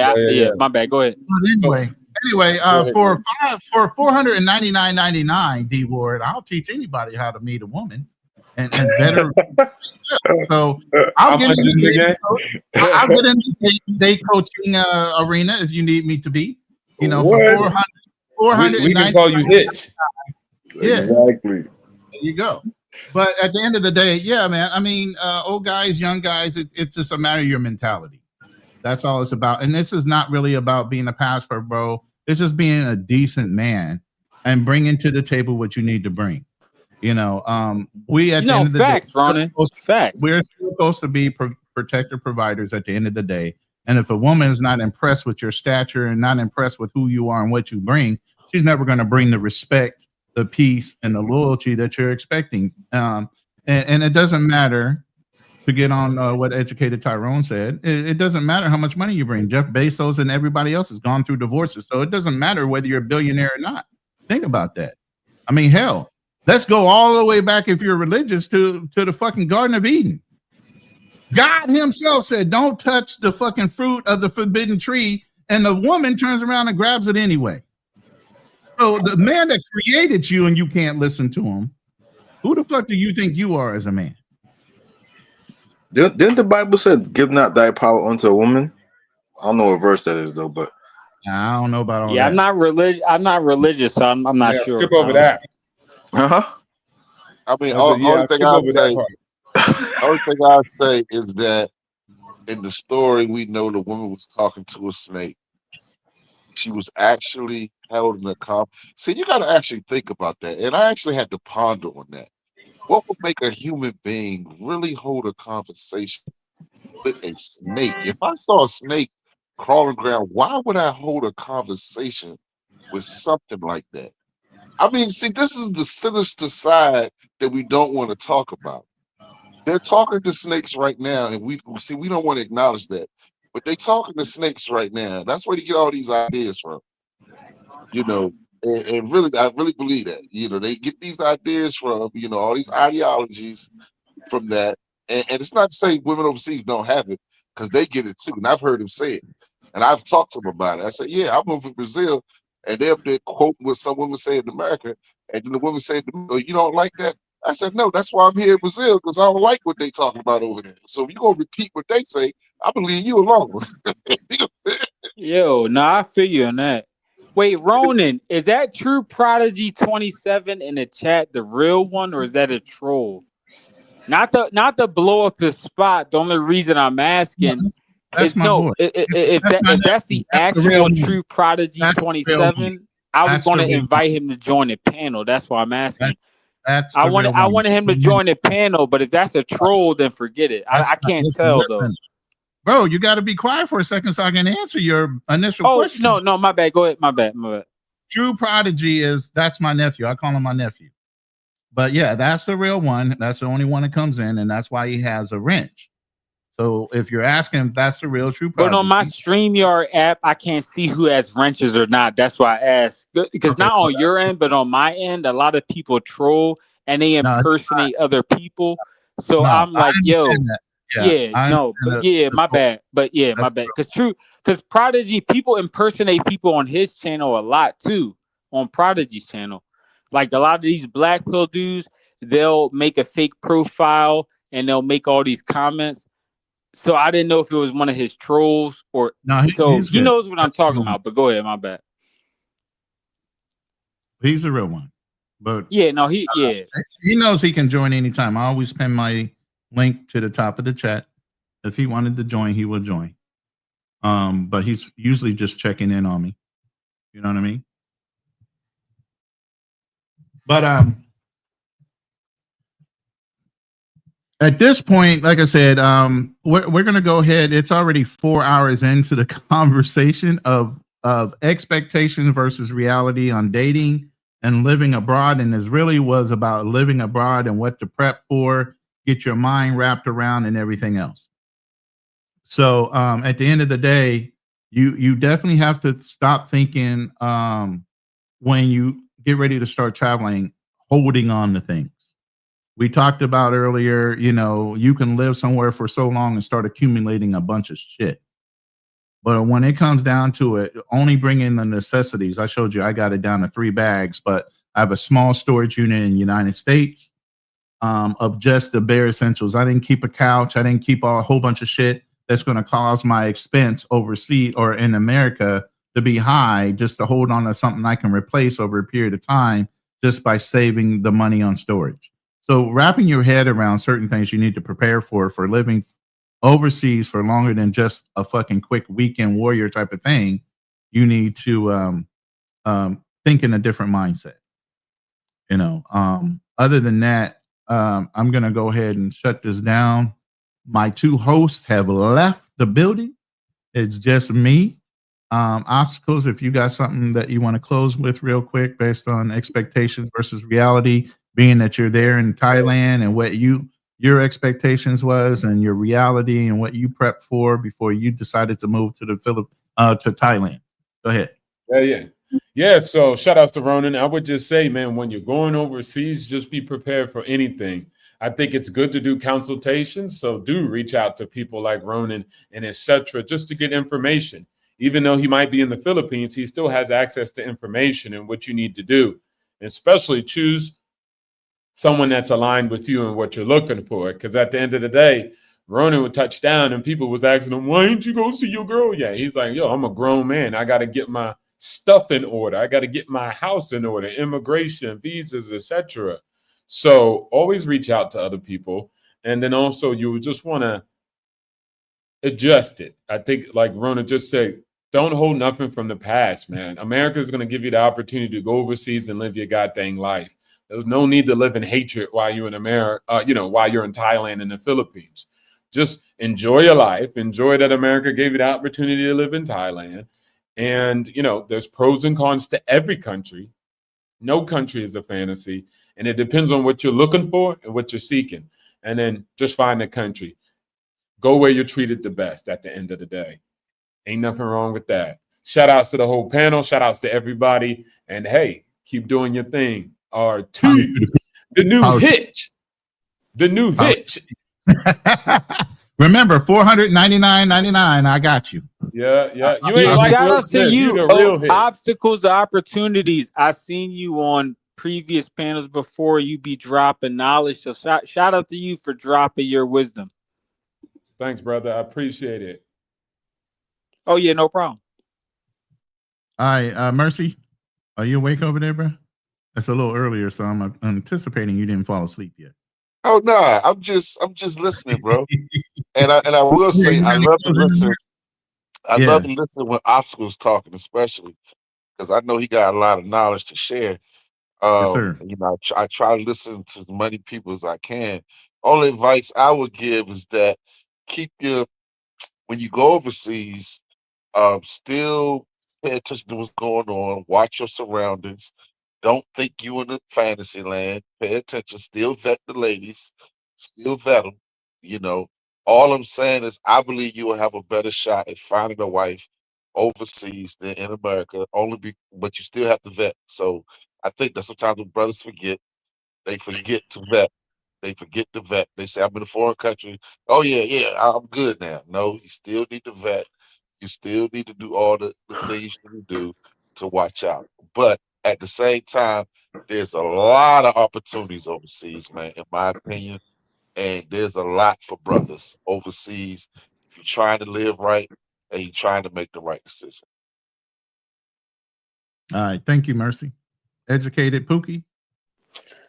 No, Mercy, that's facts. A lot of dudes, and cause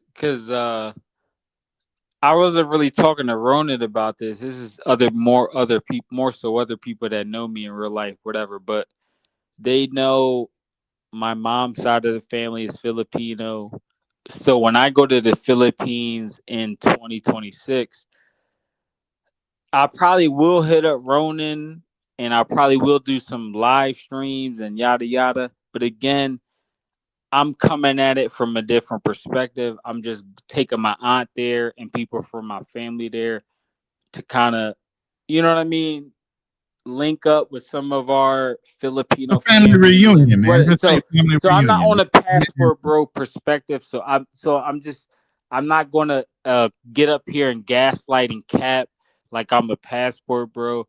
I have totally different objectives for traveling. But like I said, or like Mercy said, dudes need to vet regardless of whether they're dating in America or overseas, because at the end of the day, even if you're in a more suitable environment and there's less social programming and the women are less brainwashed than modern American women, you still need to do your due diligence and vet as a man. You need to figure out this woman's tendencies and her family background and the logistics of her family setup. Like, okay, can I raise kids with her easily? You see what I'm saying? It's like, so Mercy, I think a lot of dudes underestimate what you're talking about because they think being a passport bro means they can skip some of the basic steps of vetting a woman. And I'm like, no, even if you're in an easier environment where women are more open and more feminine and treat you better on average, even in that environment, you still need to do your due diligence as a man and vet that woman to see if she's compatible and has chemistry with you as an individual, regardless of whether she's Black, Latina, Asian, or otherwise. So, Mercy, I think a lot of passport bros, or just men in general, even in America, should heed your advice. I think they should take that advice to heart. But go ahead. I'm sorry. No, you're good. That was your final. Welcome D Darnell to the panel real quick. Kind of joined a little late, bro. We shutting it down, but any comments on what you heard, or are you just tuning in and you didn't hear anything? I mean, I heard a little bit. I didn't see the whole live, so I'll have to catch the replay. But as far as I wanted to piggyback on what Mercy said and the other gentleman that just spoke. I mean, he's absolutely right. You got to vet. Don't assume this whole thing that because a woman is overseas that she's different. You go in there with that kind of mindset, you're probably going to find the same thing that you're finding here in the States. You're definitely not going to find a good woman in a red light district. Tell you that right now. You ain't gonna find a good woman in the red light district. You ain't gonna find there's Facts. a possibility in keep it a buck with them. Keep it a buck with them. Yeah. The tourist areas, I'm not going to say you can't find a good woman, but there's a good chance she's probably Americanized. You're the boyfriend 1 month, and she's probably got another American dude. Keep an eye on her Instagram. You know what I'm saying? If you see another American dude on that thing, you might not be the only dude she's dating. Facts. There's a good chance of that. I mean, the only way female nature is female nature, no matter where you go in the world. I don't care where you go. All right. And unless you find a woman living in a hut with no internet, there's a good chance that, she's probably been exposed to Western culture. So, just kind of keep that in mind, and, don't fall for the, I'm kind of noticing in the space, not this, in the Passport Bro space, a lot of people are doing success corn, trying to teach you how to go find, women. But, just ask yourself, when you watch these videos, before you subscribe to their Patreon and start forking over your hard-earned cash, ask yourself this question.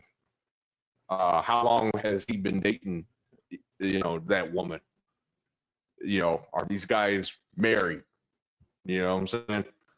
If they're showing a different woman, every other video, they're probably full of crap. I'm just going, keep it a buck. They're probably full of shit. And I'll just go ahead and end with that. And Ronan, thank you for having me. Always a pleasure. Yeah, no problem. Very supportive. And hey, man, I appreciate it. if I'm not here, man, just know I'm supporting you in spirit, brother. I understand that. I appreciate that. So in closing, like I said, with expectations versus reality, if you're looking at the picture here, I like to make fun of myself and have fun with the AI, as you can see.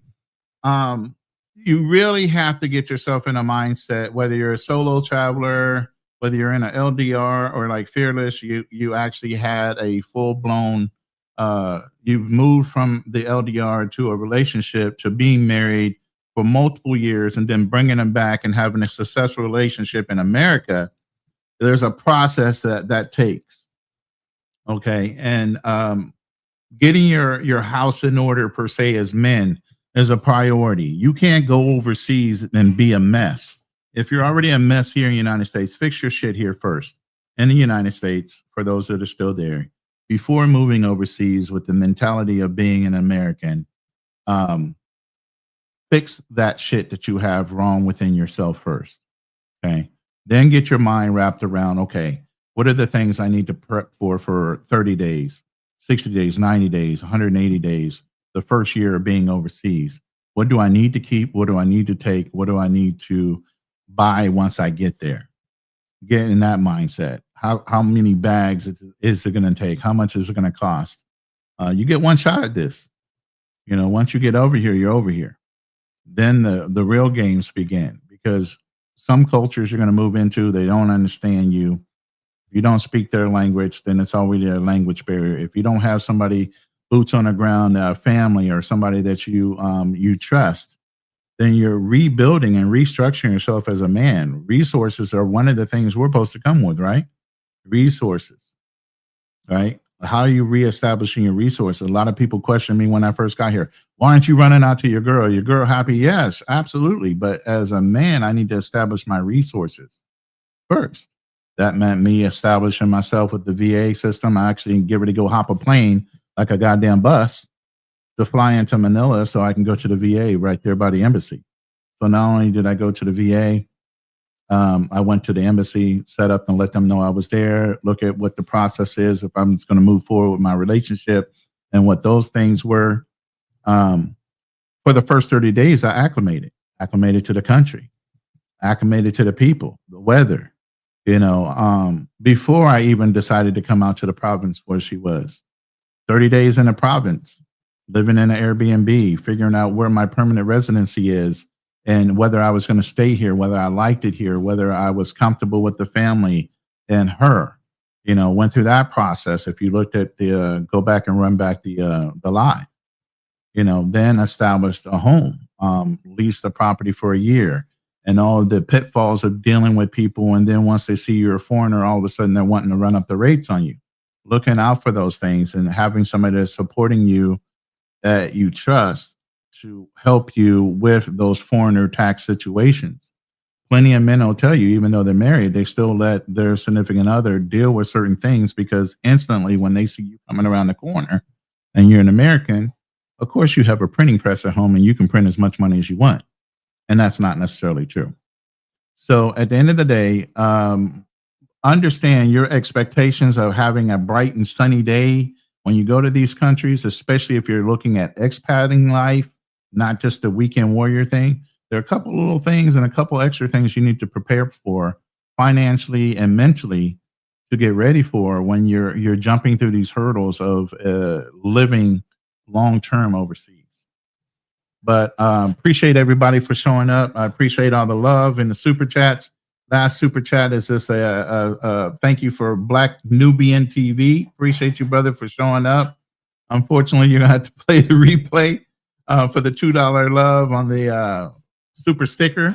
Appreciate you, brother. And with that, I'm gonna go ahead and close the panel and close the live. And hopefully, we're gonna be doing either a Lions Den, but I'm gonna be traveling. I'm actually gonna be in Manila, so I might be filming some content while I'm out there. We'll talk to you soon.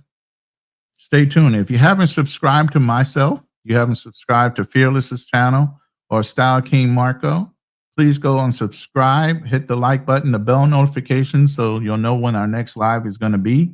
But we appreciate you gentlemen for coming out and share the live so other people can get exposed to positive Black media talking about positive things and actually growing your life instead of just talking about the drama of life. All right. Till next time. See you later.